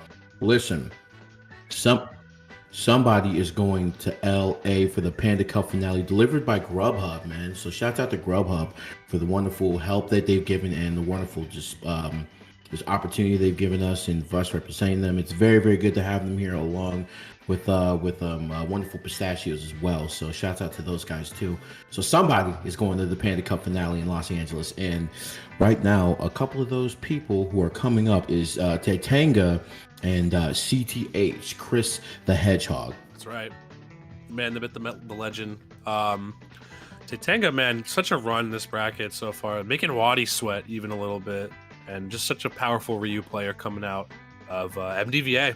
Chris the Hedgehog, I believe, from I don't know what state they're from. I know they participate in a lot of South Jersey tournaments, so they might be Philly or somewhere in the Mid-Atlantic. Actually, I think Jersey is in the Mid-Atlantic region for this one. So definitely a very powerful player coming out, capitalizing on all these brackets, taking it very, very solidly over Justice NJ in losers eights of this bracket, and looking to just forge on ahead. There is such a tall order. This seems like the last player you have to really take a set over. Even not to discredit Titanga. I mean, they're incredible. This is the 7th and 8th seed duking it out right here. But after this, the bracket is going to get a whole lot rougher for one of these two players. So, but you got to figure out who's going to get there first. Chris the Hedgehog, not a very impressive win record against Ryu. Only hailing with the hot 33%, whereas Titanga looking pretty nice against Pikachu so far, 69. And I gotta say that like the way we were seeing Titanga play beforehand is just such solid conversions. Like on hit, this man is a monster. If he gets one hit on you, he's able to convert into the next almost seamlessly every single time. So I think that's one thing Chris is gonna have to look out for this set. Yeah, and that's really the power of Shotos in this game, the power of FGC characters in this game, really. Like the fact that like you can get massive reward off hit, and if those combos are perfected, it can literally lead to death in some instances. Like Chris the Hedgehog, well, Pikachu, I should say, you know, very light character. So it could be very, very very bad for them if they get up to, I'd say, 70%, because, you know, a Shoryu combo could lead into a stock loss. And Titanga, from the way that, you know, they've been playing kind of hot for this day. And for this day, this is definitely the day where they want to play the hottest, because, you know, going in the loser semifinals is at risk here. So here we go. We got Titanga versus Chris the Hedgehog. Chris the Hedgehog, hey, if you go your bread and butter, your Pikachu combos, like the usual, you know, fast fall nair into what is that? I forgot the combo. Fast fall nair in the up air, fast fall nair in the something. Fast fall nair into imagination, my friend. You can convert off that move like crazy. You know, we've seen it into confirming smash attacks. We've seen it into confirming into up tilt. Yeah. Any other sort of move. Pikachu has it, man. The low percent combos will be dispensed with haste. But Titanga as well has a fair amount of BMBs at his disposal as well. Again, just on hit, this man is so successful each and every stray hit that he manages to connect. And even if it's Pikachu, man, it's no exception. Everyone can catch the hands. Hands are rated E for everyone. Yeah, I mean, as you say, that literally less than 3 interactions and at 109%. So this is what you got to be careful for. And the Kara, oh my God. Yep, the Kara Tatsu, I saw from a mile away, and so did Pikachu. Pikachu losing the stock off that, and literally that took less than 3 interactions for that to go down the way it did. So CTH is gonna have to find a way to get, you know, these combo conversions going like really quick, fast, in a hurry, because Titanga is literally just B&B, bread and butter. If it ain't broke, don't fix it. Down tilt, Tatsu, and it's just caused massive damage, and already almost lapping them in percent. Well, my man's definitely passed his combo trials. He did every single one successfully. Oh, that's a big one too. Yeah, again, the strong or weak down tilt into Tatsu every single time, man. Such a powerful confirm on Titanga. Hey, this is the classic Ryu, man. You reach, I teach, man. Got him with the classic crouching roundhouse or the crouching strong, and just like literally was able to convert into that. And CTH is having the biggest difficulty just getting things started right now, and it's because of these like interactions that like he's been getting in with Titanga. Like Titanga has shown no mercy at all. Okay, huge falling there to up smash right there. Finally, some lifeblood left into the CTH, but man, again, Titanga looking so good on hit, just staying so good, grounded, not really opting to jump and put himself in a lot of scary situations unless he's deploying that nair onto CTH. So it's gonna make it a lot harder for CTH to get those combo starters because he's gonna have to be guessing every time he wants to approach Titanga. Yo, go really good Tatsu to get over the make sure he doesn't get dragged by the down special right there, but goes for the nair, opts out, doesn't realize that he's not gonna be able to get the combo. Wow, 3 for 3, baby, 3 for 3. I mean, if it's not gonna, if it's gonna keep working, then Keep doing why it. not? Like, I'm gonna keep doing it. Like, Exactly. like this is like and I think it's the fact that Pikachu kind of has like a small hurt box. It's like, all right, well, if I understand that, like, I have a higher probability of going for a Shoryu combo and Pikachu falling out of that combo and me missing than I do for this Tatsu. If I hit you with this Tatsu, you're definitely gonna get hit by it. And yeah, and literally it's the fact that it's just like 3 of those. It was in succession, just 3 of the same combo in a row, and Pikachu just lost the stock each time. So hard to DI it effectively too, honestly. Like sometimes you'll get out of it. I'm not sure if there is a set way to DI it or if there's, maybe you can SD multi-hits a little bit, but either way, man, we have a little bit of an error here in terms of what stage was chosen, so we're going to be seeing a little bit of a reset here, guys. So do not fret just yet, because we're coming. Okay, CTH, I see you with a little strat, icing the kicker. Okay, I see you, dog. I understand. I totally get it. We got to slow down Titanga's pace. Titanga was playing real hot just now, so we got to kind of just like simmer down. That Ryu looking spicy, bro. I'm not going to cap. This guy has been on point all day, looking super scary. Only very minor mistakes coming out here and there against some of the stronger players in this bracket, like Wadi. But I can very well, this is the X Factor player for me this tournament, Banjo. This is the player I could see making it into Grands unexpectedly, creating a whole new narrative. Because he is just looking spooky. Yeah, you'd have to go beat Kolmar and then the loser of MPG and Wadi. But that's a tall order, for sure. It is a tall order, but until then, we're going to get something real manageable right now, especially for CTH, only down by 1 game so far. And CTH, hey, this is what we talked about. This is what I wanted to mention earlier, was the ability to just get real freaky off stage. It's the fact that these Shoryus have these shoulders, have really linear recoveries, so they can definitely be exposed off stage. If CTH can get Titanga off stage, then really they can have a great opportunity to put the set back in their favor. It's true, especially when Ryu is forced to use Tatsu off stage. That is the time for you to pull the trigger on those edge guards. Yeah, see, and already at 91%, and I already feel for you, CTH. It's looking a little rough, and the Tatsu to get back on the stage, and another down tilt, and you might be going sky high. You have to be careful and watch your whiffs. Be careful that you don't whiff. Be careful that you make sure you start to space out projectiles. We haven't seen a lot of those out of CTH, but that down special was immaculate. Oh my goodness. Yeah, huge thunder right there confirmed for CTH to get himself back in it. Because, man, my man's was looking like he was struggling a little bit. But again, the down tilts into Tatsu.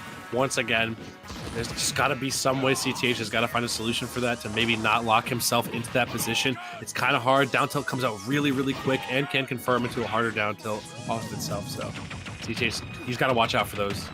Right, Titanga's over here poking with toes, and that focus attack really smart in that instance to make sure that they avoid the last follow-up of that combo. But oh yeah, CTH, just kind of hanging in there at the moment, and that right there. And now Titanga with the adjustments, going for the down tilts and the fireballs instead. But after getting the final hit of that down tilt, literally going for a Tatsu, and about 2 more of those, and once again, they're going to be in the blast zone. So CTH, it's on them to try to make sure, hey, if I can get them at a distance to start to build up damage on them, then maybe, if I lose this stock, I won't have to, work that hard to get their stock. I'm going to have to play in a deficit for a little bit unless I cheese them, but for now, this is going to have to be the move. All right, big back throw coming out right here, though. We are going to see maybe potential edge guard, but man, Titanga doing such a good job of just waiting beforehand, catching the mistech with that back air. Excellent stuff right there. This guy just knows how to convert. He is always ready for the next step. Yeah, you were a great businessman. Look, we were talking earlier about how Titanga was the dark horse to be in grand finals, and I'm starting to see it a little bit. I'm like, this man's conversions are kind of just on point. And just like the damage differential, like the trade. There's always a war of attrition whenever you play fighting games. There's always this thing to where it's like, oh, like you damage me this much, I damage you this much. But when you start to lose out in trades, especially in damage and especially in stocks, that's when it like gets like terrible. Like when you start to like, okay, I got your stock, but I'm still like at 180%, and it's just like, is it really worth it at that point? Yeah, I agree. Stuff gets just blown wide open, and it's really, really insane of how far you can really just run away with a lead. And DI not looking too favorable right there. One more of those confirms, man, could very well net this game for Titanga, and of course it does right there. Big coming out right there. He shielded the first. He shielded the first. There's no escape, bro. There's no escape. He shielded the first down till he got hit by the second one and still converted into Tatsu and still lost. That's wow. Titanga says, "Hey, ain't nothing but a G thing, man. Like I will stay poking you with these big these digits." Hey, oh my goodness. So here we go. Game 3. Titanga trying to do his best 80 GQ impersonation. And let's see my man is to be any percenting right now on CTH, but taking it back to town for one last hurrah. We got this beautiful sunset of this wonderful, lovely little town, and things are not looking too lovely for CTH right now, though. I definitely need you to soothe me while I watch this man commit violence, because Titanga is literally just like been relentless. So, but CTH, obviously hearing the commentary and not being a fan, says I'm not gonna take this laying down and gets a double dare. Well done, CTH answering back. All right, though, another big carry off right here, though. This is where Pika excels, though. The edge guarding, man, it just gets so crazy. What a scary jump right there for Titanga. I thought that was gonna be another pineapple situation right here, because we've seen it happen before to this man, this bracket. Right, and we see that CTH is being a little bit less aggressive in their approach, and that's really a good thing in this instance because of that. Like literally, like every time you do something like what seems like unsafe on shoot, or you get poked, you get hit with this car. Oh, but Daigo with Mahara himself, bro. Did Daigo enter the spirit of Titanga right there, bro? The DP right there. Hey, he says the rule of all Shotos is like, I'm gonna DP whether it's there or not. He's looking a lot better now, though. After that first stock really just exploding Titanga, he's looking a lot better now. And again, the comeback can happen. All this guy needs is one hit to just bring it into the next. Okay, so here we go. 2 stocks apiece now. This is where it kind of gets tricky. Oh, got stretcher. You're gone. No way! Literally got saved by that. That is incredible. Messed everything up. Literally got saved by that. That is incredible. Oh my goodness. So here we go. CTH looking for this edge guard situation right here. Titanga's recoveries have been immaculate, but again, the CTH classic, that F smash coming out right there, ripping off another stock of Titanga's count right there. And this could be the start of something beautiful here for CTH. Just has to manage to take this last stock here to bring it into this very next game and just keep himself alive. This man fireballed his tech chase. That is ridiculous. So here we go. Here we go, Titanga, kind of just like I figured, like searching for that down tilt, but CTH just getting, you know, the damage where they can. This is really, really good on their instance. Scary stuff right here. That's actually going to land into the Tatsu, but luckily not the right hit Titanga needed to take off this stock. And CTH, I think this is the right approach now. Keep shooting those Thunder Jolts, those platforms go away. Yeah. Try to maintain your lead the best you can. There's probably not going to be a timeout, but you are going to be able to get a good amount of chip damage in. Kind of baiting the approaches from Titanga a lot, because this is the benefit of playing with a lead. Yeah, and like this is kind of what CTH needed to do the entire time. Now, while you got hit with that, you know, that gliding Tatsumaki, it's all good. It's all good because you have a very good lead right now. This is kind of what? Are you serious? It is being opened up right now for Titanga. Okay, Rage definitely going to play a factor in this, so you got to watch your conversions. And this is where I would see Titanga going for a shorty, especially at this percent. I think oh no, the DI was horrible off of that, and Titanga's actually going to steal that game 3. bringing him into losers semis 3-0 over CTH. And Banjo, your expression says it all. Talk to me, my man. What are you feeling right now? I saw it from a mile away. As soon as he got hit with down tilt, I'm just like, okay, if this man about to get hit with a Shoryu or a Tatsu, but either way, that man is going to pass. Oh, yeah. And got hit with, unfortunately, it was. Now, while it was DI assisted, it was definitely like school's out DI, like 3 o'clock DI. So, it's one of those things where it's just like, I don't think he knew exactly where that was gonna like land or hit, and I'm probably thinking that like there's no way this hits me, and that terrible DI, kind of just lands him unfortunately out of the tournament. Still a very respectable showing for CTH, and Titanga is gonna power through and fight Kolmar, another Pikachu. Pokemon. Pac-Man, excuse me. Yeah. A lot of P's. After that set, I'm feeling a mighty bit peckish. Might have to order some food pretty soon. And I can't think of a better place to order food than Grubhub. Guys, thank you to Grubhub foremost for providing the lovely Panda Cup and assisting us doing what we got to do around here. And if you're looking to be a new diner for Grubhub, use that code on your screen, AltPanda. You get $5 off on your first Grubhub order of $15 or more. That code is going to last you up until good old Halloween, so make sure you get that order in when you can. And remember, guys, the Grubhub guarantee is that you get your food delivered on time and at the lowest prices, guaranteed, or they'll make it right. Just remember, guys, if you're looking for on time, lowest prices, go to Grubhub. Figure it out. Type in the code AltPanda. Get yourself some money saved. They also deliver convenience items as well. So if you're having a big old drink and all of a sudden your hands don't move the way you want them to, and you spill a bunch of stuff all over your setup, you can order some paper towels and other convenience items. Oh wow! At a pace, my friend, at a pace. So check out Grubhub today. Yeah, shouts out to Grubhub, man. On time, lowest prices will make it right. That's the Grubhub guarantee. So make sure you guys use that code ASAP, please. We appreciate Grubhub, man. Shout out to Grubhub. And now we have another type of meal. We have winners finals between MPG and Wadi. And look at this lifetime head-to-head. We know Wadi definitely cook offline.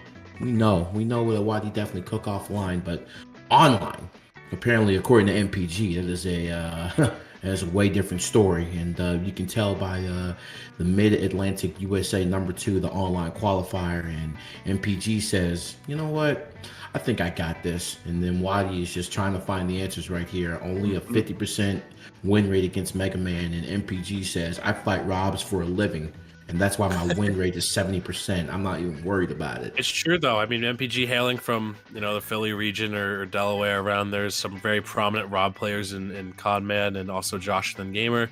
So this man is no stranger to the matchup. Also, MPG at one point, #1 in Philly as well. So if we're talking about offline crazy guys over here, MPG definitely within that conversation as well. These two haven't met up offline just yet, considering how close maybe Philly and MDV are. They sometimes travel to each other's events, but I believe Wadi is from Virginia, so that's a little bit further of a hike. Either way, though, I'm very curious to see how both of these guys are going to fare against each other. But we're not even bothering with the Rob. We're not bothering with the Banjo. We're going right to the Cuphead. Yeah, and I definitely agree with this pick, considering that both of those characters were definitely unsuccessful against MPG in previous encounters. But here we go. Winners finals. Somebody's going to try to punch their ticket into Grants to get into that Panda Cup finale. So here we go. Game 1 between MPG and Wadi. And Wadi with the Cuphead. Let's go. Oh, yeah. I'm very curious to see how this is going to... I mean, MPG has been playing zoners all day long today, taking it to Re1 over Kolmar in a really crazy fashion. But, we do have a different Meat Gunner layout as well. We do see I believe the Stealth Bomb as well coming through as well. So definitely a very linear, scary projectile that MPG has to worry about, because that thing is very hard for the human eye to see sometimes. Yeah, definitely so. Like for Gunner, I don't think this matchup is that great. To my knowledge, I don't think it is. But Wadi obviously gotten this far. Definitely might be the player versus player that he might be worried about the most. And oh my goodness, that dive kick, the little up kick right there. Very, very well done. Up B is quick, man. I believe it's like, I believe Doughboy posted it earlier, but it's like frame 4 or something like that, like super quick. Sorry, frame. Yeah, so it's pretty strong. It begins activity on frame 6, being a pretty decent out of shield option. I mean, if you got anything in the single digits, you'd probably rocking pretty well for yourself. But looking very hard for MPG to get in thus far. Wadi just doing a fair amount of chip damage thus far. So yeah, and not to forget also that that Wadi does have like a fair amount of Samus experience. So going this matchup right here, I understand why, especially against this character who kind of just like, you know, has that hybrid ability and kind of like locks you out, isn't unpredictable with the frame data, and has these tools that are, you know, that can be good up close. So I understand why he definitely went to Cuphead. And like literally right there, he was trying to force a reaction out of him after that that back air kind of restood him, but hitting them with the charge shot on the run back. 157 on MPG right now, and MPG still on his first stock. Kind of these guys kind of filling each other out, you know. At this point, just shooting each other, trying to figure it out, and trying to get a stock loss on either one of them. But both of them are playing in the middle of this in center stage so well. I feel like the set with Kolmar also trained up MPG to be, you know, very, very useful in these War of Attrition type sets right here. But Wadi managing to get the grab into up throw right there, very, very nice. This is maybe where Wadi could potentially run away with it, or if MPG can maybe just stop the bleeding, he's gonna be finding himself right back in this game. Yeah, like the bomb that me Gunner throws is literally just like so good, and the way that Wadi's using it to get back to stage and just cover his recoveries as he like gets back in the center stage, and as a projectile character, we're gonna see them really travel under these platforms and beyond that where the ledge is, just because they go, hey, I can establish my dominance right here, and it can be a safe place where I can throw projectiles. And so far though, Wadi is literally just like showing great control, just dictating the pace of the match, using the bomb and just shielding and running away over and over again. And so far MPG is having a lot of trouble getting a beat on them, but that charged forward smash, well, not even charged, you just do forward smash. It's crazy as a projectile too, like that move is kind of insane. Yeah. All right, though, this could be the very beginnings of a nice MPG comeback right here. Wadi needs to find some way to get out, and look at that. That's a man who's been trapped by air shooter before. Not pressing any buttons, not jumping, not doing anything crazy, just taking the damage on the nose, trying to reset neutral right here. And against Mega Man, this is really what you want to do. You understand that Mega Man just has like a lot of like projectiles that they can offer, but I don't know what he got hit with. But this man right here is literally just expending all the options to keep him off stage, and then the damage definitely being comparable to that. 114% on MPG. MPG having just a tiny bit of difficulty right now. Can't find the way in. Again, these stealth bombers coming out right here. Not really doing a lot to MPG's. Really actually just has to be kept on his toes the entire time. Like, you cannot rest for a single second with that move traveling at such a high speed at you. So the MPG trying to keep up this pressure, but the kick actually goes through the hard knuckle. That was crazy. Yeah, it's one of these things to where like you don't want to let set play characters set up, right? You don't want to let set play characters start to get themselves like acclimated to your tools or whatever. So keeping them on your toes, very, very, you know, great wording on that. And the fact that MPG is on ledge right here, just expending as many options they possibly can, trying to catch Wadi off guard so they can finally get a stock. And so far, it's looking like it might happen very, very soon here. And literally just trying to just find a way to keep MPG on their toes, and Wadi is trying. And as I say that, Wadi literally with the mix-ups and is blowing MPG back to the Stone Age with these projectiles. Yeah, one missed tech, and then even if you do tech, it can still cover the option if you roll back or something like that. MPG trying to turn up the movement jets, but he's just being forced to stay locked in place the entire time by Wadi. Wadi is doing such a good job of just deploying the right projectiles needed to kind of force MPG to shield, force MPG to be a little bit of to show a little bit of uncomfortability. And we are moving into this last stock right here now. I'm very curious to see how MPG is going to aim to claw this one back, or if Wadi's just going to run away with this game. Here we go. MPG kind of just has to, like I said, slow it down, man. Kind of keep it just relaxed. You know, you really don't want to overcommit on some things. And of course, you know, projectiles are going to be on their way here. So you have to be careful that you don't overcommit on some things. Getting caught off stage is definitely the last thing you want to do. But for now, you can at least just try to chill. Oh, yeah. Oh, boy. getting blown up over here at the edge. There's just no way for MPG to just make it back safely. He's just getting caught out in the air by Wadi constantly, and one good up tilt or anything Wadi can find here is going to seal MPG's fate, and you can see that with how close Wadi is trying to get to him right now. Okay, though, how do we get back to stage safely? Right, we see him expending that bomb and the projectile coming into play right there. So now MPG kind of fighting back right here. And up B. Oh yes, God. sir. Yes, sir. I was waiting the whole time. I said, I can't believe that, bro. He's gonna do something unsafe. He's gonna do something unsafe on shield, and he's gonna up B and kill this man. And wow. I mean, Wadi held that W so nicely. Like, he just kept the pressure on. He held his lead very, very well. Didn't do anything to get himself in a position where MPG could have capitalized. It got a little scary towards the end there once he started air dodging onto stage a lot more. But MPG just couldn't seal it out, and Wadi finding a beautiful out of shield punish with that up B right there. Yeah, we have a me gunner in our area that plays, and they play the exact same way. No need to try to overcommit.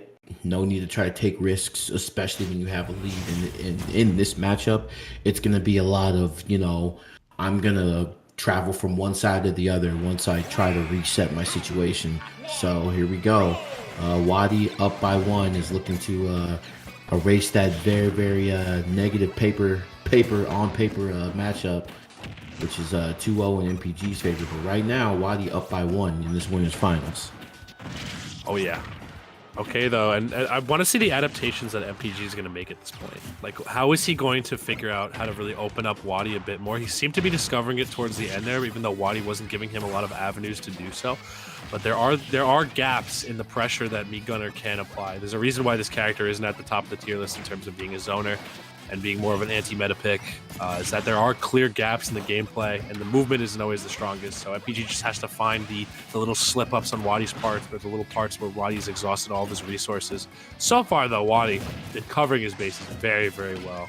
Yep, Wadi just understanding, man, this is really good, you know, projectile character fundamentals right here. It's just like I said, not willing to overcommit and just expending the projectiles where they need to be shot at and trying to make a home over here. But back in the same stage, and now we see a really, really aggressive approach from MPG, and MPG literally going all in on that combo conversion right there. Oh, and once again, literally just sealing off ledge for Wadi, and Wadi just finding a little bit of difficulty coming back here. But be careful that you don't do anything on Wadi's shield. You got your stock loss from that up B earlier, but that up air definitely going to send you up and above into the blast zone. Here we go, MPG up 1 stock.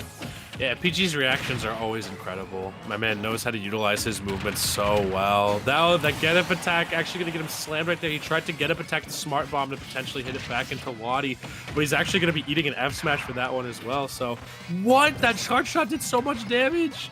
That smart bomb setup was crispy because it locked them in ledge. So it was just like, yeah, you're checkmate here. You really can't do anything. I'd love to see a little bit more of that setup and a little bit more setup from MPG as well on ledge, because he found real success in trapping the landings of Wadi on ledge earlier that led to that first stock. But so far, Wadi just having more difficulty than I thought with the SD. Wow. I don't know if that was potentially to get out of pressure, if he didn't have a jump left. I get it also just doesn't carry very far. It has good verticality, but horizontal recovery in terms of that move right there, not the greatest. Yeah, this has just been a fortuitous turn of events right here for MPG. MPG thought that they were going to have to battle back, but Wadi says, you know what, I'll make it easier on you. And so far, MPG says we're going to take that and run with it 100%. Oh! The C catch, that was so crazy. These air shooters have been nuts from MPG right here, and the pressure is just continuing to stack up on Wadi.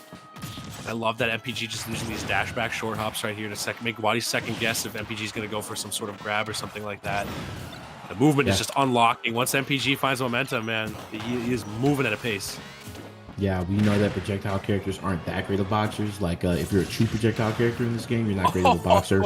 The smart bomb getting hit back into them. And so far, MPG in great control with a stock lead, and Wadi wishes that they could take that stock back. I bet. big backer coming out, and man, MPG 100%. all over Wadi after that early stock got dropped off right there. I was about to say, MPG has made it into grand finals of every single one of the qualifiers to get you to this point. I can literally not think of a single player more deserving than him to make it here, but Wadi certainly is giving him a tough time. Yeah, honestly, that SD right there is like, hey, you get an inch, you take a whole mile, and we need to get one game up so we can try to make this as long of a set as possible, because there's no way that as long as a set as possible. I'm gonna retract that statement. MPG definitely wants to end this right now. MPG definitely doesn't want to stay in the ring with Wadi any longer than they have to. Now, keep in mind, this is a pretty bad matchup for Gunner, But like I said, it's more of a player versus player type thing. And Wadi feels like if Wadi believes in it, then I certainly do. So, if you think that the Mii Gunner is going to work here, then I agree. But the stage pick going to be instrumental here for Mega Man. You don't necessarily the only thing that I wouldn't say you're bad everywhere. The only place I'd say that you're bad is maybe Kalos. Maybe I think that might be Mega Man's worst stage. Maybe Kalos, but I don't see a Kalos pick coming here. Wadi might be going for a character It might be. That game was a little more convincing, and I feel like MPG started dissecting the matchup a lot more effectively at that time. So Wadi does have deep pockets, man. Those pockets reach deep, especially with how good every one of his characters are. I don't know which one we're going to see to really counter MPG here. Yeah, don't forget that Wadi he has a Samus, he has a Banjo, he also has a Mewtwo, Rob, he has Ice Climbers, so and all these characters at his disposal, man. And he's good with all of them. All of them are very good. He's gotten good wins with almost all of them. Definitely. Inspector Gadget trenchcoat picks. So It's true. Definitely more than one character you can shake a stick at, and Wadi is not afraid. So gonna be handling things in a little bit. These guys are selecting the stage, possibly different character picks. We hope you guys are enjoying the action at home over here for the Panda Cup. Oh yeah. Shouts out to Wonderful Pistachios and of course Grubhub for their wonderful contributions to the cup, man. We really appreciate you guys, man. But here we go. You know what? Wadi actually might have been changing the moveset, actually. Could be. I mean, we did see before he used, instead of the stealth bomb, I believe he used missile as his traditional one. So that could very well be the case. Using the same skin for all of them too makes it definitely a little scarier. But I don't know. I think we were just maybe seeing a stage kind of pick there as we saw that stealth bomber. So very curious to see what the adjustments are going to be from Wadi. Definitely looked like MPG was running away a little bit with that game too. So we're bringing it to Kalos for game 3, seeing where it's going to go from here. All right, so right now, not going to be a pretty solid punish off this, but wow, in the middle of the back here, we're going to nair him anyway, because whatever, because I can do that, because I can press buttons. This is Super Smash Brothers. Okay, though, big pressure coming out from MPG. That's one thing, man. If you're flat on the ground versus MPG, Mega Man has such good linear pressure to apply to you, especially in close quarters where Mii Gunner's moves do take a little bit more to get out and shoot at a little bit more unorthodox of an angle. This is why MPG has been able to find so much mileage so far. Yeah, we see MPG kind of not, kind of testing the waters, doesn't want to overcommit too hard, understands that the boxing with Wadi, especially with Wadi's normals, this character really isn't that great of an option. So kind of just waiting to see if he does a move that's bad out of shield, and that way he can back air out of shield. But runs up and forward airs, that's crazy. PJ's movement is so good. He's just ready for everything, man. He just knows how to maneuver Mega Man in such a way where it makes it very difficult to tell what he's going to be doing next. He uses short hops and his horizontal movement so well to threaten so many potential options that you really got to be ready for everything against this man. Yep, right now MPG kind of just putting in the work on the plat right here. No jump, but does. Oh, the sour spot, but that's it. It's a stock right there. There's no way Wadi was going to be able to make it back, man. Insane by MPG, man. He capitalized on that burn jump so well. Here we go. So all of a sudden MPG just looking really good. Bomb on Legend. That's gonna lock you in. So Wadi finally gonna be able to get a stock. And after that onslaught, fine, not on the board yet, but finally causing MPG to lose the stock, and MPG just ahead and in full control of the set so far. Oh man, though. Okay, huge. Just the pressure, man. Wadi cannot find a way to get out against MPG. You know, you were saying before how Kalos might not be the greatest here for MPG, but I feel like Kalos is looking magnificent for him right now. He's just been able to use the platform so well to shark Wadi's returns back to stage. Definitely. I definitely misspoke in that, and MPG must have heard me. MPG has had enough. MPG's like, you know what?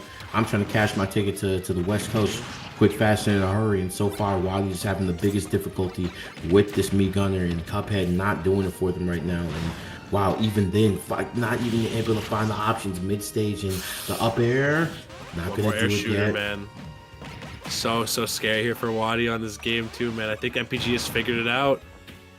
Wadi just can't seem to find the stable landings, really. And I feel like the more space that was provided to MPG, he's actually able to maneuver around all the projectile pressure that Wadi's playing right here. But excellent stealth bomber to take off that stock right there. It's not looking over just yet for Wadi. Yeah, you got to watch your moves on shield if you're Wadi. Wadi is definitely has been literally getting hit with things like out of shield back air, and then jumping fair though. Jumping fair. It was like an action movie. He just dropped down on him with it, bro. That was insane. Oh my goodness. MPG looking really, really good right there. I'm almost certain that we're going to be seeing a character counter pick out of Wadi. It just looked like this the gas was just running out in terms of the Mii Gunner pick right there. MPG just stayed on Wadi like crazy that game. Followed all of the disadvantage mistakes. Every time a jump was burned, every time an air dodge was done, MPG was there. He was ready to convert, man.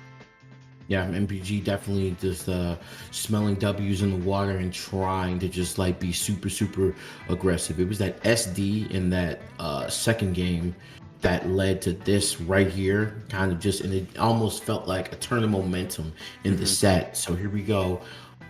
Game 4, Wadi can even it out, but do they go the Mii Gunner again?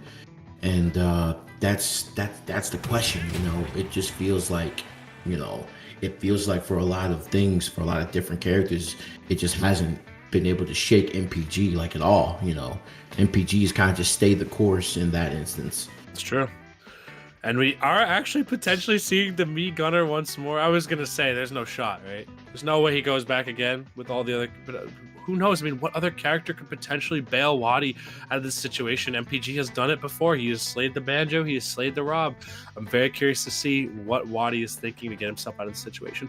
This is only winner's bracket, but it is one less set that MPG will have to play overall. If he wins this one and nets himself a ticket into grand finals, Wadi will have to go over to play the winner of Titanga and Kolmar, and those are two players that I don't think Wadi wants to fight again. You're gonna have to fight a Ryu or a Pac-Man if you lose. That's tough, man. Yikes, that is rough. Scary stuff.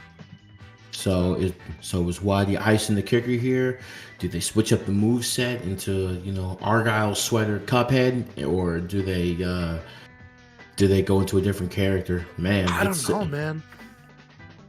It's just so hard to like, you know, to really like think about, like, you go Banjo, I think but he's honestly, definitely thinking. I'm gonna see if I can peep over to his stream and see what exactly he is thinking right now. We do have him out here. We do have a man who is thinking. He's thinking all right. He's trying to figure out. Oh. He messed up on the results for the Smash GG, so he's trying to figure it out. He marked himself as losing the third game right now against MPG. Are we getting the technical difficulties? Okay, I understand. Funny stuff right there, but trying to figure it out right now. But yeah, guys, thank you again for joining us here at the Panda Cup. This has been a crazy bracket thus far. Very curious to see how this is gonna go. He score changed it. He goofed it. I see it right here. They're trying to figure it out. It's so funny. Oh man. Luckily, we're gonna. I don't know if he wants to go Mii Gunner again though. But Wadi, even in the darkest hour, always goofy as ever, man. Funny stuff. Yeah, man. Because at the end of the day, honestly, it's all about having fun. Gotta have fun with the game, man. Whenever you play it. you don't have fun, then what's the point, you know? Gotta have fun whenever you play the game. We hope you guys are enjoying it, chat. You know, we got some Wadi enjoyers in the chat along with MPG, and I saw some Titanga enjoyers and Kolmar fans in the chat as well for these last couple of matches. So I'm happy y'all putting on for y'all favorite players in today's bracket, because somebody is going to have an opportunity to compete for a championship spot over there in LA if they qualify. And I gotta tell you guys, it's gonna be a humdinger of a hootenanny coming later this year. But Wadi says, if I'm going out like me, baby. I'm Big doing body me. Wadi That's right. with the ROB, trying to rob some stocks in this potential last game over here in winners finals. MPG up by 1. Wadi trying to even out the set and force a game 5. Let's go. We're going to see who can join the star-studded cast of the Panda Cup finale already, because there are some insane players already qualified for that bracket.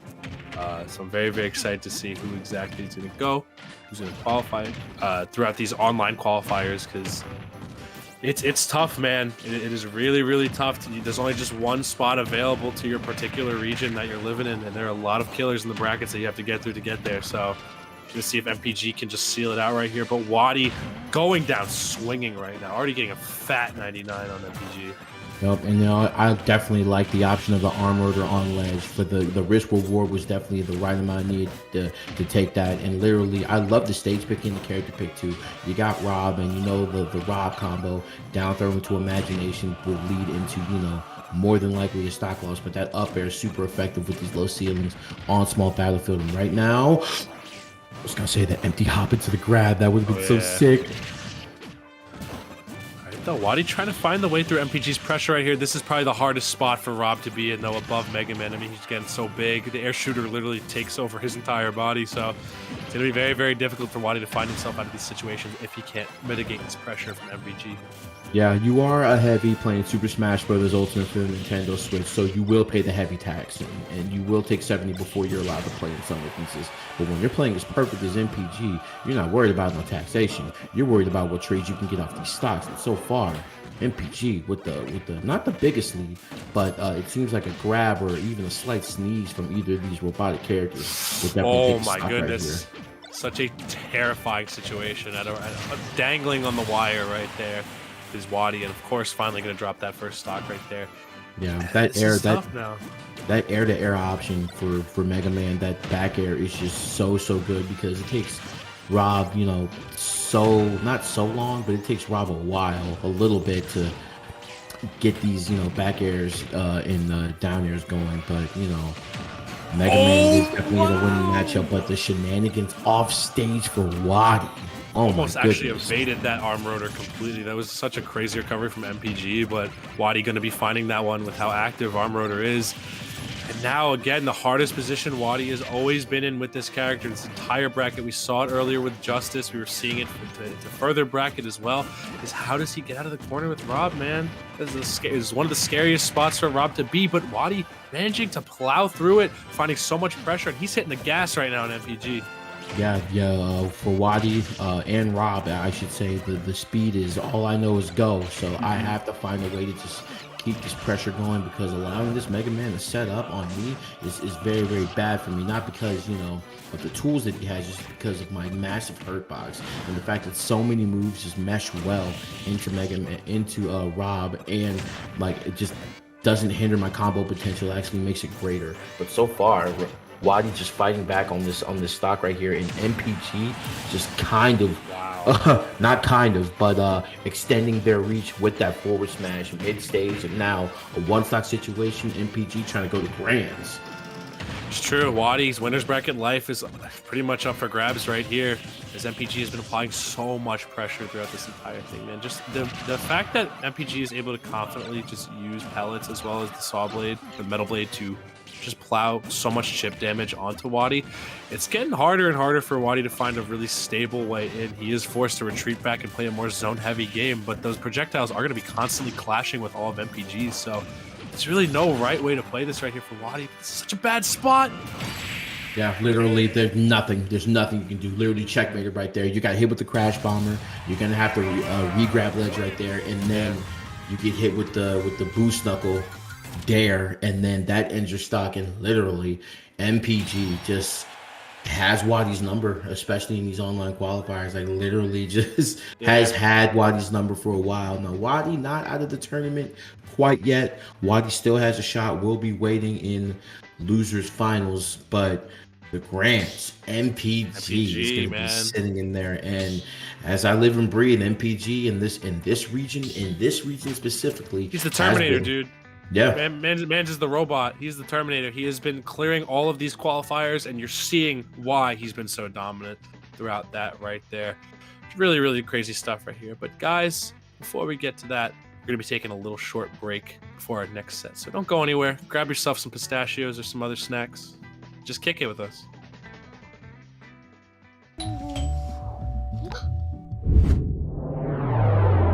Chill. Grubhub delivers convenience items. Grubhub delivers convenience items.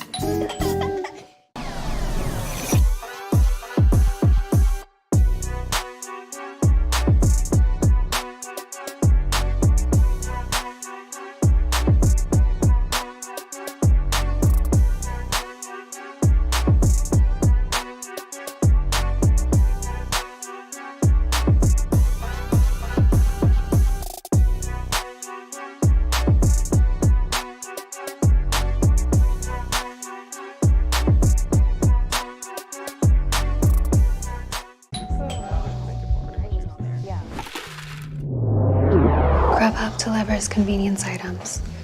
Grubhub delivers convenience items?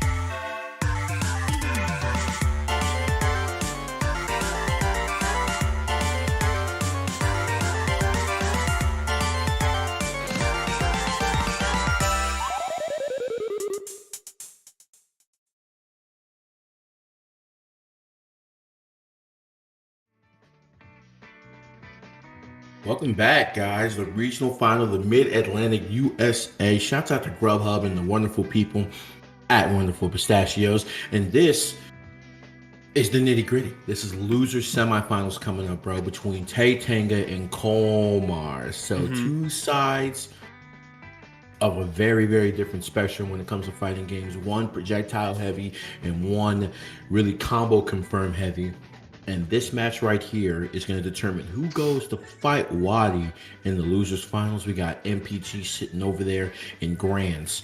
Oh my goodness, what a bracket that this has been. You got the final boss sitting above us here. Mega Man says it's my turn to be the final boss for a change.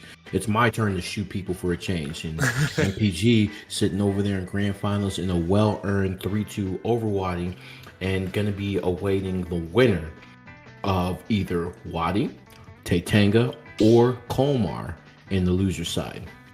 Oh yeah, and no sets played between either of these two guys, somehow managing to dodge each other throughout all of these qualifiers. Titanga being the 7th seed, Kolmar being the 5th seed throughout this bracket. And there is no data for Kolmar fighting Ryu, it looks like. It doesn't look like there's any sort of win rate against Ryu right now, whereas Titanga has definitely played a fair amount of Pac-Man, it seems like, right here. So definitely going to be a new beast for Kolmar to deal with, at least in this bracket here. I'm very curious to see what Titanga is going to be able to provide against Kolmar, because Kolmar has been such a consistent force in this bracket. Falling only to MPG, he dropped no games to Sora J. The only games he really dropped were to MPG this game, and he even managed to take a game off him. So, again, if there's anyone I could potentially see in Grands as well, I can see Kolmar, but Titanga has been the X factor this entire bracket. I'm very curious to see how this is going to go for him. I know Kolmar isn't insane to take a Shoto to FD, are you? Okay, yeah, it takes her, yeah, rightly so. Takes them to Battlefield for our first game in this loser semifinals of this match. And this is where it kind of gets a little crazy on this side of bracket right here, because Kolmar is going to be playing a little bit of keep away for what is going to be probably the entire set, to be honest, just because, you know, We've seen how dangerous Titanga is with these confirms right here, but we're going to see a lot of that as well. We're not going to see that much of like, you know, that down tilt into Tatsu, but we will see a lot of down tilt into Fireball just because it's a confirmed that, you know, from the longest ranges, we know for a fact it will hit. I'm also curious how exactly Kolmar or Titanga is going to go about catching Kolmar, because Kolmar's going to be playing Runaway for most of this set. On hit, Titanga is going to be able to get a lot if he manages to hit something grounded, but he might be forced to take to the skies, honestly, for a lot of his damage. But again, once that down tilt connects, man, you've got the Tatsu to follow it up. Such a good bread and butter to utilize, especially against a character like Pac-Man, where your times of getting in close quarter combat with him are going to be very few and far between. Definitely. So, you know, the hits that you get in this exchange matters. And did he up smash into just Shoryu to catch that last ending? Wow. Get the Shin Shoryuken on him. That's crazy. That was nuts. Getting the roll back on here and losing that stock because of an SD. But hey, Happy he says, feet. look, if you're going to make a corner for me, then I'll happily Tatsu into it. No problem. That's what we were mentioning before, man. Titanga, definitely the X factor of this bracket. This man just knows how to come out of nowhere and hit you where you least expect it. Kolmar trying to figure out how to establish some space between him and Titanga, but with Battlefield being on deck, that Hydrant is not going to be such a dominating force in terms of slowing the roll of Titanga. Yeah, and you see a couple of those multi-hits, so Focus isn't going to be able to save Titanga all the time, but we see that there's instances where that red Fireball is literally a multi-hitting move, so you see it's kind of mitigating Hydrant as well, but you can't fall into Hydrant like that. You're supposed to be trying to avoid it with the tech from the melon. Big tech coming out from Titanga right there, refusing to say die on this stock right here, but unfortunately, Steve Jobs coming out real quick, providing that apple pressure. Yeah, there's gonna be a little bit of startup on that focus attack as well. So when you get like fast frame moves like the apple, okay, but he says I got some combos too. That was the lowest up air I've ever seen, and just the damage just keeps piling on for Kolmar. Big recovery out here. Is the orange gonna seal the stock? This has to be a stock right here for Kolmar. There's no way he drops this right now. Jump left, but he makes it back to Titanga. Oh my gosh. Unbelievable stock right there, and literally Kolmar continuing to just apply the pressure. The bell not going to be able to get the knockout right here, trying to get the citrus going. Not going to be able to, but the miss inputs below the stage will net a stock loss. That Pac-Man movement was crispy. Kolmar says, "You know what? I was in the game too. I was in a Street Fighter game too.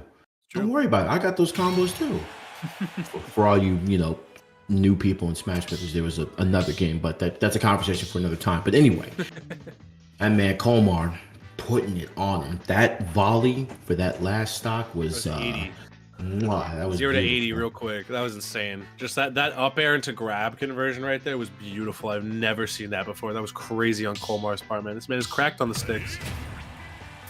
And this is the type of pressure you have to apply to Ryu, just because like the damage differential isn't going to be in your favor when it comes to those trades. Like literally, like you get hit with a down tilt in the Tatsu or a down tilt in Shoryu, you're taking a massive amount, and in some instances that's going to net a stock loss, but not here. Not being afraid at all. Kolmar with a game up in losers finals right now. Looking mighty scary right here for Titanga, but again, once Titanga does manage to get one hit, the damage just piles on up. Unfortunately, the water marking up that combo a little bit there, and Titanga forced to take the ledge for that one. Here we go, and just kind of escaping the pressure right there. PS2 going to be one of these places right here where Pac-Man can thrive a little bit, has some good platforms they can throw stuff under it, and literally going to be throwing that bell, and going to be getting the combo follow up the double fair. Okay, going to be able to make it back off that unbelievable offensive volley right there by Kolmar. But hey, you're doing stuff on Ryu that's negative. Sure, you might be on the way after that. That goes for anything, Any game you find yourself in, that DP is such a powerful tool. No back air coming up from Kolmar. Maybe wasn't ready for it right there. And Titanga getting a second lease on life right here is just trying to figure out. Kolmar, though, every time Titanga tries to jump over the hydrant, has just deployed a back air right there to just stuff him out. Titanga having a very tough time getting against Kolmar right now. Yeah. it's a double-edged sword because both of these characters definitely want to stay grounded in some sense. Titanga definitely wants to stay grounded for obvious reasons. You know, the combo conversion, but Kolmar is just kind of counting on them to stay grounded so that way he can condition into it. So that way, when you try to jump out of pressure, you don't expect it.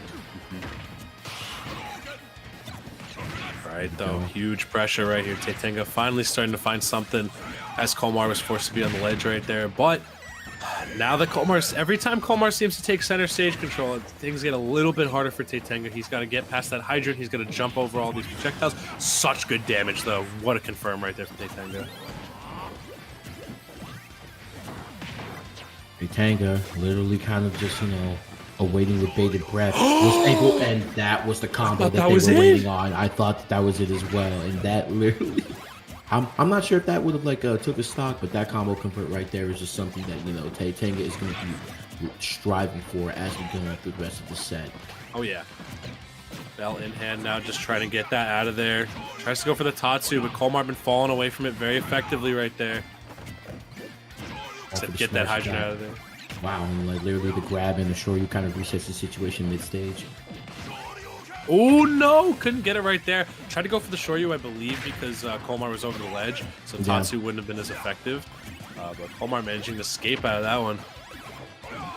Yeah, and it's just been a real difficulty getting the down tilt car cancels and just having a lot of difficulty right here. But the back air right there, Titanga getting Kolmar down to their last stock, and Kolmar has had a little bit of a difficulty kind of trying to get a beat on Titanga, and Titanga at this, hey, giving Pac-Man a little taste of their own medicine. The Tatsus from mid-stage. I mean, the fireballs from mid-stage. Looking like a tough sell right here for sure for Kolmar. But we've seen this guy convert so successfully. All he needs is just one opening to do so. Titanga trying to play as safe as possible to not let Kolmar in. Oh my, that's a lot of damage. Yeah, and the problem has been so far is that the damage has been great, but it's just like these stock confirms. It's been so difficult. Oh my! Yeah, escape out of pressure. Let me get me out of here. Like I can't finish the combo the way I want to, so I'm definitely going to be able to slide right out of there. And so far, like I said, this has been the difficult part of this matchup for Kolmar. Kolmar has been able to get the high damage, but not the stocks, and this is where, you know, you have to find a way to seal these earlier, because now you're getting Ryu in these damage ranges to where, like, you know, stuff with rage is definitely gonna hurt a lot more than it usually should. All right, they're gonna be blowing it all in that fully charged focus cancel right there, maybe trying to go for some sort of Hail Mary play. Either way, gonna be dropping the stock for their trouble right there. Man, Kolmar is known to do damage at a moment's notice. We saw how everything ended up game one, and we're seeing it right here already. Jeez Louise. Honestly, you go for that kick. Oh my goodness, bro. I thought he said self-destructive. I was looking mighty scary right there for Titanga, but he still manages to make it back. Has Kolmar in a very hairy spot right here. If he just gets one down tilt, it's going to be maybe curtains for Kolmar. Nah, but Kolmar says I have to fight back, and once again, and as long as you get that Galaga bonus fruit, might be real good for you. Elvin gets the orange, throws it again, be able to nair it, and be able to stop it right here. And oh all my of a god, sudden, the pressure. The boxing tools is coming out. He's like, look, I was in a fighting game too. Don't worry about it. And we know what Titanga is searching for when you're up tilting on shield like that. This is so scary right here, though, for Kolmar and Titanga, honestly. One big smash attack and bell conversion is going to be more than enough, but again, the mistech, Titanga has been so good at converting with bear off of those. He is always ready for the mistech. I don't know how. How are you ready with a raw bear for that, bro? No clue. No idea. The wherewithal, the game awareness, to be honest with you. Because, like, the fact that you were able to just not set that up, but just react to it, like you said, is just a rough thing. So here we are, Kolmar, down by not down by one, but even up in games right here, and this was a semifinal, just kind of heating up. You know, PS2, pretty decent stage for both of them, I should say, and if they decide to run it back there, I wouldn't be surprised. And keeping it as neutral as possible, just because it kind of gets extreme for both characters on their last stocks, one way or the other. So it's kind of just like, you know, where do you go is really going to be, you know, might be the tipping point in this set.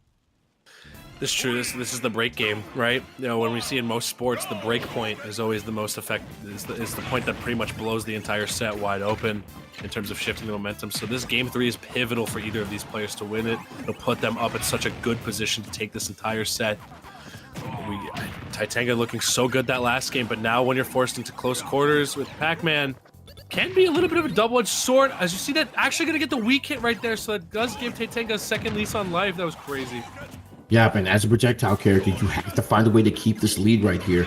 Titanga has been really, really good at making these comebacks. And the idle apple, an apple will do you right there. Oh my goodness. It was just standing there and he got hit by it. My man forced a shield right there because he knows if he goes for Hadouken, that key is going to go through everything right there. He was very, very careful. Wow, and the Hydrant kind of getting him out of trouble there. Does the Hydrant fall off Legend? No, hitting the bell. Yeah, no opportunity for an anti-air there, but nothing doing right there. And Titanga slowly but surely kind of make their little comeback. And the slow melon, but no. Slow melon doing his job, being slow. And all of a sudden, just a little fireball game and understanding that they don't want to overcommit and get themselves in a situation and focus attack. Not going to do it there. And wow. Yeah. So what you gotta watch out for when you have those hypersense, man. Kolmar definitely breathing a sigh of relief. Rage Ryu is nothing to scoff at for sure. In terms of confirms that could potentially be threatened right here. Oh my god, the bear again. This guy's so good. He's been so consistent with hitting these bears this bracket. Oh, not a stock right there. Gets the Hadouken instead of something else. Barely gonna survive in Kolmar after that back air. Wow. Ledge trap right. Yeah, I was gonna say using the Hydrant right there, not being able to punish too effectively, but being able to get him back into the other coast. And Titanga just slowly kind of trying to find their way to get this this stock, but this is where they've been struggling these last couple of sets, getting hit by the belt and forcing a Shoryu. That's not okay. All right, though, this first stock needs to be erased on Kolmar at some point soon. Titanga looking way worse for wear on this second stock right here. The DP, though, at the top. That was so good on Titanga's part. That was so smart. Look, it's the golden rule of Shoryus. I'm gonna do it. Golden rule of Shotos. I'm gonna do it, man. Trust me. I'm gonna Shoryu. Please believe it. So here we go. Titanga has a little bit of a mountain to climb, high percentages, but we've seen Kolmar kind of struggle with this and unfortunately not getting the hit off this. But the Hydrant, the nice volley, the assault of projectiles, unending in Kolmar, a last stock situation and trying to get the bounce here, capitalizing off the missed Shoryu midair, and Kolmar is on fire, going left and right and left and right. It's where Kolmar starts to capitalize a little bit right here too, is just off this momentum. Titanga having a very, very difficult time doing any sort of damage on this second stock right here, man. It is looking so hard.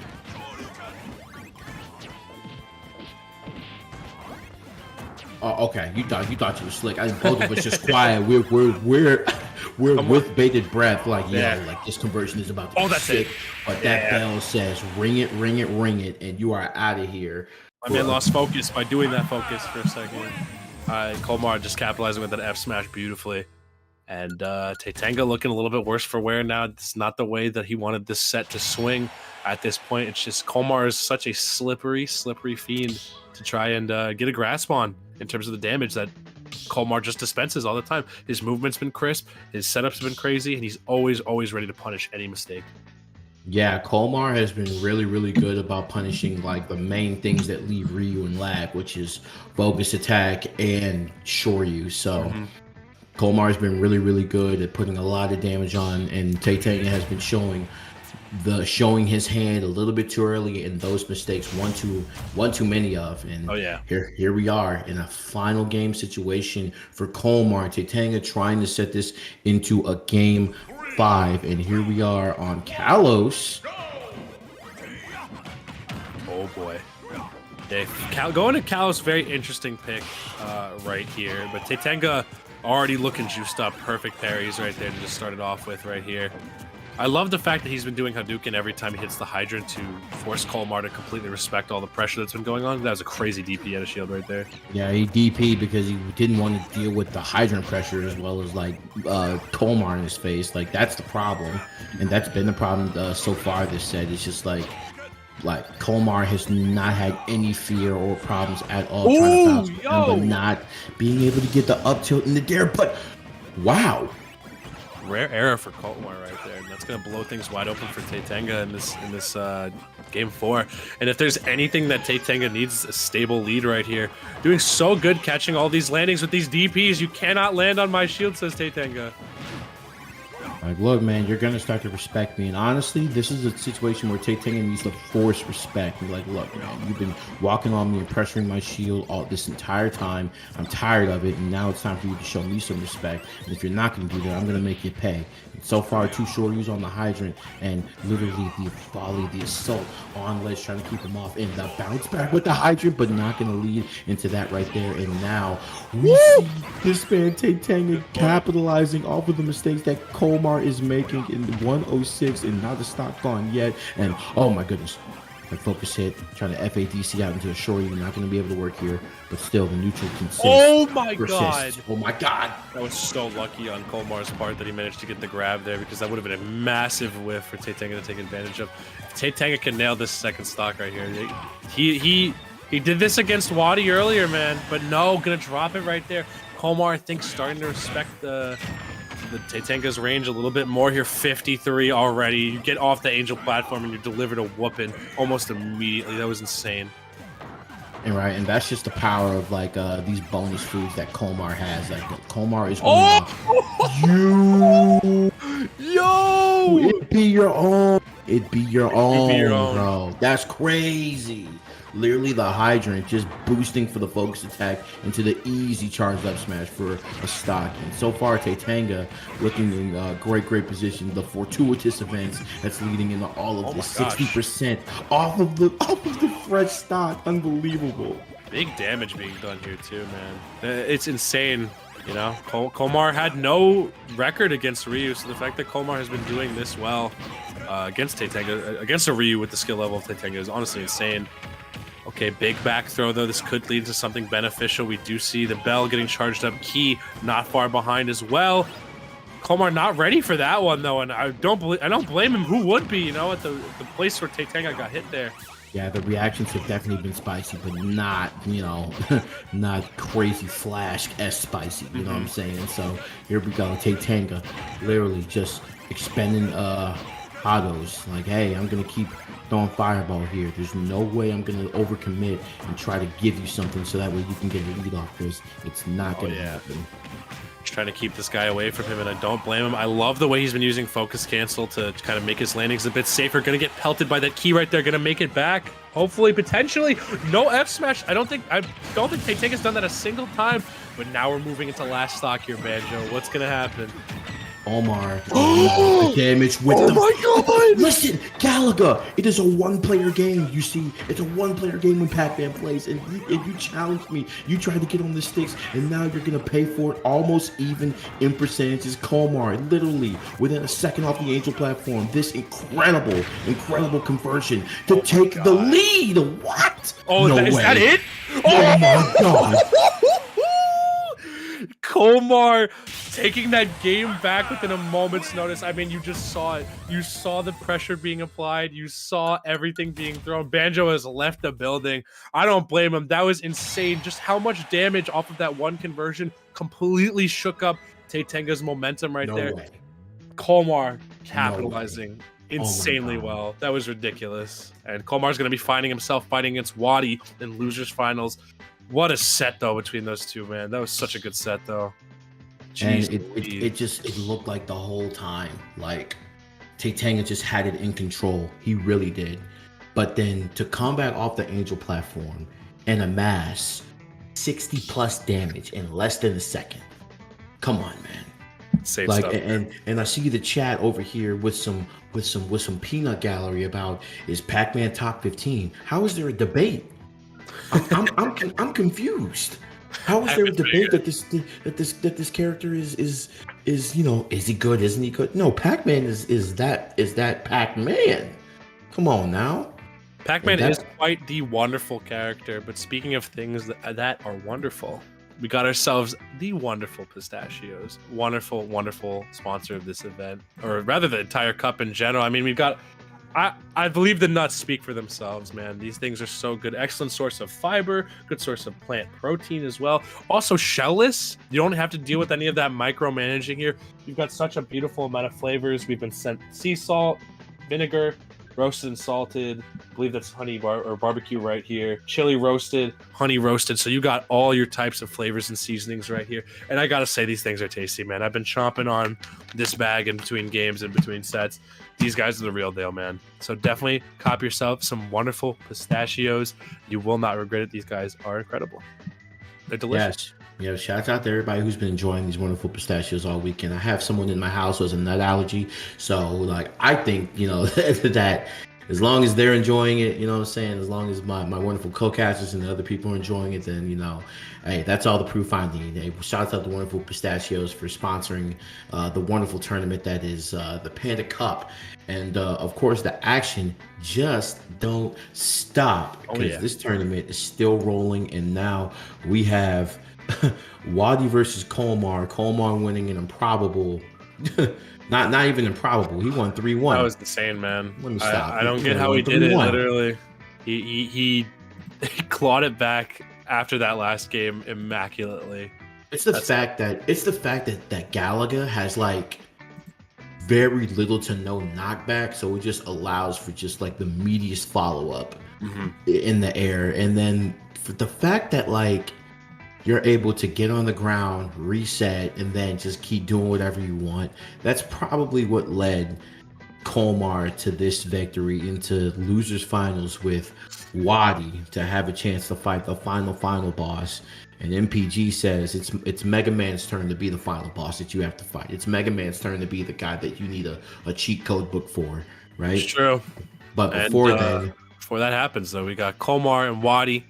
Seeing no sets between these two before, and it makes sense. Kolmar not really an offline attendee typically, so it would be very interesting to see if he can actually take this entire bracket. That way we could see him out at a huge event on the big stage.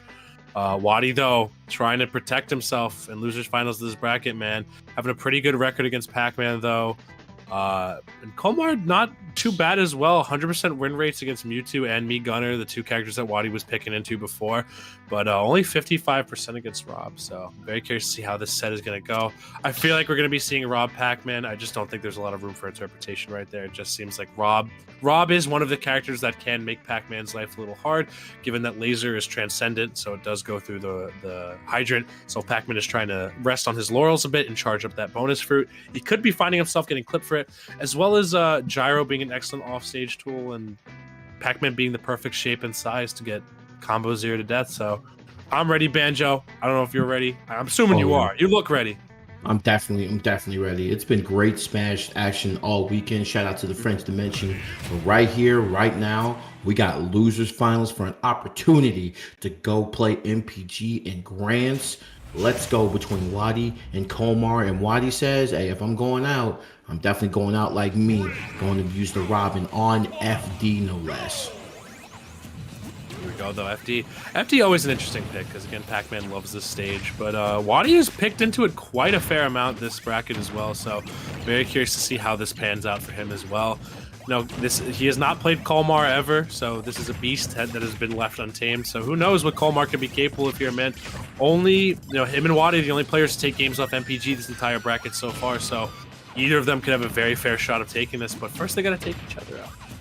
Right, and we see that so far, like every time there's been an interaction between like that hydrant and Wadi, like literally Kolmar has gotten grabbed for it because he's like did a move that's on his shield. He's gotten shield grabbed a couple of times, but so far keeping it in control here.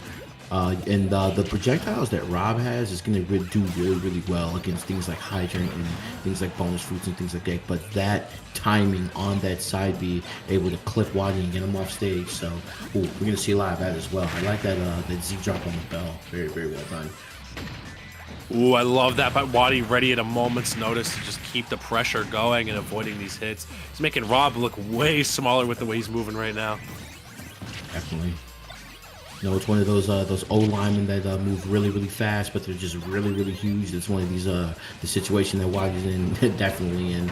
Gonna be able to recover back on stage is Kolmar, but yeah, and that's something that's gonna combo break and break the zone of Kolmar almost immediately. Is that top and able to catch it right there, because that if he didn't catch it, that was gonna lead into a stock.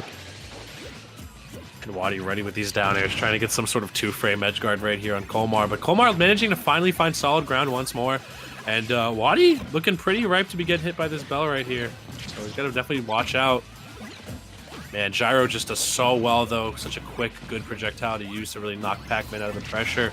As well as Laser, to be honest. Like, Kolmar can... Yeah, see, Kolmar's been getting hit for trying to charge these bonus fruit off stage, which is somewhere where Pac-Man love to charge these bonus fruit.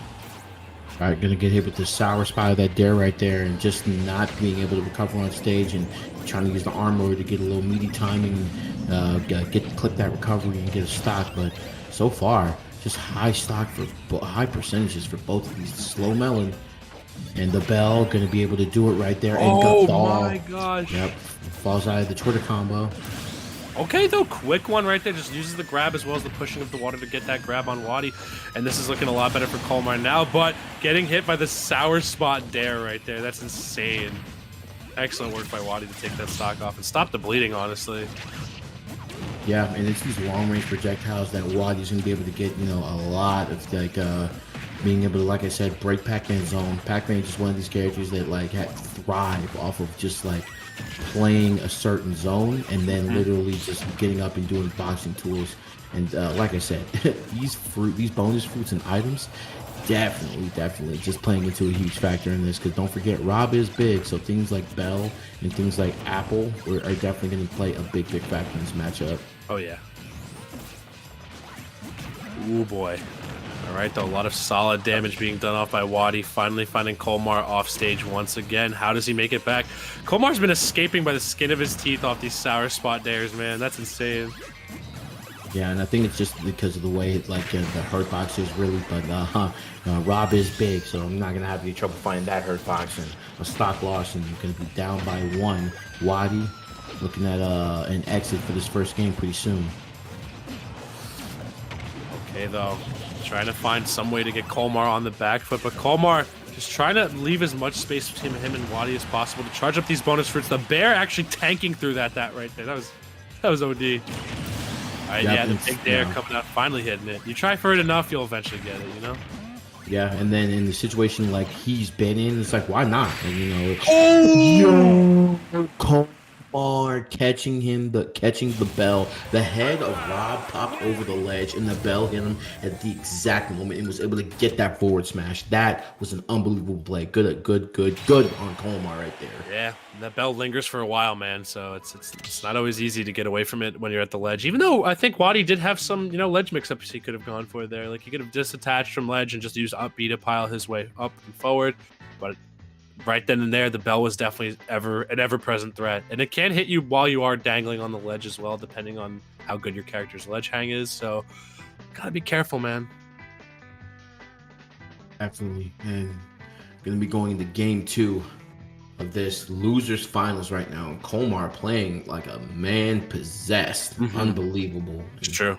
Kolmar is not with the madness right now. And I think it was on that second bounce that Rob kind of peered their head over and tried to see what was up and ended up getting forward smash for it. But Kolmar being unrelentless with the projectile pressure, and that's kind of what's been paying dividends for them this entire set so far. And literally, it's at the last possible moment too. Like, it'll be the last stock, and it was just like, oh, like something just completely just for me, and luckily for me it happens, right? It's true.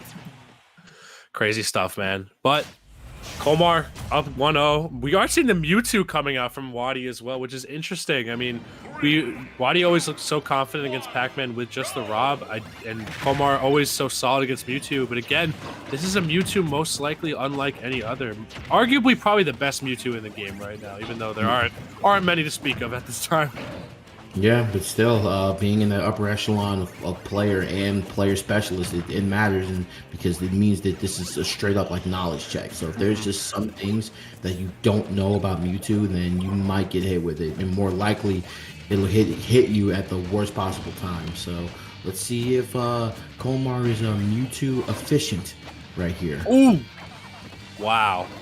I mean, this is the original guy to do it, man. Back in Smash 4, Wadi definitely on the come up really, really hard with the Mewtwo when Rob proved to be a little bit more of a lackluster character. So if there's anybody that still believes in this character that's left, it's definitely Wadi. So far, I see a little bit of the matchup unfamiliarity coming out here for Kolmar. Kolmar kind of just hoping on the just usual tried and true things that Pac-Man can do, like, you know, the bonus fruits and things like that. So Mewtwo definitely big, but he can play out of shield very, very well. If you whiff a move, Nair out of shield, very, very solid tool. Shadow Ball, also super solid. Just have such solid range also coming out of the character as well. And we're definitely going to be seeing a lot of confusion coming out, a lot of that reflector, making it very, very difficult for Kolmar to get anything really started up with terms of throwing the bonus fruit, unless it's at an unreactable range. yeah, really strong option right there from Mewtwo, though. The Claw, which is going to be that forward air, and all of a sudden, we see Mewtwo kind of just in big control. And now that you mention it, Mewtwo does have a lot of tools that can mitigate certain projectiles. He does have, like I said, that side B right there. So, like, literally that'll just, you know, kind of upend some projectiles. So if we just try to do Hydrant on him from a high space, then it usually will, you know, kind of just reflect it and not have to deal with that anymore. But Kolmar gonna have to get back to ledge here and gonna go for the down tilt instead. And the Claw forward air might have done it right there, but able to get back off stage again. Gonna be able to tap the Hydrant and gonna be able to work in his favor. The Shadow Ball, but the fair after that, and literally keeping Kolmar locked down on ledge. You can't do anything. Oh my gosh, why the pressure? Conversion was insane. Good Lord. Oh my god. Just the usage of Shadow Ball there to just keep setting himself up into grabs or forcing Kolmar to, like, shield a little bit. Insane. There's really nothing Kolmar can do about that except maybe jump over it. But Wadi's not affording Kolmar a lot of time to charge up these bonus fruits. It just seems like every time you think you figured out Wadi, he just has another character in the back pocket that you have to figure out how to fight first. And he almost always has been taking a game this bracket when he switches. So it's kind of crazy. Right, and it's because, like, Kolmar's literally standing here over here on wit's end, like, yo, I really don't know what to do, man. Like, I ain't never played on YouTube before. This is kind of crazy. So far, it's proven to be crazy. The usual shenanigans are not working, but still reading that tech get up for a forward smash, the bell, and just opting to just sit there. And now he's got the bell, but in the midst of that side beat, and tries and just still gets hit with a forward smash on ledge. Oh my god, the Hydrant. Kolmar is showing absolutely no fear in this and goes for the gentleman chat. Kolmar is insane right now. I mean, if there's one thing we saw from the Titanga set is that Kolmar is amazing at moving off post-stock momentum. Like, he is so good at just keeping the pressure on and just kind of, he has, put one Galaxian or anything in that man's hand and he can take you up to 40 to 60 easily. I'm going to be able to convert right there, and on small battlefield, that is paying dividends for Wadi right now. Wadi going to be able to put a little edge guard right here, and here we go, and more percentage. And right now, he's probably awaiting, what, through the stage? Yeah, you can go through the stage. That thing is crazy, man. That belt, not to be trifled with. And that up air going to be sealing it out for Wadi. The Mewtwo, man, a unsung hero. It's going to be interesting to see how Kolmar fires back, because sometimes you do need one game to kind of just recalibrate, be like, okay, how do I fight this character? Wadi, though, looking polished with this Mewtwo right now, man. Yeah, I'm really liking the character counter picking this. It feels like that Mewtwo has just a little bit more tools to deal with Pac-Man in a lot of instances. A way to deal with Hydrant, a way to deal with bonus fruit, and a way to close out stocks. Yeah, very what seems like, well, I wouldn't say close out stocks, but a way to deal damage, like, in the most consistent way, and a way to ledge trap too. That down throw to claw convert is just, it's wild. It's wild. And it really paid in dividends on Wadi with the stage pick, I might add, on small battlefield. So Kolmar going to be selecting stages here and going to be moving on small battlefield. I would predict a battlefield, unless it was striked, but, you know, a battlefield or a stage with platforms might benefit well for Pac-Man in this instance. Even though Mewtwo can move through them with the fair, still think it's a pretty good pick for platforms for Kolmar. I think you're right about that one, honestly. Although we are taking it to town, so this is going to be interesting because a lot of those Shadow Claws were netting Wadi a lot of those early stocks. But Kolmar already hot out the gate. How did he get the apple that quickly, man? That was insane. He tapped it and literally was like, all right, I'm locked in, but all this percentage off this, and literally Kolmar just quick with the starting game percentages. This does give Kolmar a little bit more space to run away from Wadi on, and that might be the thing that he needs to really keep sealing out this victory. But Wadi, you know, eager to make this comeback very, very early on. He's just darting back and forth. Yeah. Yeah, I mean, test with the jabs right here. Like, I'm just trying to create space. I don't want to overcommit. This is one of these situations to where, like, you box with Mewtwo, you really don't know what's going on. You know what I'm saying? Oh, confusion. Wanted to make him mash. I like that. Double jump being exhausted right there. Wadi now put back in the corner. Oh, he could have converted off of that too, but he got the F tilt instead of an F smash. That was almost, it could have been huge for Wadi. After that follow-up, I don't even think he expected it. He was just like, I was just doing this because I was trying to mitigate this projectile pressure. Oh yeah. Give me some of that. I think back air, I was gonna say back air there could have definitely taken off the stock, but Kolmar not missing it on that one right there. And the Galaxian again, just he's so good at catching it, man. You're almost like second guessing trying to catch Pac-Man there because if he throws it back in your direction, he can convert off it so easily. That Galaxian is a built-in assist, man. I'm telling you, Galaxian literally, and from the Angel platform, we've seen it time and time again. Kolmar gets the Galaxian and just immediately tosses it and then starts the fair train. It literally gets a massive amount of damage to start, but not going to, and is going to be found here. Over here at 57% for Wadi. Wadi's just trying to survive right now. And Wadi not having as much solid momentum as they were for the previous stock. And so far, kind of on their heels. Okay. Not just nothing doing right there. No conversion off of the confusion right there. Kolmar finding himself at a very comfortable spacing range right here. Wadi's finding the net. He just needs to find the next step after this pressure. He's been doing so good at like kind of reversaling on Kolmar, but he hasn't been able to get the next hit effectively. Yeah, Kolmar has literally been gotten the bell reflected twice now, and literally nothing has come of it. Like he's gotten the bell reflected twice now, and literally after that, there's been no solid follow-up, and it's because he's been reflecting it from range. While it's gotten him a stun, he's not really been able to take care of the position. Oh my God! Kolmar says, you can ring my bell, no problem. And the hydrant goes down. The stage control is being exercised as we speak, but the side B, get up off me, I need some room. And Wadi's still establishing in 2 stocks apiece. The neutral has been established. He's just standing there? Oh my God, Kolmar. Crazy stuff, dude. Yep, not menacingly enough, apparently. Kolmar still with the shenanigans and trying to get the back air and gets caught. The forward throw. As Kolmar get off the ledge. Yeah, has to wait for Wadi to throw that Shadow Ball. Shadow Claw not going to be taking it just yet. Wadi doing such a good job of pressuring at this ledge right here, but he's going to give it up. Kolmar's back at it again with the apple. That was nuts. He threw it off the hydrant. So smart. And then it answers right back with a Shadow Claw. So 1-1, 1-1 for both these competitors right now. Very, very close. This is the break point right here. I mean, we saw what happened, you know, when Kolmar has been given the break point. He just runs away with it. You saw it with the game with Titanga. You see it so many other times today. Kolmar is just so good. There we go. And you see Kolmar kind of just sitting over here, just waiting, just kind of like, you know, trying to get an opportunity right here for that wound. That was exactly what I was going to call out, was the apple, and just getting the bonus fruit ready. Has the slow melon, but goes for the Galaxian instead. Wants a little combo opportunity, trying to raise the percent on Wadi so that way he can set up for a high damage situation, but goes for the bell instead. This is getting tough, man. Mewtwo not the heaviest character on the roster either. Oh my gosh, Kolmar's going for it all right now. Yeah, man, has the key, so here we go. Wait, no, it still might be the bell. Oh, no, it is the key. Gosh. Okay, and barely got it. Okay, though, Wadi finding stage control once again. Kolmar, though, trying to get out of the pressure.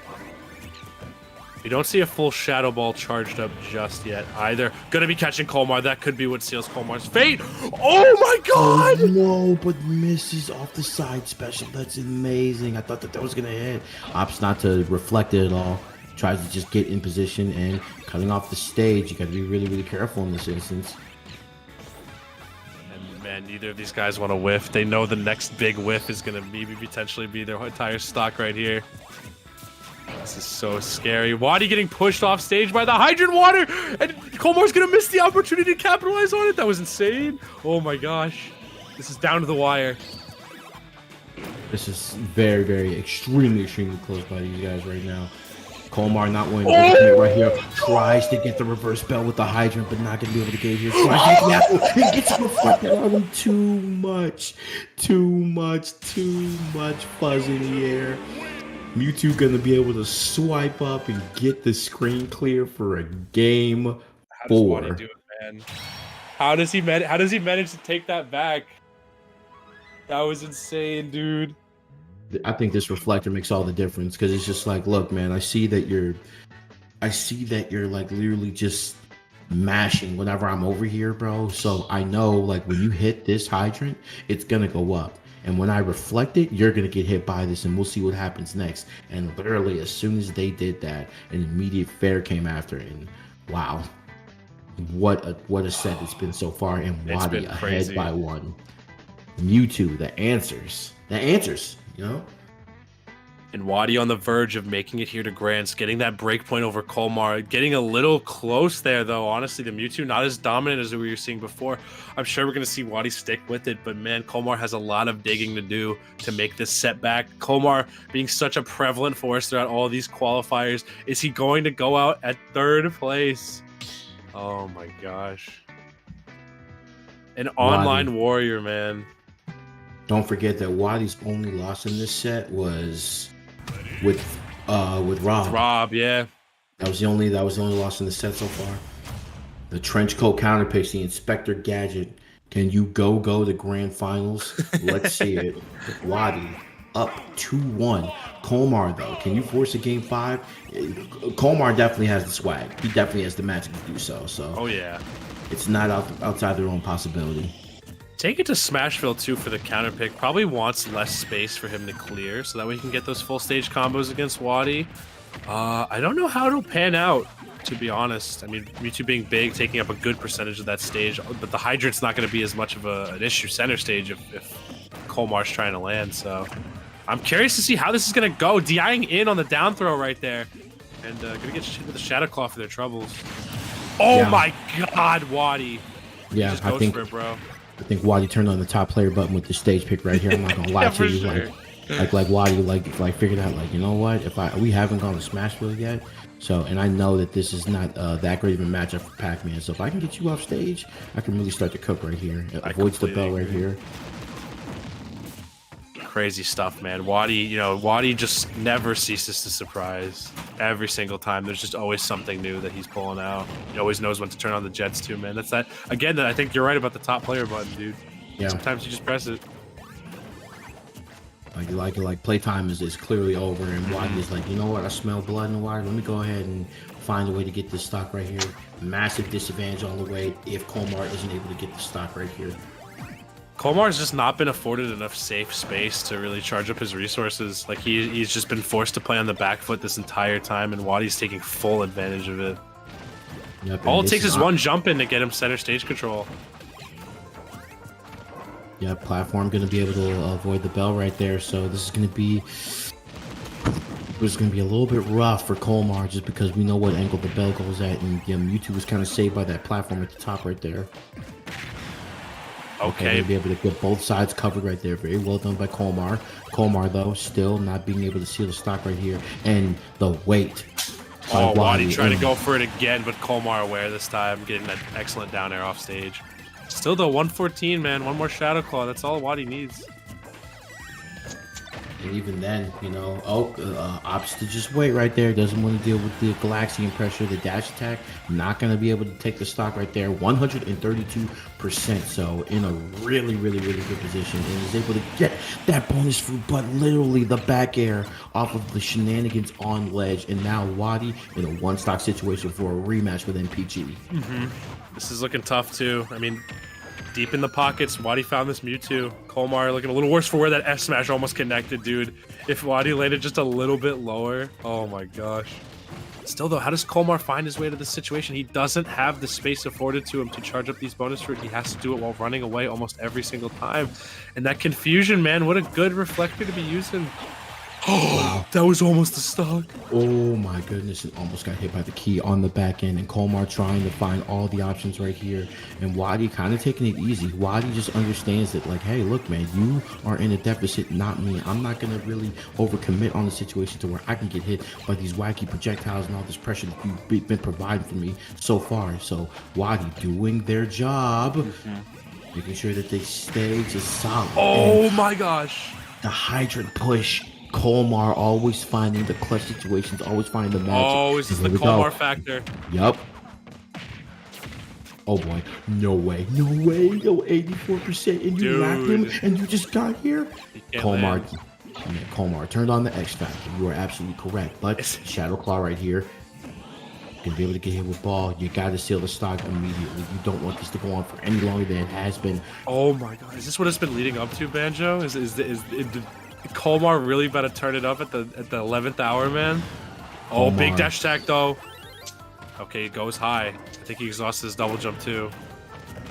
Be able to push back projectile pressure God. Right here. Oh no! No way! And Wadi lets it slip at the last second. Kolmar bringing it to game 5 out here. This is tough, man. Says the Cinderella story has not concluded just yet. Jesus. It's insane, dude. We are getting so close to that Panda Cup finale. You can almost just taste it. It is insane, dude. Literally, it's just this coming down to a game 5.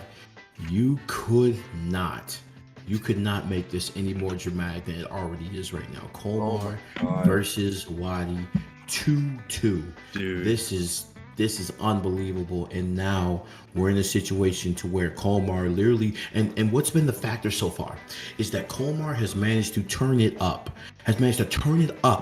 literally on the last stock at the last possible moment. The Kolmar factor. Can you do it one more time? He's done it so many times. It's insane how many times he's done it. Like, this guy just can't be stopped. The chips are just never down for him. He always, if he can get that opponent onto that last stock, it does not matter what percent he's on. He just needs one combo string, man. I think that's the beauty. Never tell me the odds. Never tell me the odds. It's true. Here. And Kolmar says, I'm good enough to rock with the best of them, but can you put the slipper on and have a happily ever after, or is the clock gonna strike midnight for this? And this is Kolmar stage. This is where Kolmar wins the most too. This is the crazy part. This is where they started this set, I'm pretty sure, with the Rob Pac-Man game. So are we gonna see another Panda in grand finals, man? Or are we gonna see Kolmar, taking out the home team and punching themselves one step closer to the Panda Cup finale, man? They've fought so hard to get here. And Kolmar was wasting no time at all, and that's going to be the X factor in this match as well. It's just like, hey, how can I mitigate this projectile pressure, and how can I get away from Bell on FD? Is the crazy part. How can I get away from the most damaging foods, which is going to be Bell, which is going to be Galaxian, which is going to be the key, which is going to be the dare I say the apple as well. But Kolmar so far just doing pretty well, staying solid, and Wadi just trying to keep up. It's looking hard, man, but Wadi locking down stage control really nicely. He has not really been popping himself up into the air too much against Kolmar. Oh no! Oh, what? Okay, Kolmar putting him right back where he started. And yeah, wow! Big bear. Catches him before the teleport. Don't tell me that got you. Okay, I was about to say. There it is, man. The dare through ledge, the Wadi special. I was hoping we'd see it at some point. Yeah, he hit him with the dare through ledge, but unfortunately, wait, the grab went through him and he still got grabbed off the late hit? That's insane.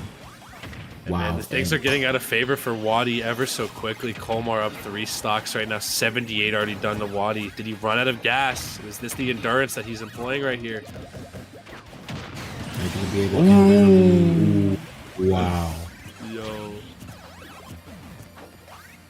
This is crazy though. Wadi gonna have to dig deep and find some sort of crazy Wadi factor right here. But so far, Kolmar been so impressive this game. FD being the counter pick. definitely aiding Kolmar a whole lot in the damage, man. The damage just keeps piling up. Yeah, Kolmar just has all the answers right now. Kolmar literally throws that Galaxian and he wants you to either go left or right, but he says, don't worry about it. I got it covered. It's 76%, getting lapped in percent. This is not looking good for Wadi, and Wadi just getting all of it from Kolmar right now. Yeah, for real. He just can't afford to get hit by Bell one more time, man. One F smash, one anything really is going to seal his fate.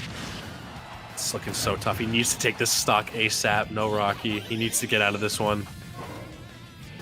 Oh, wow, the mix-up right there. Damn, that was crazy. And Wadi did not even get hit by any of it. I was going to say, knows not to challenge it, and it's just like, you know, it's looking like Wadi just doesn't kind of, like, I don't want to say he doesn't have a game plan, but okay, boy. Here we go. Last Here we go. stock, though.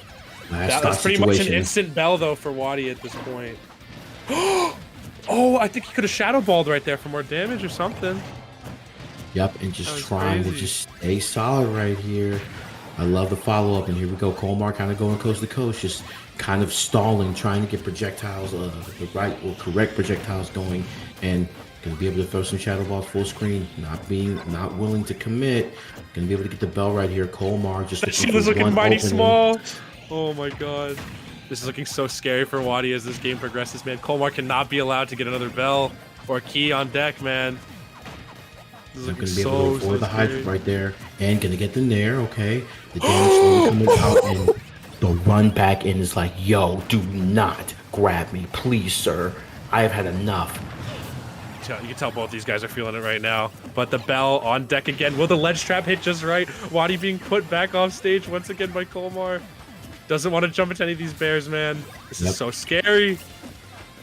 Just resetting and constantly just waiting with bated breath and being like, yo, I'm not gonna let myself get hit by these projectiles. The patience from Wadi has been great. Knows that Apple will take a stock in this instance, and oh my goodness. Wow. We're seeing, man, just you're on a razor's edge there at one point. Everything's around you. One more slip up and that's it. Kolmar managing to find the apple, punching his ticket into grands and taking out Wadi, one of the titans of this entire bracket, man. Wow. And we're having an MPG Kolmar grand finals, man. That's insane. Yeah, this is going to be a run back from winner semifinals. Wadi going out at a very respectable third place. So shouts out to Wadi, but Kolmar literally coming back from losers semifinal. Oh, excuse me, from winners finals. Oh, losers quarters. My bad. coming from losers quarterfinals all the way into this point, and it's here. He's finally made his way into grands and being the GOAT. Do you have a chance to get your run back against MPG? The last time they met was actually winter semifinals, and it was that whiffed side B that sent Kolmar into losers in the first place in that dramatic winter semifinals against MPG. We saw that, and now he has a chance to redeem himself. Yeah, it's true. But we are that was the most insane set ever. But guys, I want to give one more quick shout out to Wonderful Pistachios, the people helping the Panda Cup out really, really nicely. You see all the flavors right behind me. They're all beautiful. A wonderful source of fiber, plant-based protein. So if you're vegetarian, consider it. But anyway, guys, we are going to cut over to a quick break before grands. So make sure you guys check that out. Stay tuned. There's only one more set left, or maybe two, if Kolmar can pull it out. It's been a hype tournament so far, guys. We'll see you soon. Sheldon, we understand that our no-shells pistachio ads upset you. And to show you how much we understand, we had these made. And you're gonna stop selling no-shells, right? No, they're wildly popular. What do we look like? Idiots!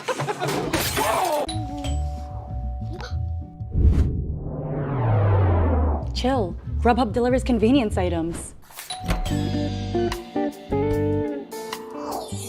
Grubhub delivers convenience items.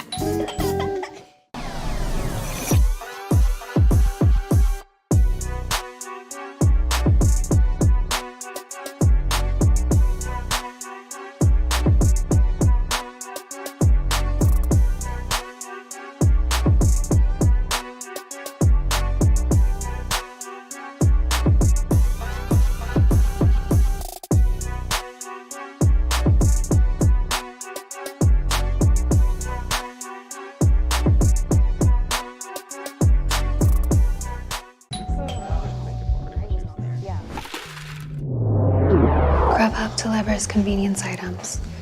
Grubhub delivers convenience items?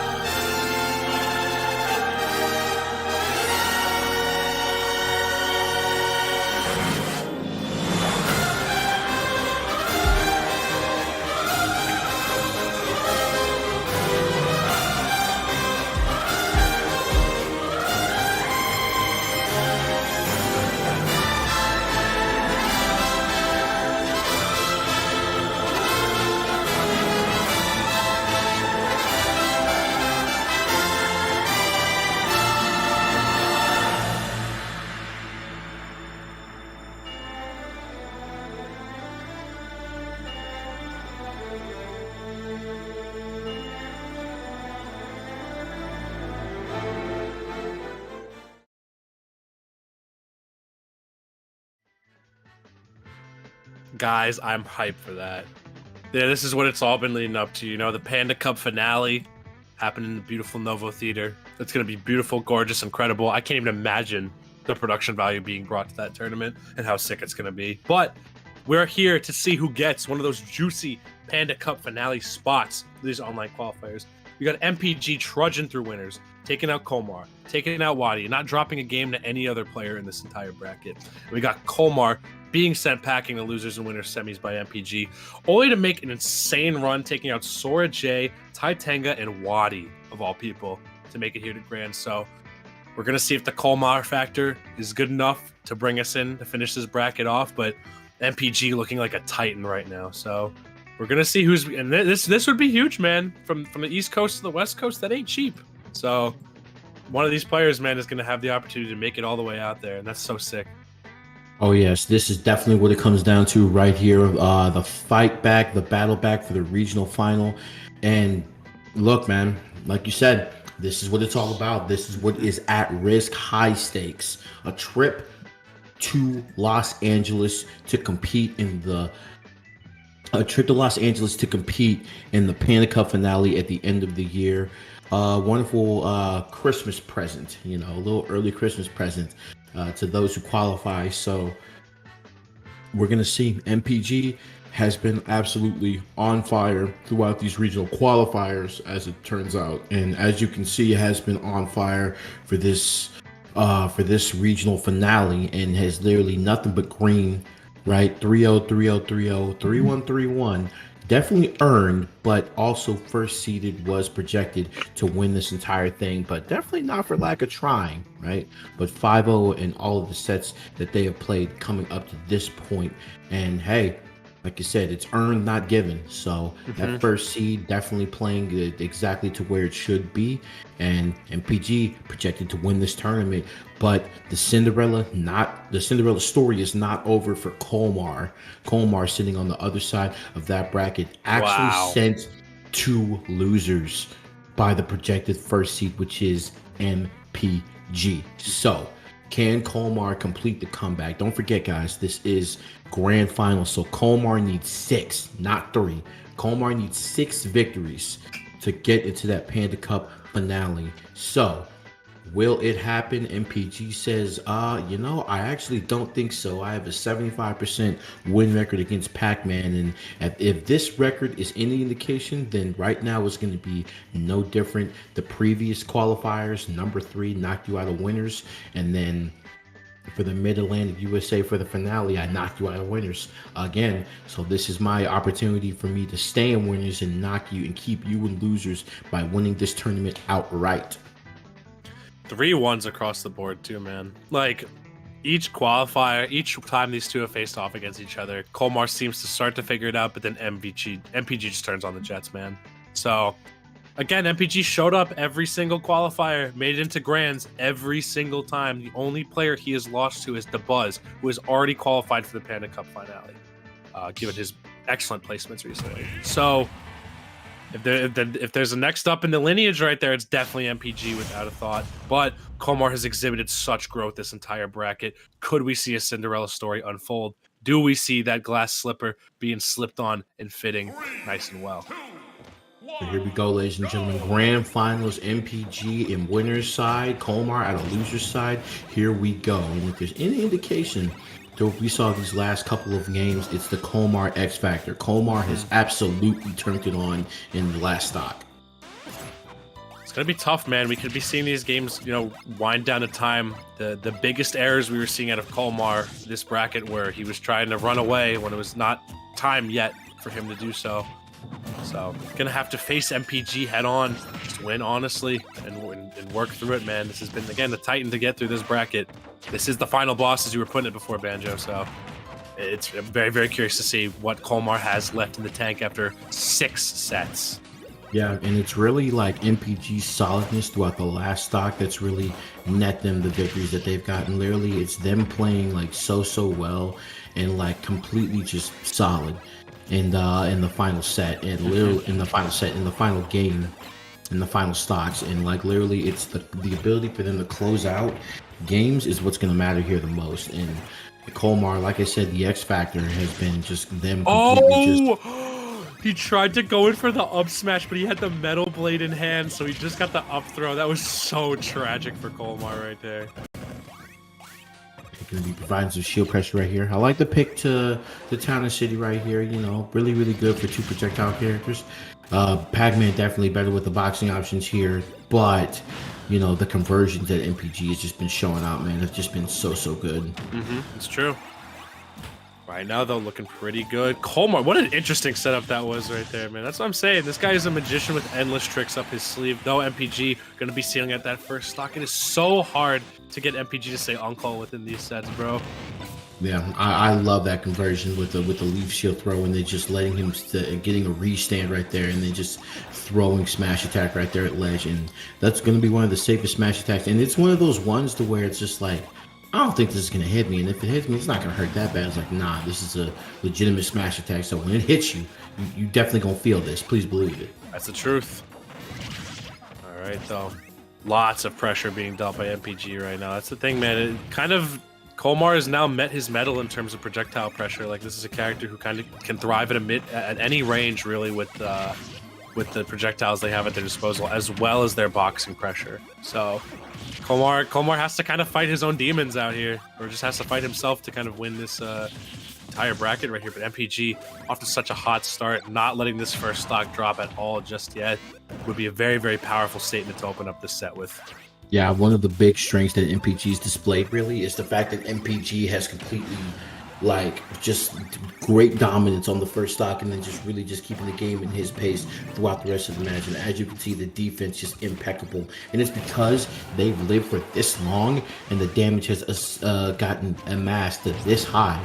Is literally the reason why MPG's found such success. The Apple not going to be able to get the stock right here though, throwing projectiles left and right and using the stage to their advantage, and the Apple and jumps into it by mistake. Yeah, gonna be eating that first stock off finally for that. But man, Kolmar sitting at a 113. Though we have seen again the Kolmar factor come out so much. This guy just knows how to claw back these percent deficits within a moment's notice. Already 53 on MPG. Like, I don't know how he manages to do it. He just manages to find one opening, just pushes it all the way through. Oh, that glide right there with the saw blade, that was kind of nasty right there. And MPG gonna be throwing that smash attack on ledge like that, but that fair paying in dividends right now, and already a 1 stock lead. And Kolmar doesn't do that well in deficits, but like I said, it's that last stock magic for Kolmar. though he has to find some sort of opening. Wasn't able to get a solid Galaxian off the start of that fresh stock with all the pressure, but F Smash actually coming out, and again, you were right, Banjo. It's that last stock magic coming out right here, as both these guys are 1 for 1 right now. Who's going to close it out for this game one? It'd be a huge opening right here.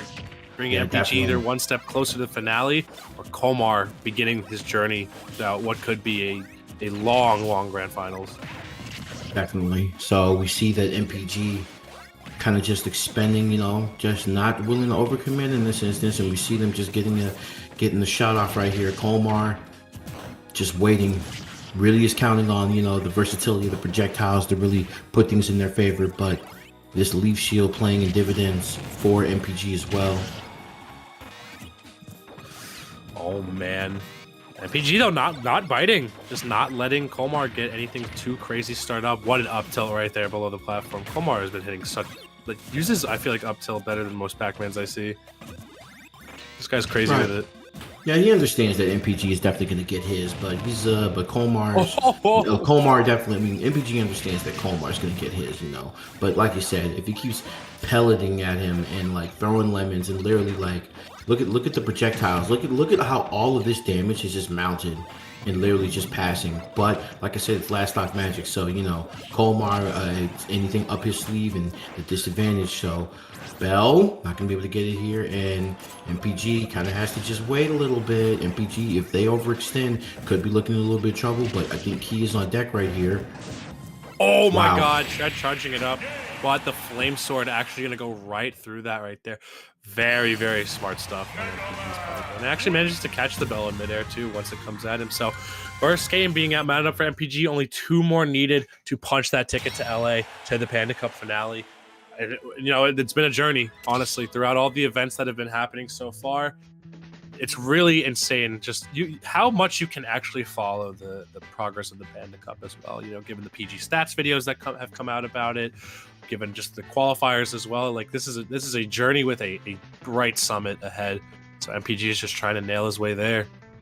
Yeah, and we see that MPG kind of playing solid in that last game, especially on that stage, which is Town and City. So I would guess that the counter pick, Kolmar, definitely, but it's so hard because, like, it's so hard to, like, figure out, like, do I really want to show my hand right now? Because it's still, like, the first set, technically, if you're Kolmar. It's still the first set. You really don't want to, like, show your hand too early, which is why I definitely like the small battlefield pick, right, as opposed to their favorited, you know, Final Destination pick.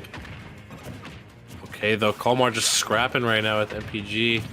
And I do agree, less space here may make it a bit easier for Kolmar to get what he needs going, but it seems like the environment that Kolmar always thrives in more is one where he has more space, though he is not afraid to scrap when it does come time to do so. But MPG, again, the platform positioning, the way he ledge traps, MPG knows how to use Mega Man's movement to its maximum potential. So, I don't know, man. This could go either way, realistically.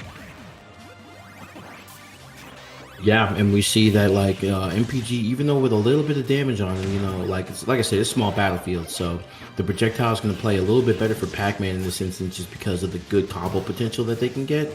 But so far, oh my goodness, trying to catch a little ledge get up right there, MPG with the smash. And oh, no! Did you Did he clip get pellet him? out of that? What happened? I think he clipped him at the bottom and avoid him from getting back on trampoline. That's crazy. Okay, MPG says it's time to go home. it's time to stop pack playing. it up. Yep, I'm the punching Cowboys. my ticket. There's nothing you can do about it. There's a reason why I was in grands of every single one of these qualifiers, man. There's a reason why I was #1 in Philly. You said the Cowboys game is on. I gotta hit that, please, please. Oh my goodness. And this has been the problem. Kolmar just having a very big difficulty with sealing stocks on MPG, and then MPG amassing, you know, another 40 to 50% before anything can be done about it. But I like the weight, but the footstool into the boost knuckle. MPG playing out of their mind right now. MPG really, I can't say much more than that he is playing out of his mind right now. He's just been able to hold these advantages so well. Hasn't really, I feel like he just understands the Pac-Man matchup fundamentally, and the way he applies pressure, it's not allowing Kolmar to set up any of the traps he wants MPG to fall into. Okay. Although Kolmar finding a way to get that percentage, but to get the stock off that percentage, but like I said, you know, 80%, a little bit of a mountain to climb, but Kolmar says, stop talking, I'm trying to play here, and rolls away from the forward smash that MPG throws right there in the center stage, and we're going to see a little bit more of that forward smash in center stage just because of the long range it has and the potential knockout power it does. But Sawblade getting thrown right here, trying to get a combo going on the ledge, and drops the bell. And wait, what? Okay. I think he hit the side B pellet, so he was able to pick it up off the ground and get a little bit of feeling off of it. That was really cute. I thought this man caught the X Buster. I said, nah, ain't no way. Oh yeah, the Crash Bomber applying enough shield damage so that back air could hit right there. MPG really taking his time. You know, for someone so close to punching their ticket to the finale, man, he's been playing this so patiently. Yeah, man, you have to play this patiently, right? The overcommitment on the Pac-Man combos has literally been what's been doing it for Kolmar, and literally that's how Kolmar has been coming down from angel platforms and amassing massive amounts of damage in short amounts of time, and he's been causing players and forcing options out of them so that way he can get these big conversions with his bonus fruit. But Kolmar says, I'm having difficulty, please help me right now. I need the Kolmar X Factor probably a little bit sooner than I would have liked, to be honest. Yeah, for real. I mean, we're knocking on maybe death's door of potentially the last game of Grand Finals if Kolmar can't just bring it back right now. But Kolmar's just been getting stuffed out constantly. Just all the chip damage they've been taking to trying to claw this way back against MPG. It's tough, man. It's not looking easy. Here we go. So a little bit of return to neutral in the middle of the stage, and still not a stock yet right here. Kolmar having a little bit of difficulty and trying to get the option coverage right here is MPG, and still off stage shenanigans. Here we come. The Sawblade at the bottom trying to go for literally the fair into the back air, and the fair into the back air, and literally just going left, right, and just making Kolmar choose a defensive option and capitalize off of it. When does the pressure end? It's just that Kolmar has been forced to shield so much. Going to be whiffing that up smash. I feel like F smash might have been able to hit there too, honestly, with the height that MPG was at. But that's going to be a huge miss for Kolmar. Can't afford to bleed anymore, man. There's just so much damage. The back air coming out. MPG bringing us to what could be tournament point right here and qualification point for the Panda Cup finale, man. Excellent stuff out of MPG so far. That whiffed up smash looked real reminiscent to the missed side B in winner set. That looked really reminiscent of it, and unfortunately it's going to be to Kolmar's dismay but to MPG's reward. MPG one game away from making it into the Panda Cup finale in LA. Kolmar, this is the time to turn on the jets because you gotta win. You gotta win 6 dude, from being 2 down. This is a toughie for Kolmar, man. It just seems like MPG has found the secret formula, the way to navigate his way through this matchup so effectively. I'm just so curious at what Kolmar could potentially do, man. The pressure just seems so like Kolmar has been so powerful when it looks like he has had the pacing of the sets. With MPG, you have to play to his tempo, and I think that's one thing that a lot of players who play zoners, who tend to play this consistent pacing and don't really ride off momentum, it's such a difficulty they have to face because Kolmar has just been pressed on the back foot at every juncture this set so far. I agree, and it's one of these things to where MPG is kind of just turning on like the top player button and literally just realizing that like, yo, I have this dude exactly where I wanted to, so I'm not going to change up my gameplay style. I'm not going to change my game plan, but definitely Kolmar, you might have to make some adjustments, especially and literally the wherewithal to stop right when that dash attack ends and get a grab, throw him in disadvantage. It's looking real hot for MPG right now. It's true. The Panda Cup finale is right there. You can almost taste it. You just have to just go through this one last game and find your way through. But Kolmar not going to go down without a fight. He wants this badly too. And looking pretty good this first stock so far. It's just whoever can draw first blood is the one who's probably going to have a better time with the pacing of this game. It's just so happened to be MPG most of the time, so Kolmar's forced to play towards his tempo.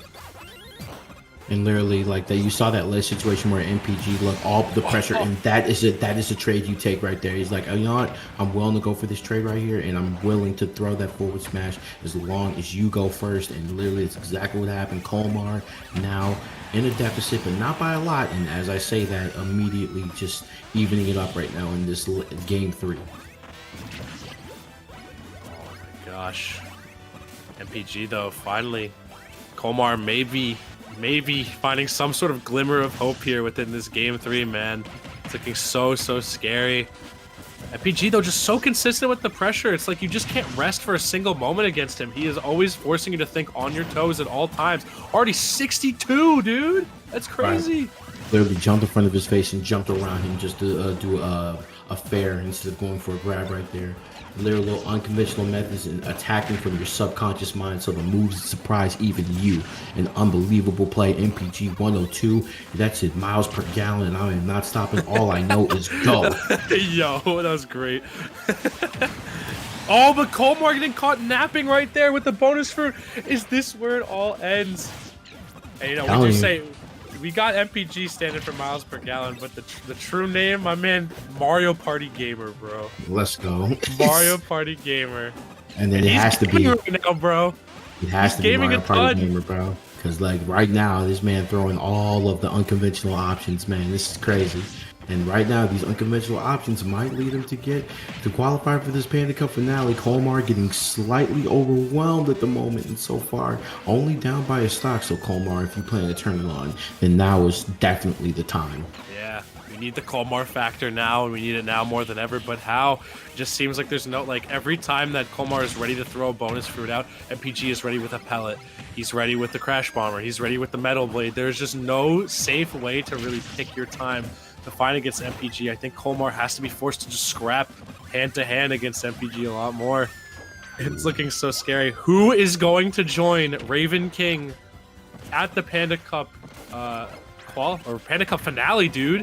Who's going to be the one to join Raven King? This will be the second winner to qualify online for the finale. It's not looking good for Kolmar at this point. MPG nearing this final stock, just needs to net him back here, man. This is scary. Kolmar finding it though. That side view is ridiculous. And literally getting that conversion, like, and literally still, and it's just so reminiscent of the other stuff. And he's gonna be able to catch him this time. Here we go, Kolmar. Can you do it? Can you go? Can you do the Galaxian? No, he drops it. He's forced to drop it. Oh, and that run around, I had a feeling that up tilt was on the way, but not going to be found here. And literally, Kolmar is trying to fight back right now, going to be able to avoid the grab, but there hasn't been between the hydrant, but the hydrant goes away. The Galaxian's being constantly stuffed out by these pellets, man. There's just no safe way. Kolmar has to turn on the jets now, man. It's do or die, now or never. 54 tacked on to MPG, but Kolmar with bell in hand. How will he find his way out of the situation? He just can't get back air or F smash. He needs to find a way to avoid these moves at all costs. Really has to expend the projectiles here. Has to find a way to safely get that forward smash off in the middle of the stage. He's been so good at it so far. Avoids the key. Kind of just slowing down the pace of the game right now. Like the aerial assault has been wild. And the choreography is on full display. Both of these guys not wanting to lose their stock right here. The bell is in hand. Man, it's all it takes. Oh, MPG almost dashing into the bell right there. He's got to be so nervous right now, man. Tries to get the shield poke, F smash. Kolmar going to be eating a flame sword for his troubles. Did that Crash Bomber hit? No, it didn't. I think he might live off of that, though. He's got the trampoline. Unbelievable. He was able to survive off that. Here we go. Kolmar at 172. It seems like even the sneeze, you've got to watch out for the fair. The back air going to be able to miss in that juncture. So close. MPG just hanging on for dear life at 94%. Kolmar, you have to find a way for the back air. Oh my god, MPG going to be your second Panda Cup qualifier through the online portion. And who better to do it, man? 4-time grand finalist in these qualifiers. Once again, managing to make into grand finals. Kolmar looked like he had the start of something beautiful right there, but not enough in the tank to do it. So congratulations to MPG. Still, I need everyone to give a clap in the chat for Kolmar, man. Stellar job throughout all these qualifiers, having such a solid pack, man. Beating Wadi and all of these other insane players, man. It's just a shame that there can only be one, you know? Yeah, definitely so, but we have to have a champion somehow. So shouts out to MPG for winning the Panda Cup qualifier for the Mid-Atlantic region, completing a clean sweep of this entire region, winning at being in grand finals and winning like literally every single Atlantic qualifier.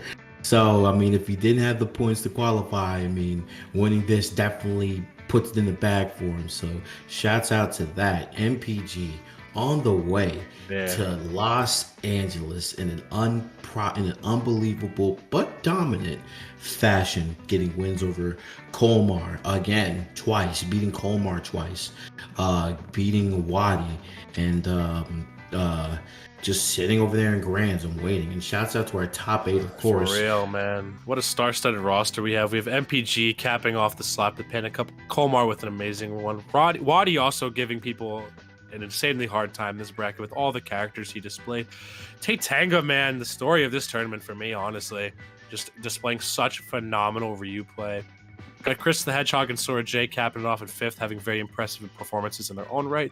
And shouts to Justice NJ and Kevin for punching their tickets to the top 8, man. Could not have been easily. We had 33 finalists in this bracket here today. So shout outs to everyone who competed in the Panda Cup qualifiers. If you're a little bit sad, don't give up just yet. There's still Panda Cup events that you can qualify through. You just got to beat a lot of really good players to get there. So, that's just how the cookie crumbles. But congratulations to MPG representing Nevermore. Just doing such a great job today. And don't forget, guys, that Panda Cup finale in LA, the LCQ is free to enter. So don't think that you're out of the game just yet, especially if you were able to qualify high, and especially if you were able to place high in these regional finals and in these qualifiers. Don't forget that LCQ is free, and that will be the best of the best leading up into what is going to be the cream of the crop of the Panda Cup finale. But for the online qualifiers, shouts out to MPG for winning and wrapping up the Mid-Atlantic USA region. And man, what a region it has been. And hey, the cream rises to the top, as I said. And MPG definitely going to be able to get that high. So shouts out to Grubhub and the wonderful people at Wonderful Pistachios. If people enjoying those flavors and enjoying that wonderful product, and shouts out to them for completely just helping out with Panda and being a part of this wonderful world tour that we have. And of course, shouts out Panda, of course, too. Facts. Man. Big facts. Yeah, shouts to Panda and Nintendo for making this whole thing happen in the very first place. They've done a lot for the community, and they're gonna keep giving back over and over and over again. So shouts to Panda, definitely, for sure. Wow, Banjo, what a bracket, man. Not much more I could say other than that. It was a phenomenal time. I had a blast. There were so many good sets today. I mean, I've been casting since 3 p.m. today. It's almost 9 in the p.m. and I saw nothing but raw talent here today. So definitely check out more legs of the Panda Cup coming up soon, man. There are some killers out there. Definitely. We appreciate you guys for rocking with us the entire time. But for the Panda Cup regional finale, that is going to be our time together. We are going to go ahead and get out of here. But shouts out to us, and shouts out to you guys, more importantly, for keeping it rocking with us as we go along through this wonderful game called Smash Brothers. You guys can find me at Banjo Plays Banjo, the tallest panda known as Fang. Tell them where they can find you at, baby. You guys can find me at Fan9S on any platform, really. Except for maybe TikTok. That one is a little more weird. But if you search for Fang and Smash or Valorant, you'll know where to find me. I just want to, again, give another shout out to the Panda Cup for having me around for once again. I signed up to do a lot of these finals, so you guys will be seeing a whole lot more of me for these regional final qualifiers. So definitely check those out here on twitch.tv/Panda Cup. And that's all I got to say today to you guys. Make sure you drink your water, stay healthy, 3 square meals a day, and get some sleep. Have a great night, everybody.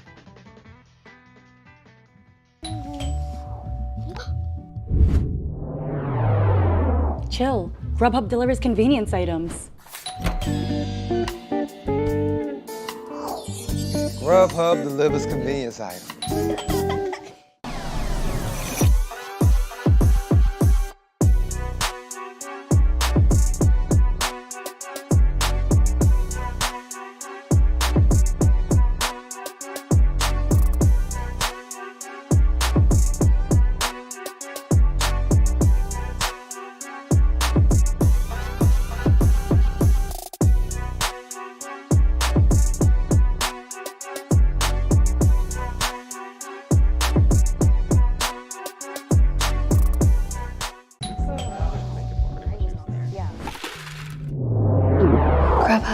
delivers convenience items. Grubhub delivers convenience items?